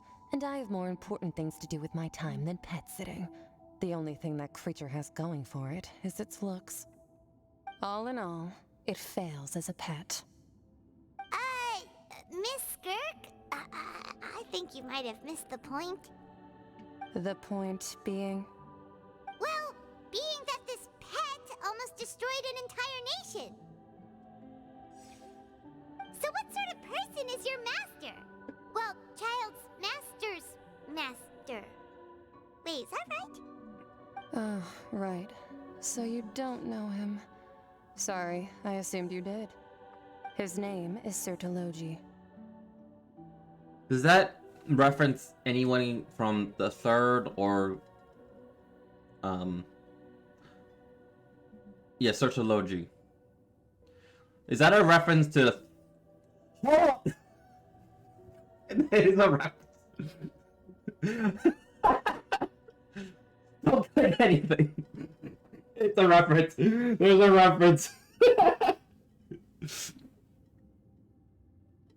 Alright, I'm about to get bombarded in my DMs. So, who is Searchology? That's a reference from the third, I'm guessing. Either that or Star Rail.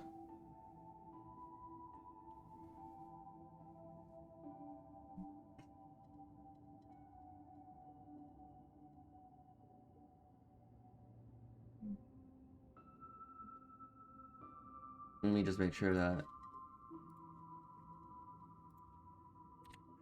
Make sure that. There we go. So who is Searchology?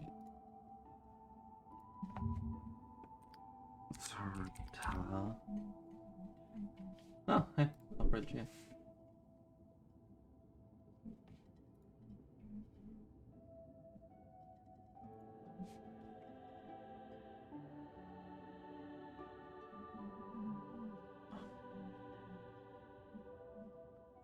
I'm getting no results from Honkai 3rd, and we don't know too much about Star Rail. Anything. Yet. So, there's a theory that Searchology is Dainslift, because Skirk assumed that we knew Searchology. Alright.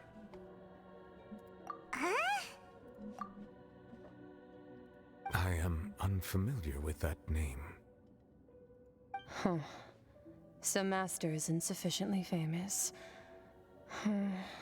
How should I describe him then? Have you heard of the name The Fowl? Timmy? I'm not kidding.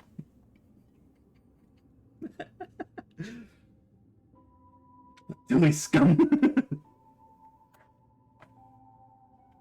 She, no matter any corner I see her as, she bears resemblance to Eula. She has to have connection to Eula somehow. She has to. The Fowl? Still nothing? Well, how about the Visionary? Vetterfalnir then? Or Gold Rhindaughter?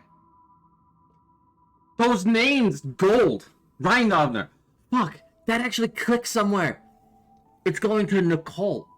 Noelle, or Nicole. Nicole. Mage N. Specifically.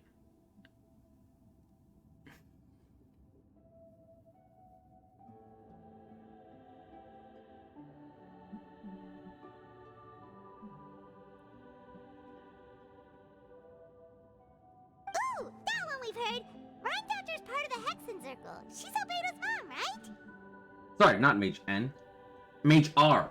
Look, got the two mages mixed up. But yeah, no. I got the two mages mixed up. That was my own fault. I thought N was Rhindaughter, unless N is Rhindaughter. Is N Rhindaughter? No. N is someone else. Rhindaughter, someone else. But I feel like we're getting two elements later on in Genshin. I think I can guess what the elements are. I feel like it's quantum and imaginary. Those are the two elements that I think we're getting. Quantum imaginary, yep. So, Rhindaughter is Albedo's mom. Gold. We all know about who Albedo is and his entire history, how Rhindaughter wanted a son, a child. The child then being Albedo, and I think one other person. It was someone else. N was the person that is a mage. Mage N is the one who's called Nicole, or theorized to be called Nicole. She's the one that derives fate. We then have Trimagistus. We finally got the name for Mona's master. It's a long-winded name. They said it early in the stream, but I'm going to call her Trimagistus. She is basically of the stars. She reads the stars and everything. And of course, Alice, the descendant before us. Alice, Clee's mom. So. Oh, so you do know that name. To be honest, I also heard all of those names and titles from my master. I don't actually know them either. But I suppose you understand now, yes? My master is likely a similar sort to Rhindaughter. They are both pursuing some form of perfection.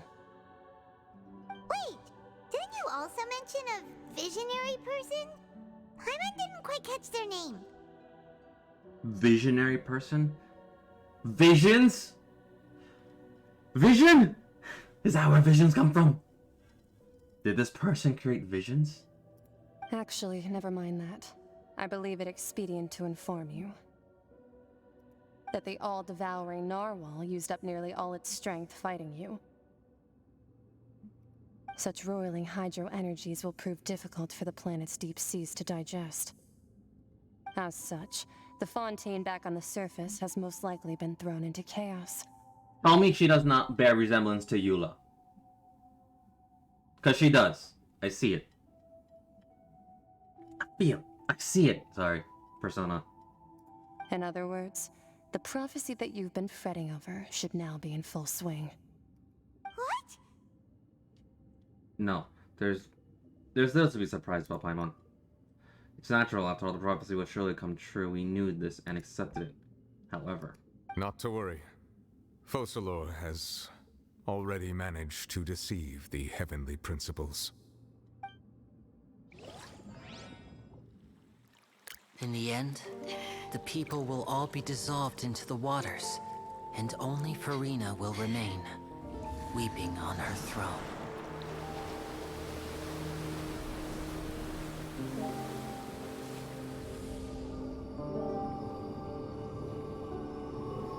Only then will the sins of the people of Fontaine be washed away.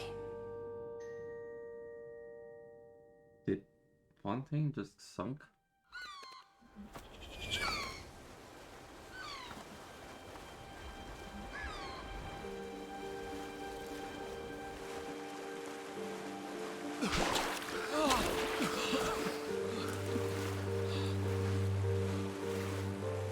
Hey!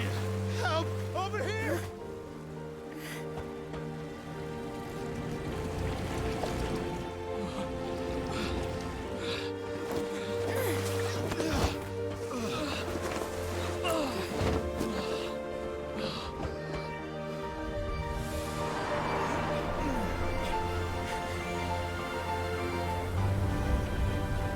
Oh! The Ark. No, it's not the Ark. It is the Ark. It is the boat. All hands initiate emergency rescue!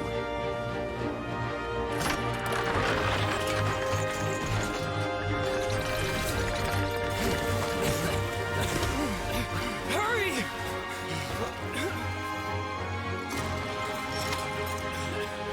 Hey, lend a hand! Why swearing that you came through?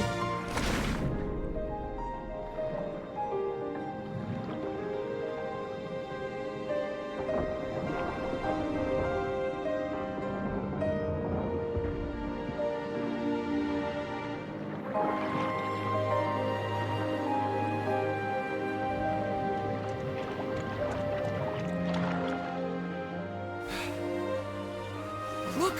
The water's receding!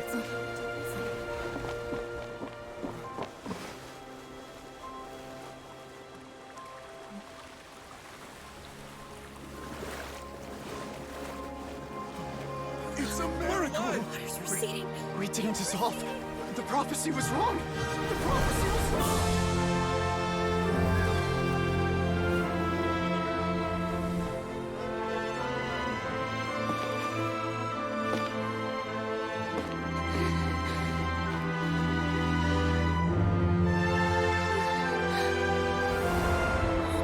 Are you alright? Yeah. We're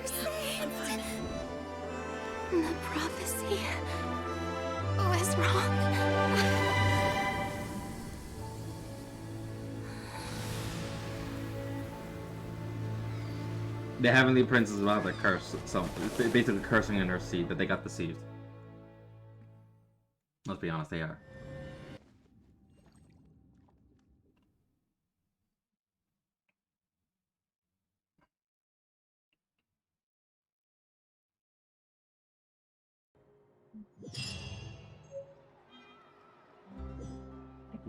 Tears from among the stars.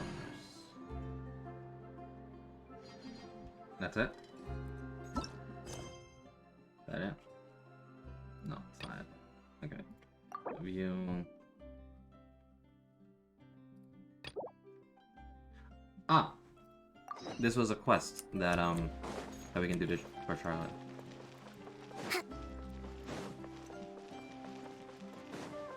But yes, as you all saw my damage, we need to do some training.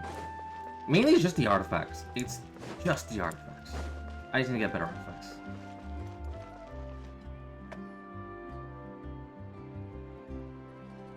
Huh? Isn't that Charlotte? What could she want with Lapine Pop? Pretty please with the cherry on top, Charlotte! Journalist extraordinaire! I read that a gang of criminals tricked the Gardamex by disguising themselves as blubber beasts. It's true, I've invested all my savings into graph adversarial technology and even taken out a sizable bank loan. Jesus. I'm begging you like the beggiest beggar in all of begdom. Did she just smack her head on the pavement? I need you to calm down a little, Miss Lapine Pauline. Ah, okay. I admire your passion for your research, and I don't mean to dash your hopes for those, big-ticket orders, but I'm afraid I'm not joking. The Blubber Beast incident was a short story mailed to us by an anonymous amateur author, written in the style of a true story. Oh, Paimon sees what happened here.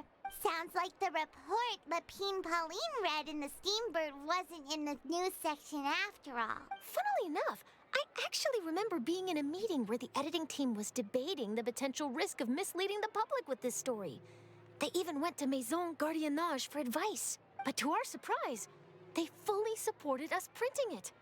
They figured that the false intel would be a great way to dupe potential criminals into wearing ridiculous costumes when breaking the law. In truth, Gardamex are extremely sophisticated in their capabilities.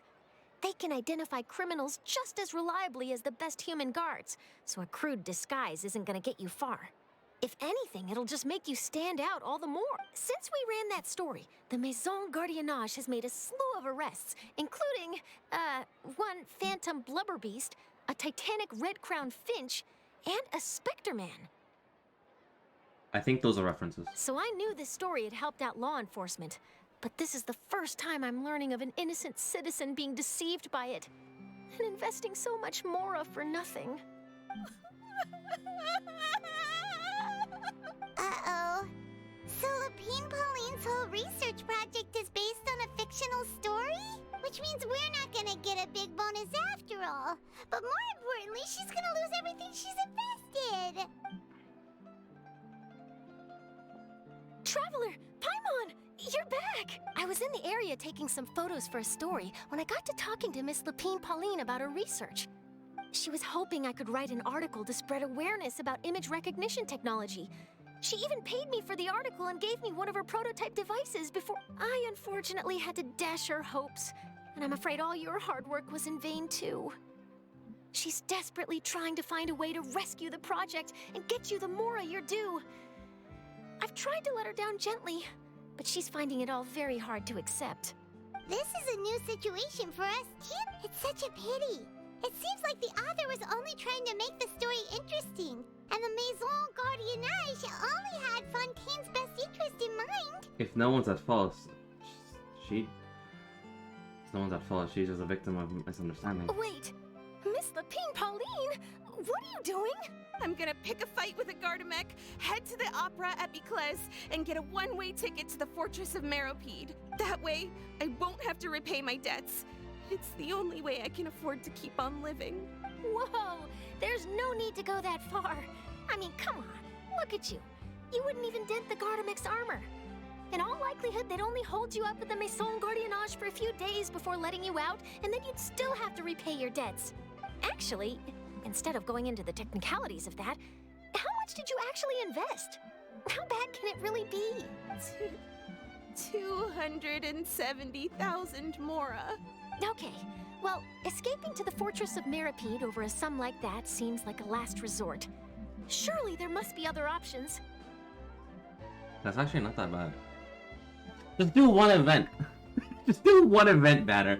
Or just do one event that that pays literally $1 million to do the events. Oh my god. Just do one event. Not anymore. I used to be an equipment supplier to the Fontaine Research Institute before that blew to pieces, and now I'm just a small-time engineer. I scraped together some savings over the past few years, but I put every last Mora into this project, and now I'm left with nothing. It's not just my savings that are gone, it's my whole future as a graph adversarial technology specialist and my dreams of becoming a billionaire one day. My life is over. Don't despair, Miss Lapine Pauline. I think I know a way for you to turn this around. This prototype you've given me, the camera lens for image recognition sample collection. It's really quite something. You said you designed it specifically for high-fidelity image capture and analysis, yes? Well, we definitely know she's definitely a viable candidate for the cryovision. After all, one of the prerequisites is to literally suffer. The rapid focal length adjustment is a very useful function in its own right.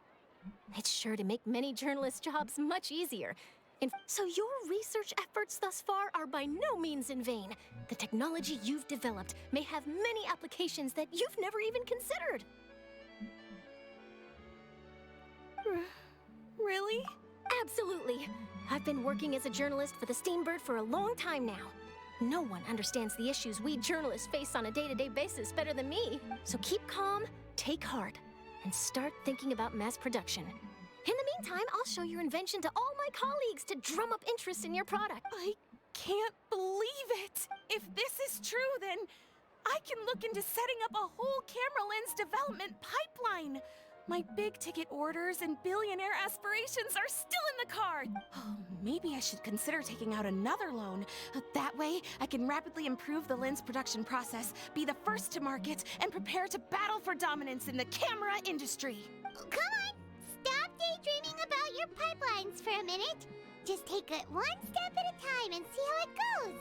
There's no sense in putting all your eggs in one basket before things are even off the ground. Slowly and steady wins the race. And I can probably speak to some people I know and license my image recognition device to a workshop to raise some funds. I can't believe I didn't think of this sooner. Someone smack her. There's no time to lose. I need to get to work. Early bird gets the worm. Can you believe her? She just ran off.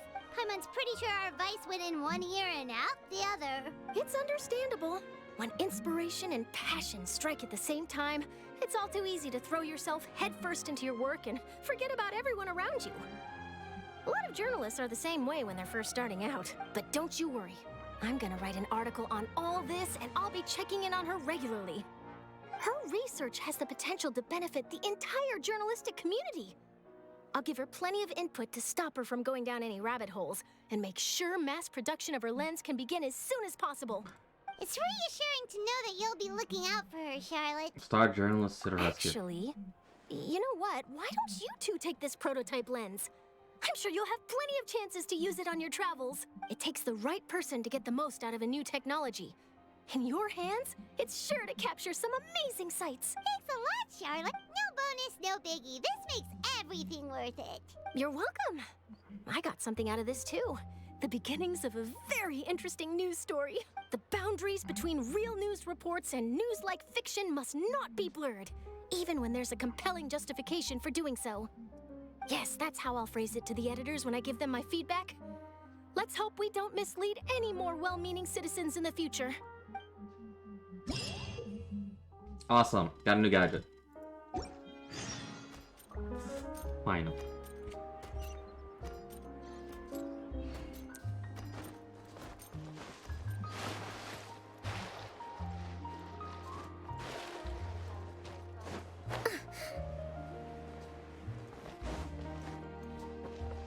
Breathtaking. breathtaking.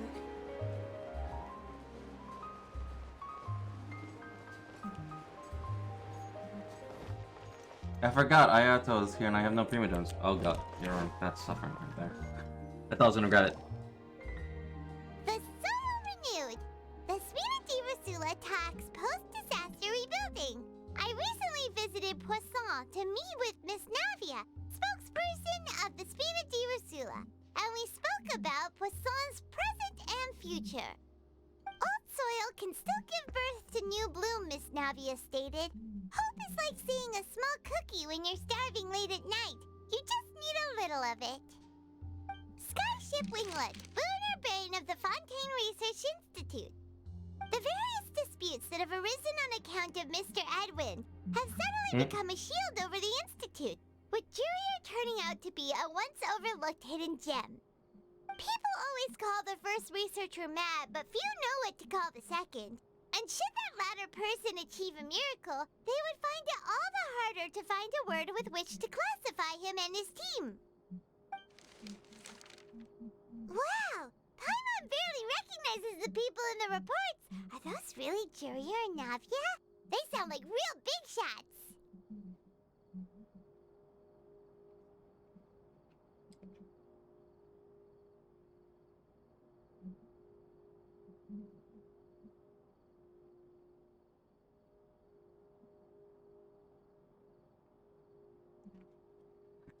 They might be real big shots from the start. We didn't just meet them in that What do you capacity. think? Pretty enthralling, huh? The Steambird's idea was pretty simple. With the disaster just having passed, we would print a free edition packed to the margins with good news to calm people down. The value for these big scoops lies in their inevitable follow-ups. We'll publish further reports and go into the stories behind those people. Edwin's assistant, Jurier, created a true flying ship, while Navia is leading people in the reconstruction of their home. I'm sure that these stories could draw even your well-traveled eye. The articles do make me curious about things will play out. Paimon's curious too! Wait a minute. Didn't we watch everything happen from start to finish? What's there to be curious about? And that's exactly why I'd like you to come conduct interviews with me. You're the best incubators of news, if you haven't noticed. And also, with you around, I'm sure I'll get to see that Duke. Are you sure? Hasn't he turned you down several times already? Oh, this time will be different. Come on, let's head to Poisson first, and then make a trip to the fortress. There are some things you'll only know when you get there.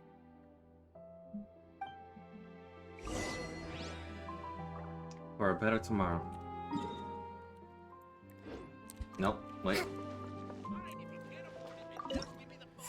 There we go. How many wishes do I got?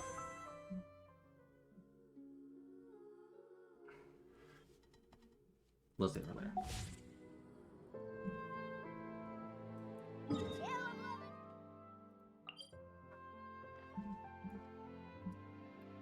Come on.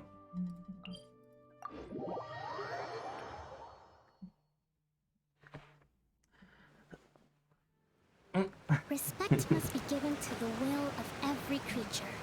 If you get Each Ayato, fish quitting in the Genshin ocean for swims in its good. own direction. Would you actually?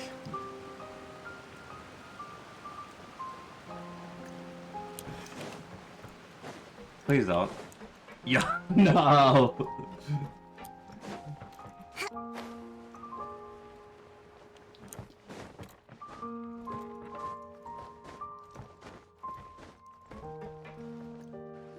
No.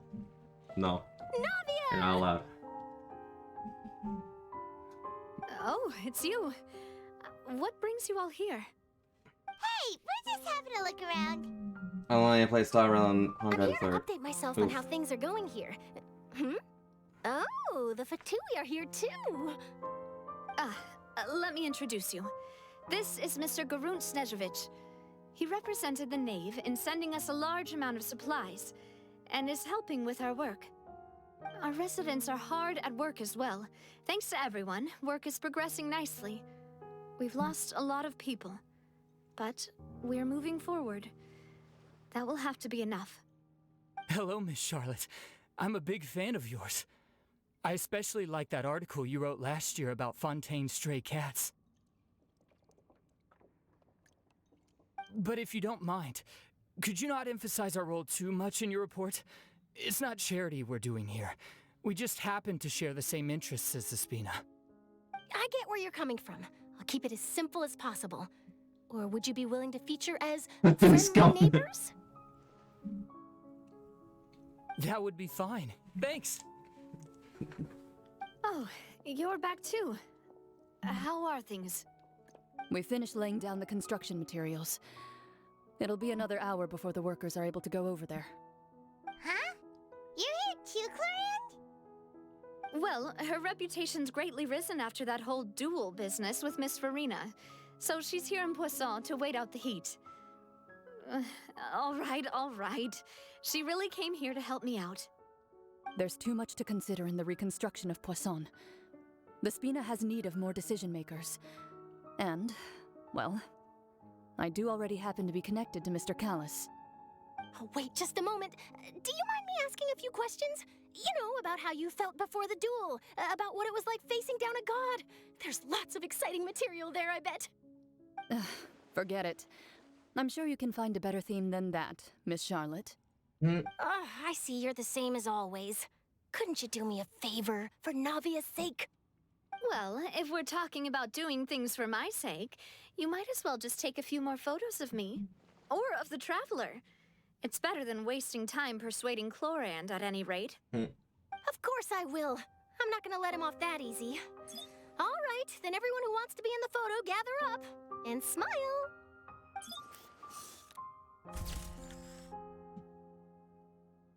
How did it go? Was it a good shot? Did Paimon look cute in it? Fun. Not bad. Your addition really helped the composition of the picture. All right, hang on a moment. Let me snap a few more shots. Just yeet Paimon in their son. All right, that should do it. I'll be back here later anyway, so let's call it a day.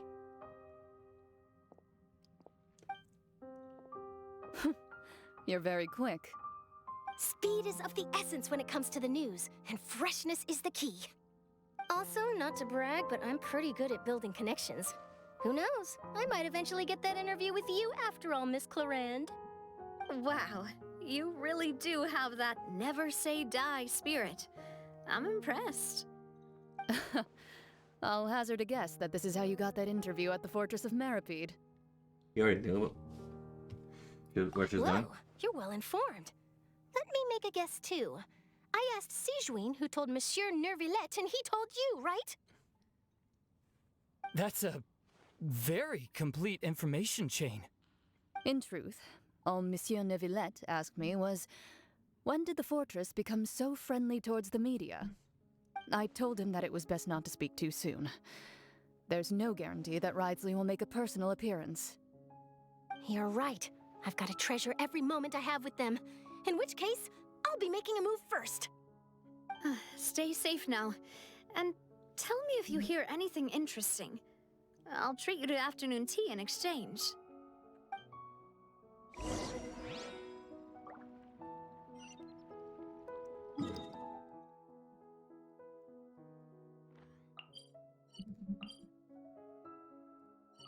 Come on.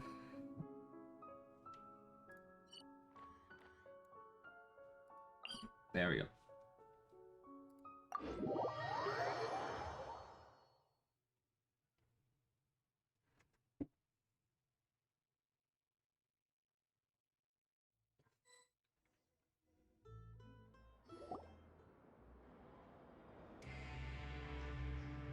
Wow, guess we're here again, huh? There's a real nostalgic feeling to this place. Looks like you've been missing us. Duke! Did you come all the way to the entrance to greet us? Of course. I'm here to welcome you and our dear Miss Charlotte, whom our good head nurse recommended to me. It's an honor to finally meet the much-rumored Duke. Thank you for consenting to my visit to the fortress, sir. No need to thank me. But that said, I shouldn't be the focus of your interview. I trust you recall our agreement? Of course, of course. All right then, this way.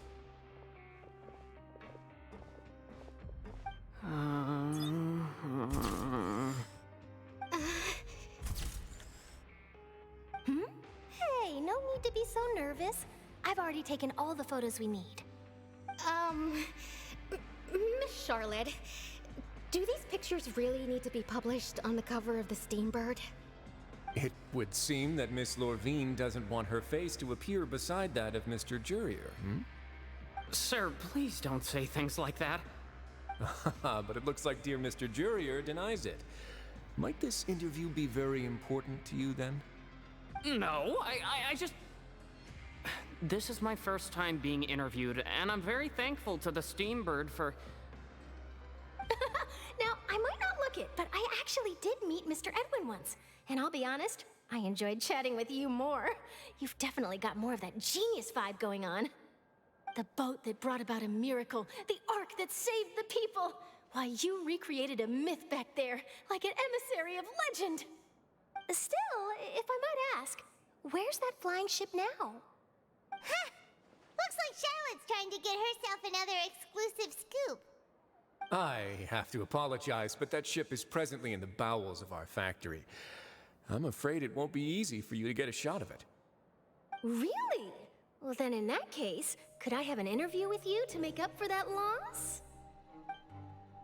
He really does not know how to. She really doesn't know how to squeeze opportunities for all You that. already know my answer, I'm afraid. Best you interview our head nurse instead. Or perhaps you'd like to take another photo of this couple of researchers? Did you really have to use the word couple? Well, then, 2 solo photos will do. Is my hair messed up? Please, someone help me have a look. Things sure are getting pretty lively here.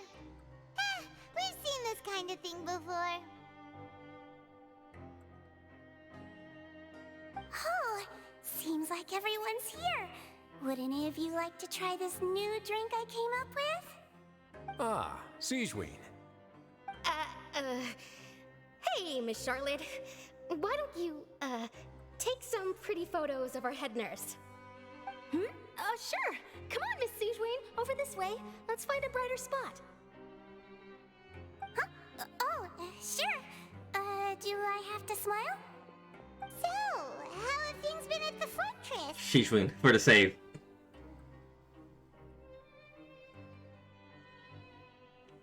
Well, same old, as you can see. Fontaine's undergone some changes, but this place is still more or less the same. Other than that flying ship, it got a tad too much attention, I think. That's why I decided to let the interview go through. We should direct more public opinions toward the behind-the-scenes heroes. Am I right, Mr. Jurier? Miss Lorvine? You're too kind, sir. I believe that you You too should drink have your your day in the death. sun. Not that you would want that, which is a pity. I'll just leave the spotlight to you two. You walk with Rory for a while, sharing news of the above ground. I see. Lots of things happened that day, huh? Anyway, regarding that Harbinger, I'm not sure you remember, but his 3 young followers are still waiting for his return. He sure did win them over, huh? I'll tell them that there's good news and bad news. The good being that their boss seems fine, and the bad being that they must face extended sentences for abetting his escape. Oh, actually, what about you? Are things gonna change for you too? What change can there be?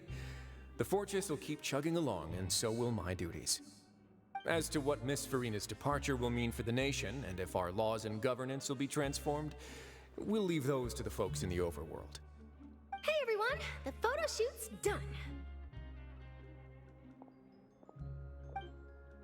Good. In that case, let's call it a day here. Thanks for your cooperation. Come on, Traveler, let's go. Till next time, everyone. I'm surprised that Charlotte did not. There'll be a next time? Maybe. Who knows? I might write a story about the underwater factory next time. Until then. All right. Last stop, the docks.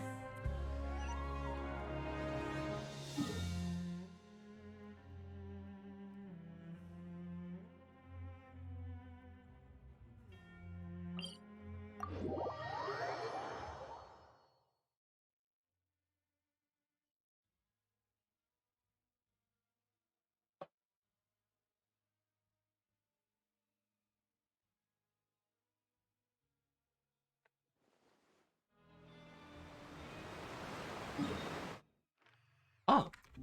Okay. Let's move out.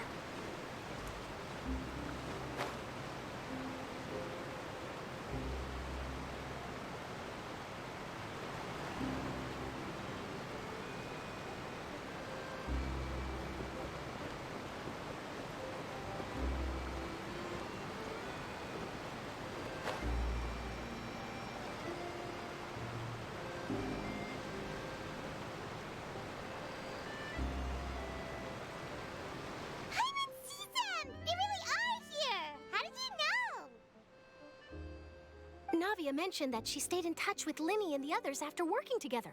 Apparently, they've been at the docks distributing these strange pockets the whole time since. Traveler, Paimon. Ah, and Miss Charlotte, too. Would you like a magic pocket? What sort of gadget is it? It's a wondrous bag that can be used to carry many things. The water level has returned to normal, but if you see any of your things floating around, you can use this to carry them. Or you could trick a friend into doing it for you. Trick a friend? I wonder which of my friends would fall for that.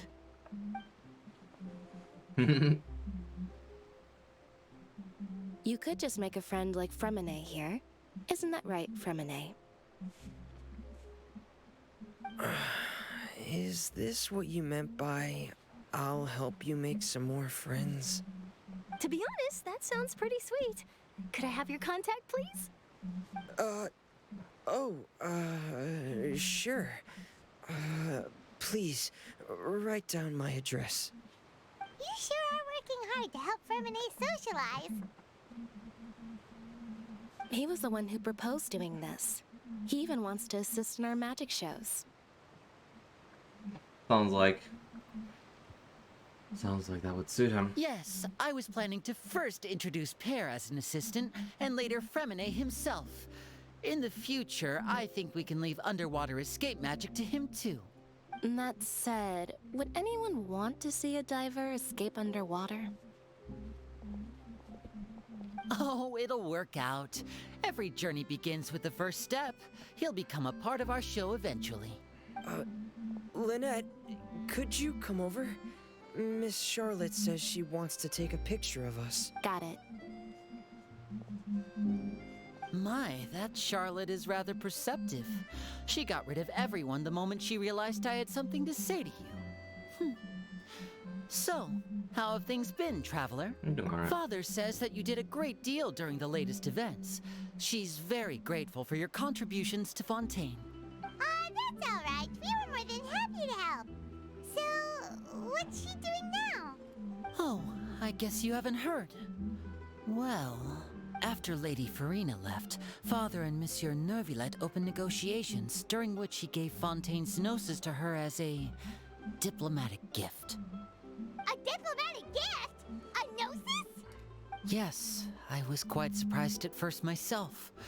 But when I thought it over, there were actually a number of things going for it. It could have been done as an apology for the incident with Lord Child, or as thanks for his help in tying the all-devouring narwhal down. Furthermore, Father did also lend significant aid to Fontaine and Poisson. That's true, but this is a gnosis we're talking about. Doesn't this seem a bit irresponsible?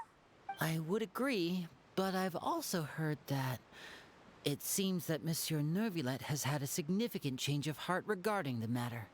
So there's some reason for this that only Neuvillette knows about? I suspect you'll have to ask him about that yourself. Ah, yes, speaking of which, I did see him strolling around the entrance to the Fortress of Meripede a while back.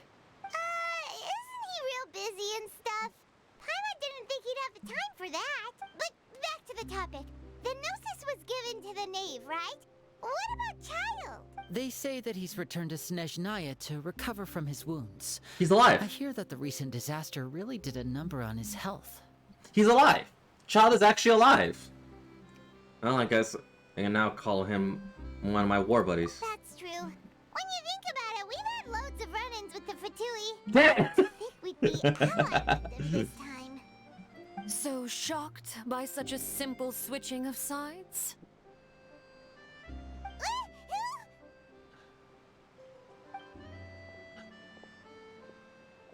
It's mom. I mean father. I mean mommy. I mean father. Well, what do you know? I mean the name. Come to the docks to see how my children are doing and meet the traveler by chance. Please do not pay my accomplishments in Fontaine too much mind. I would have done them regardless. Are you going to take the Gnosis back to Snezhnaya? That is our duty as harbingers, yes. Don't be too preoccupied with sides. The goal of the Fatui concerns not a single place or person, but the entire world. With such a grand goal in mind, it is inevitable that we must wear many masks. Switching my masks is something I've always done. Will he keep to your Well, position? that depends on many things. No one truly knows what the future holds. What good is honesty if you can't rely on it forever? As for you, I very much look forward to our next collaboration. Good things cannot be achieved alone, and you've proved yourselves to be great partners. Actually, I just remembered something. Please help us deliver this. A vision? All right. I'll remember to return it. Thank you for keeping it safe for him this entire time. Oh, okay, yeah. And that's a wrap for me. Huh? You're... Greetings, Miss Journalist. Hello. If I'm not mistaken, there are diplomatic channels I'll need to report to take a photo of you. That is correct. So forgive me, but I will not be able to serve as a subject in your article. However, feel free to write as much as you'd like about our dear magicians and our upcoming rookie talent. I will. The sea breeze is quite pleasant. I shall continue my walk while the weather remains so agreeable. Farewell. Farewell, Father. Oh, she has such an intimidating presence. I didn't even dare to take a picture. Thankfully, I've already wrapped up all my pre-scheduled interviews. Thank you all. This'll be more than enough for me to write about, I'm sure. Don't be too nervous. Why don't you take a magic pocket before you go? Here, Traveler, Paimon, you take one too. Oh. To move things about? That's right. Funny. I was giving out magic pockets when we first met too. And what do you know? I'm doing the exact same thing right now. So many things have happened, but the pockets are still the pockets. I guess this must be life. We will all follow our own paths, and serendipity will lead you to your fated friends. All right then. We'll be handing out pockets in some other districts later, so we'll get going now. Have a good day, you two.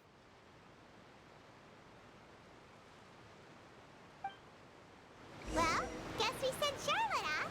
Shall we go see what Neverlette's doing? As long as he's not so busy that he doesn't have time to chat anyway.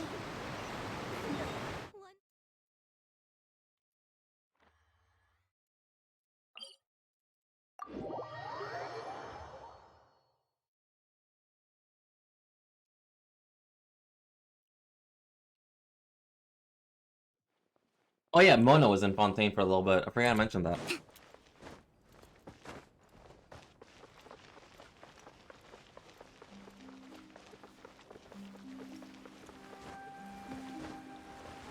I'm actually kind of surprised that they actually brought back the Hexen Circle and referencing the Hexen Circle like from Magician N to right to Gold. I'm surprised about that. But the thing is that Magician N, is she dead or does she have a way to transcend through life? Because it's hinted that she might be dead now. The entrance to the fortress! Ooh, he really is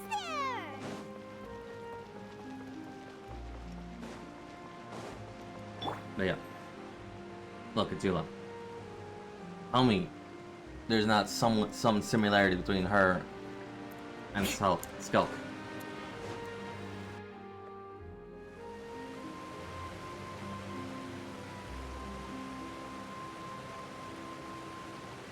you really are here, Neuvillette. Paimon didn't think you were going to have free time this hour of the day. Really? Oh, I suppose you must have met Mr. Linney. He took the time to greet me earlier when he passed this way. In any case, you came at a good time. I was just considering reaching out to you to set up a meeting, so I may explain some things that I haven't had the time to before. Aw, Paimon's glad that you remembered.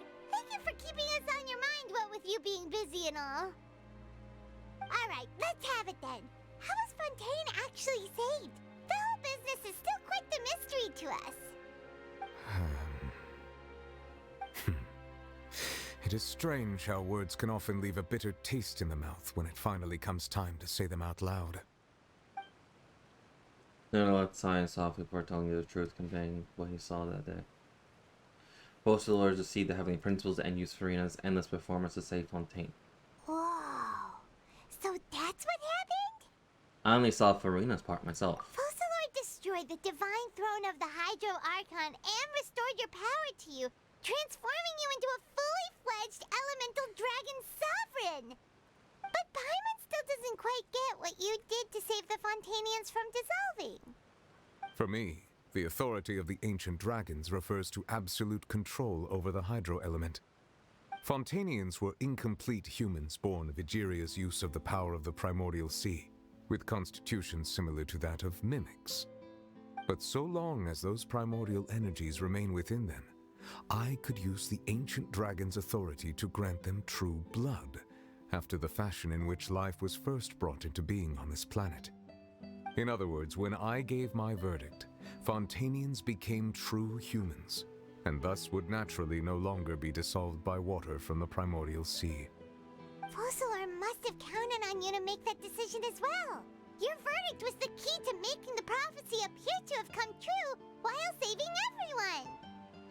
You could say that it was at that moment the Fontainians were finally truly born. Yeah, and in a manner of speaking, Focalor finally managed to fulfill the original Hydro Archon's wish to turn Oceanids into real people too! It seems from your expressions that you still have more things you wish to ask. Ask away. I will tell you the truth as I know it. Ah, here we go. About the initial verdict that was passed on Child. I have investigated his case along many avenues, and I have learned that he once fell into an unknown chasm when he was young. There, by chance, he awakened the all-devouring narwhal. But whether it be by sentiment or reason, that should not have been enough to consider him the root cause of the disaster. At most, he would have had tangential liability. As for the judgment passed by the Oratrice during the trial, whether it was due to that liability by association or Focalor deliberately using him to buy time for us on the assumption that he would be able to hold the creature off, I cannot say. Guess Focalor had Fontainians in mind the whole time. In the end, it was thanks to her that they finally became real humans. Hang on a second. Paimon suddenly got another question. Back when Fontainians hadn't yet become real humans, were the children they had also transformed Oceanids? Life has always flowed like water. Do you recall how Fontainians would often come to the Fountain of Lucine to pray for children? Yeah! Lynette said the fountain is where all the waters in Fontaine converge. In truth, even those couples did not know that such prayers were no mere custom, but instead a form of ritual. Those Oceanids who were blessed within the spring water would later descend as new humans in the coming months. Paimon sorta gets it now. Either way, seems like this ritual won't be of any further use, but it'll probably live on as a local custom. Ask away. I will tell you the truth as I know it. About Fontaine's future. Yeah, about that.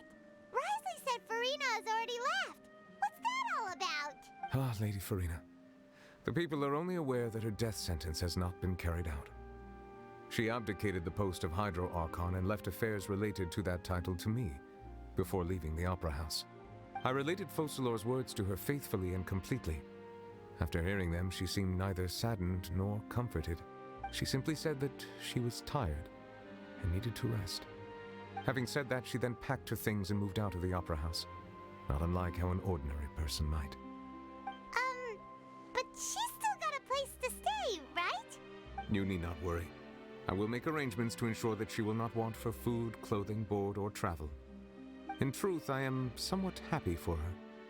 The wear and tear on her spirit will, of course, take time to heal. But now that she no longer has to play the role of Focalor the Hydro Archon, she can finally lay down her burdens and lead a normal life. What about you then? What are your plans now that you've regained your full powers as the Hydro Dragon? After Focalor passed on, the Oratrice also ceased to function. This matter will directly affect our trials. After much careful consideration, I've decided to take over its role in our courts. From now on, I shall hear cases and pass verdicts by myself. Looks like you're still considering stuff from the perspective of the Udex, huh? As an elemental dragon, there are indeed many things that I must do. But this power and this duty, in a manner of speaking, you could say that both were granted to me. As such, before I attend to my other responsibilities, I must first and foremost continue to serve Fontaine as its highest judge. The duty of the Hydro Sovereign and the duty of the Udex shall coexist within my person. Additionally, the Hydro Archon's departure has brought about another problem, which is that the Opera House shall no longer produce indemnitium. That's true. That power was derived from the people's faith in the Hydro Archon, wasn't it? Wait, but the various mechs and machines in the city are all still okay. Where are they getting their energy from? As I am now, I have full command over New Musia, and it can serve as a complete substitute. Another reason why I cannot quite leave Fontaine immediately. Wow. This ancient dragon's authority stuff is really quite useful, huh? Ask away. I will tell you the truth as I know it. Fontaine's Gnosis. Oh, that's right! They say you've given it to the knave as a diplomatic gift or something! Leaving aside their intentionality, the two Fatui Harbingers have indeed done much for us during this crisis. Their sole remaining goal in Fontaine, at least at this point, would seem to be the Gnosis. The Oratrice has ceased to function. The Hydro Archon's divine throne is now no more, and I do not need the Gnosis's power. As such, it has lost all meaning for Fontaine. If the Fatui have impure designs, then we might as well accede to their request now, and avoid unnecessary conflict. What complicated considerations! Paimon thought you were just giving it to them out of gratitude to the knave and as an apology to Child. Ask away. I will tell you the truth as I know it. What the next stop on our We journey? will soon be heading to Natlan, I presume. Yeah, we're going to Natlan next. I'm afraid that I have little talent as a travel guide, so all I can do is tell you what I know about that land. As far as I'm aware, Natlan can be said to be a nation of dragons. A nation of dragons? You mean like you? No, I suspect that I would not find myself welcome there. Unlike ancient dragons such as myself, the dragons of Natlan have undergone long years of development and evolution. Large numbers of them have entered a form of coexistence with humanity. Natlan is also the nation of war. War ravages those lands like an undying flame. There is one other piece of information I got incidentally from my negotiations with the knave that I believe may be useful to you. The harbinger known as the Captain has thrown his hat into the endless ring of war. Oh boy, we're gonna fight the captain. Sounds like a real tough customer. Seriously, everywhere you look, there's a Fatui Harbinger doing their thing. I suggest that you fully prepare yourself before going to Natlan. In the meantime, Fontaine's doors will always be open to you. Ask away. I will tell you the truth as I know it. I have no more questions. We're not gonna ask about the sister? Hang on a sec. Paimon's still got a question about Gnosis. When we spoke to Linny earlier, he mentioned that your attitude towards giving away the Gnosis had clearly changed. We guessed that there might be some reason for it that only you were aware of. No wonder the House of the Hearth is the Fatui's intelligence division. They are certainly sharp. So regarding this specific issue, I was just getting ready to share something with you. What is it? In truth, I exchanged some further words with that lady named Skirk after sending you two back to the surface. It went something like this.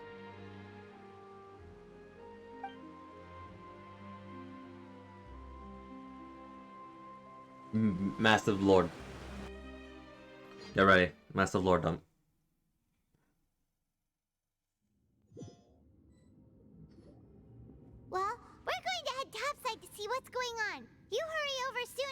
all right, Nervalet? Whoa! What next?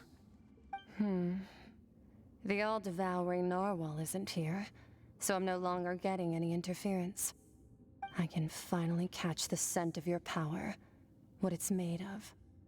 It is the authority of the planet's primordial dragons, but with something very similar to a god's curse mixed Jesus, in. she's small. It's quite a novel blend. I'm sure I've encountered something like this before. She's like... What was it again? I do not know what you speak of. Ah, of course. How could I forget? You should have the remains of the third descender on your person, yes? Remains? I've never heard of any such thing. Hold up. Hold up. Wait a minute. Huh. According to your parlance, I believe it may be called a gnosis. Well, that much is true. After Focalor's divinity faded, she handed her gnosis to me. But I fear I have never heard of it described in the manner that you just did. I've been training with my master, the Foul, ever since I was young, and I have never returned to the surface since. So most of the information I possess, I got from him. It is only natural for those who are greater than humanity to possess a different sort of common sense, which is why there are so many problems in our attempts to communicate with humans.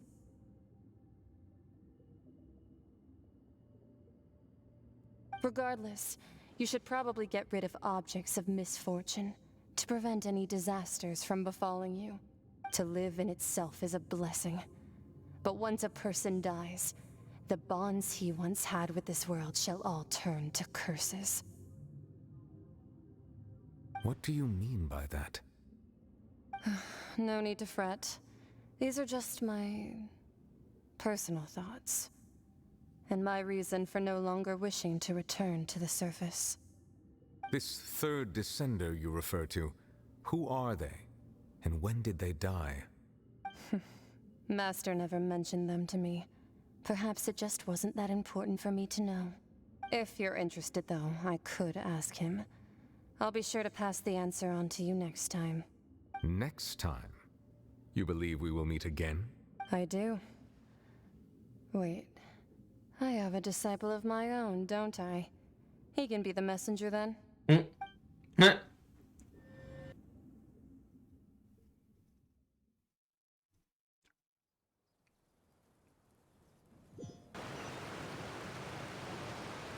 That's what she told me. Whether it would prove useful or not, I wanted to pass that information on to you. The remains of the third descender? So that's what the Gnosis actually are. Paimon just thought they looked like chess pieces. How could they be a person's remains? All the same, assuming that there was no misunderstanding or special metaphor at play, that is what she meant to say. And she said that it would bring misfortune and that you should check it, which is why you gave it to the Fatui.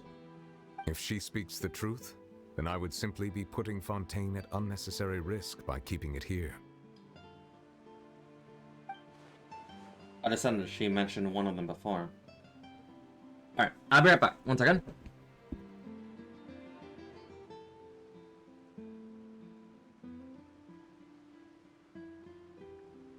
So, we're gonna pause right here. So yes, we'll be right back. I'm gonna end stream, and we're gonna come back and pick off exactly right here.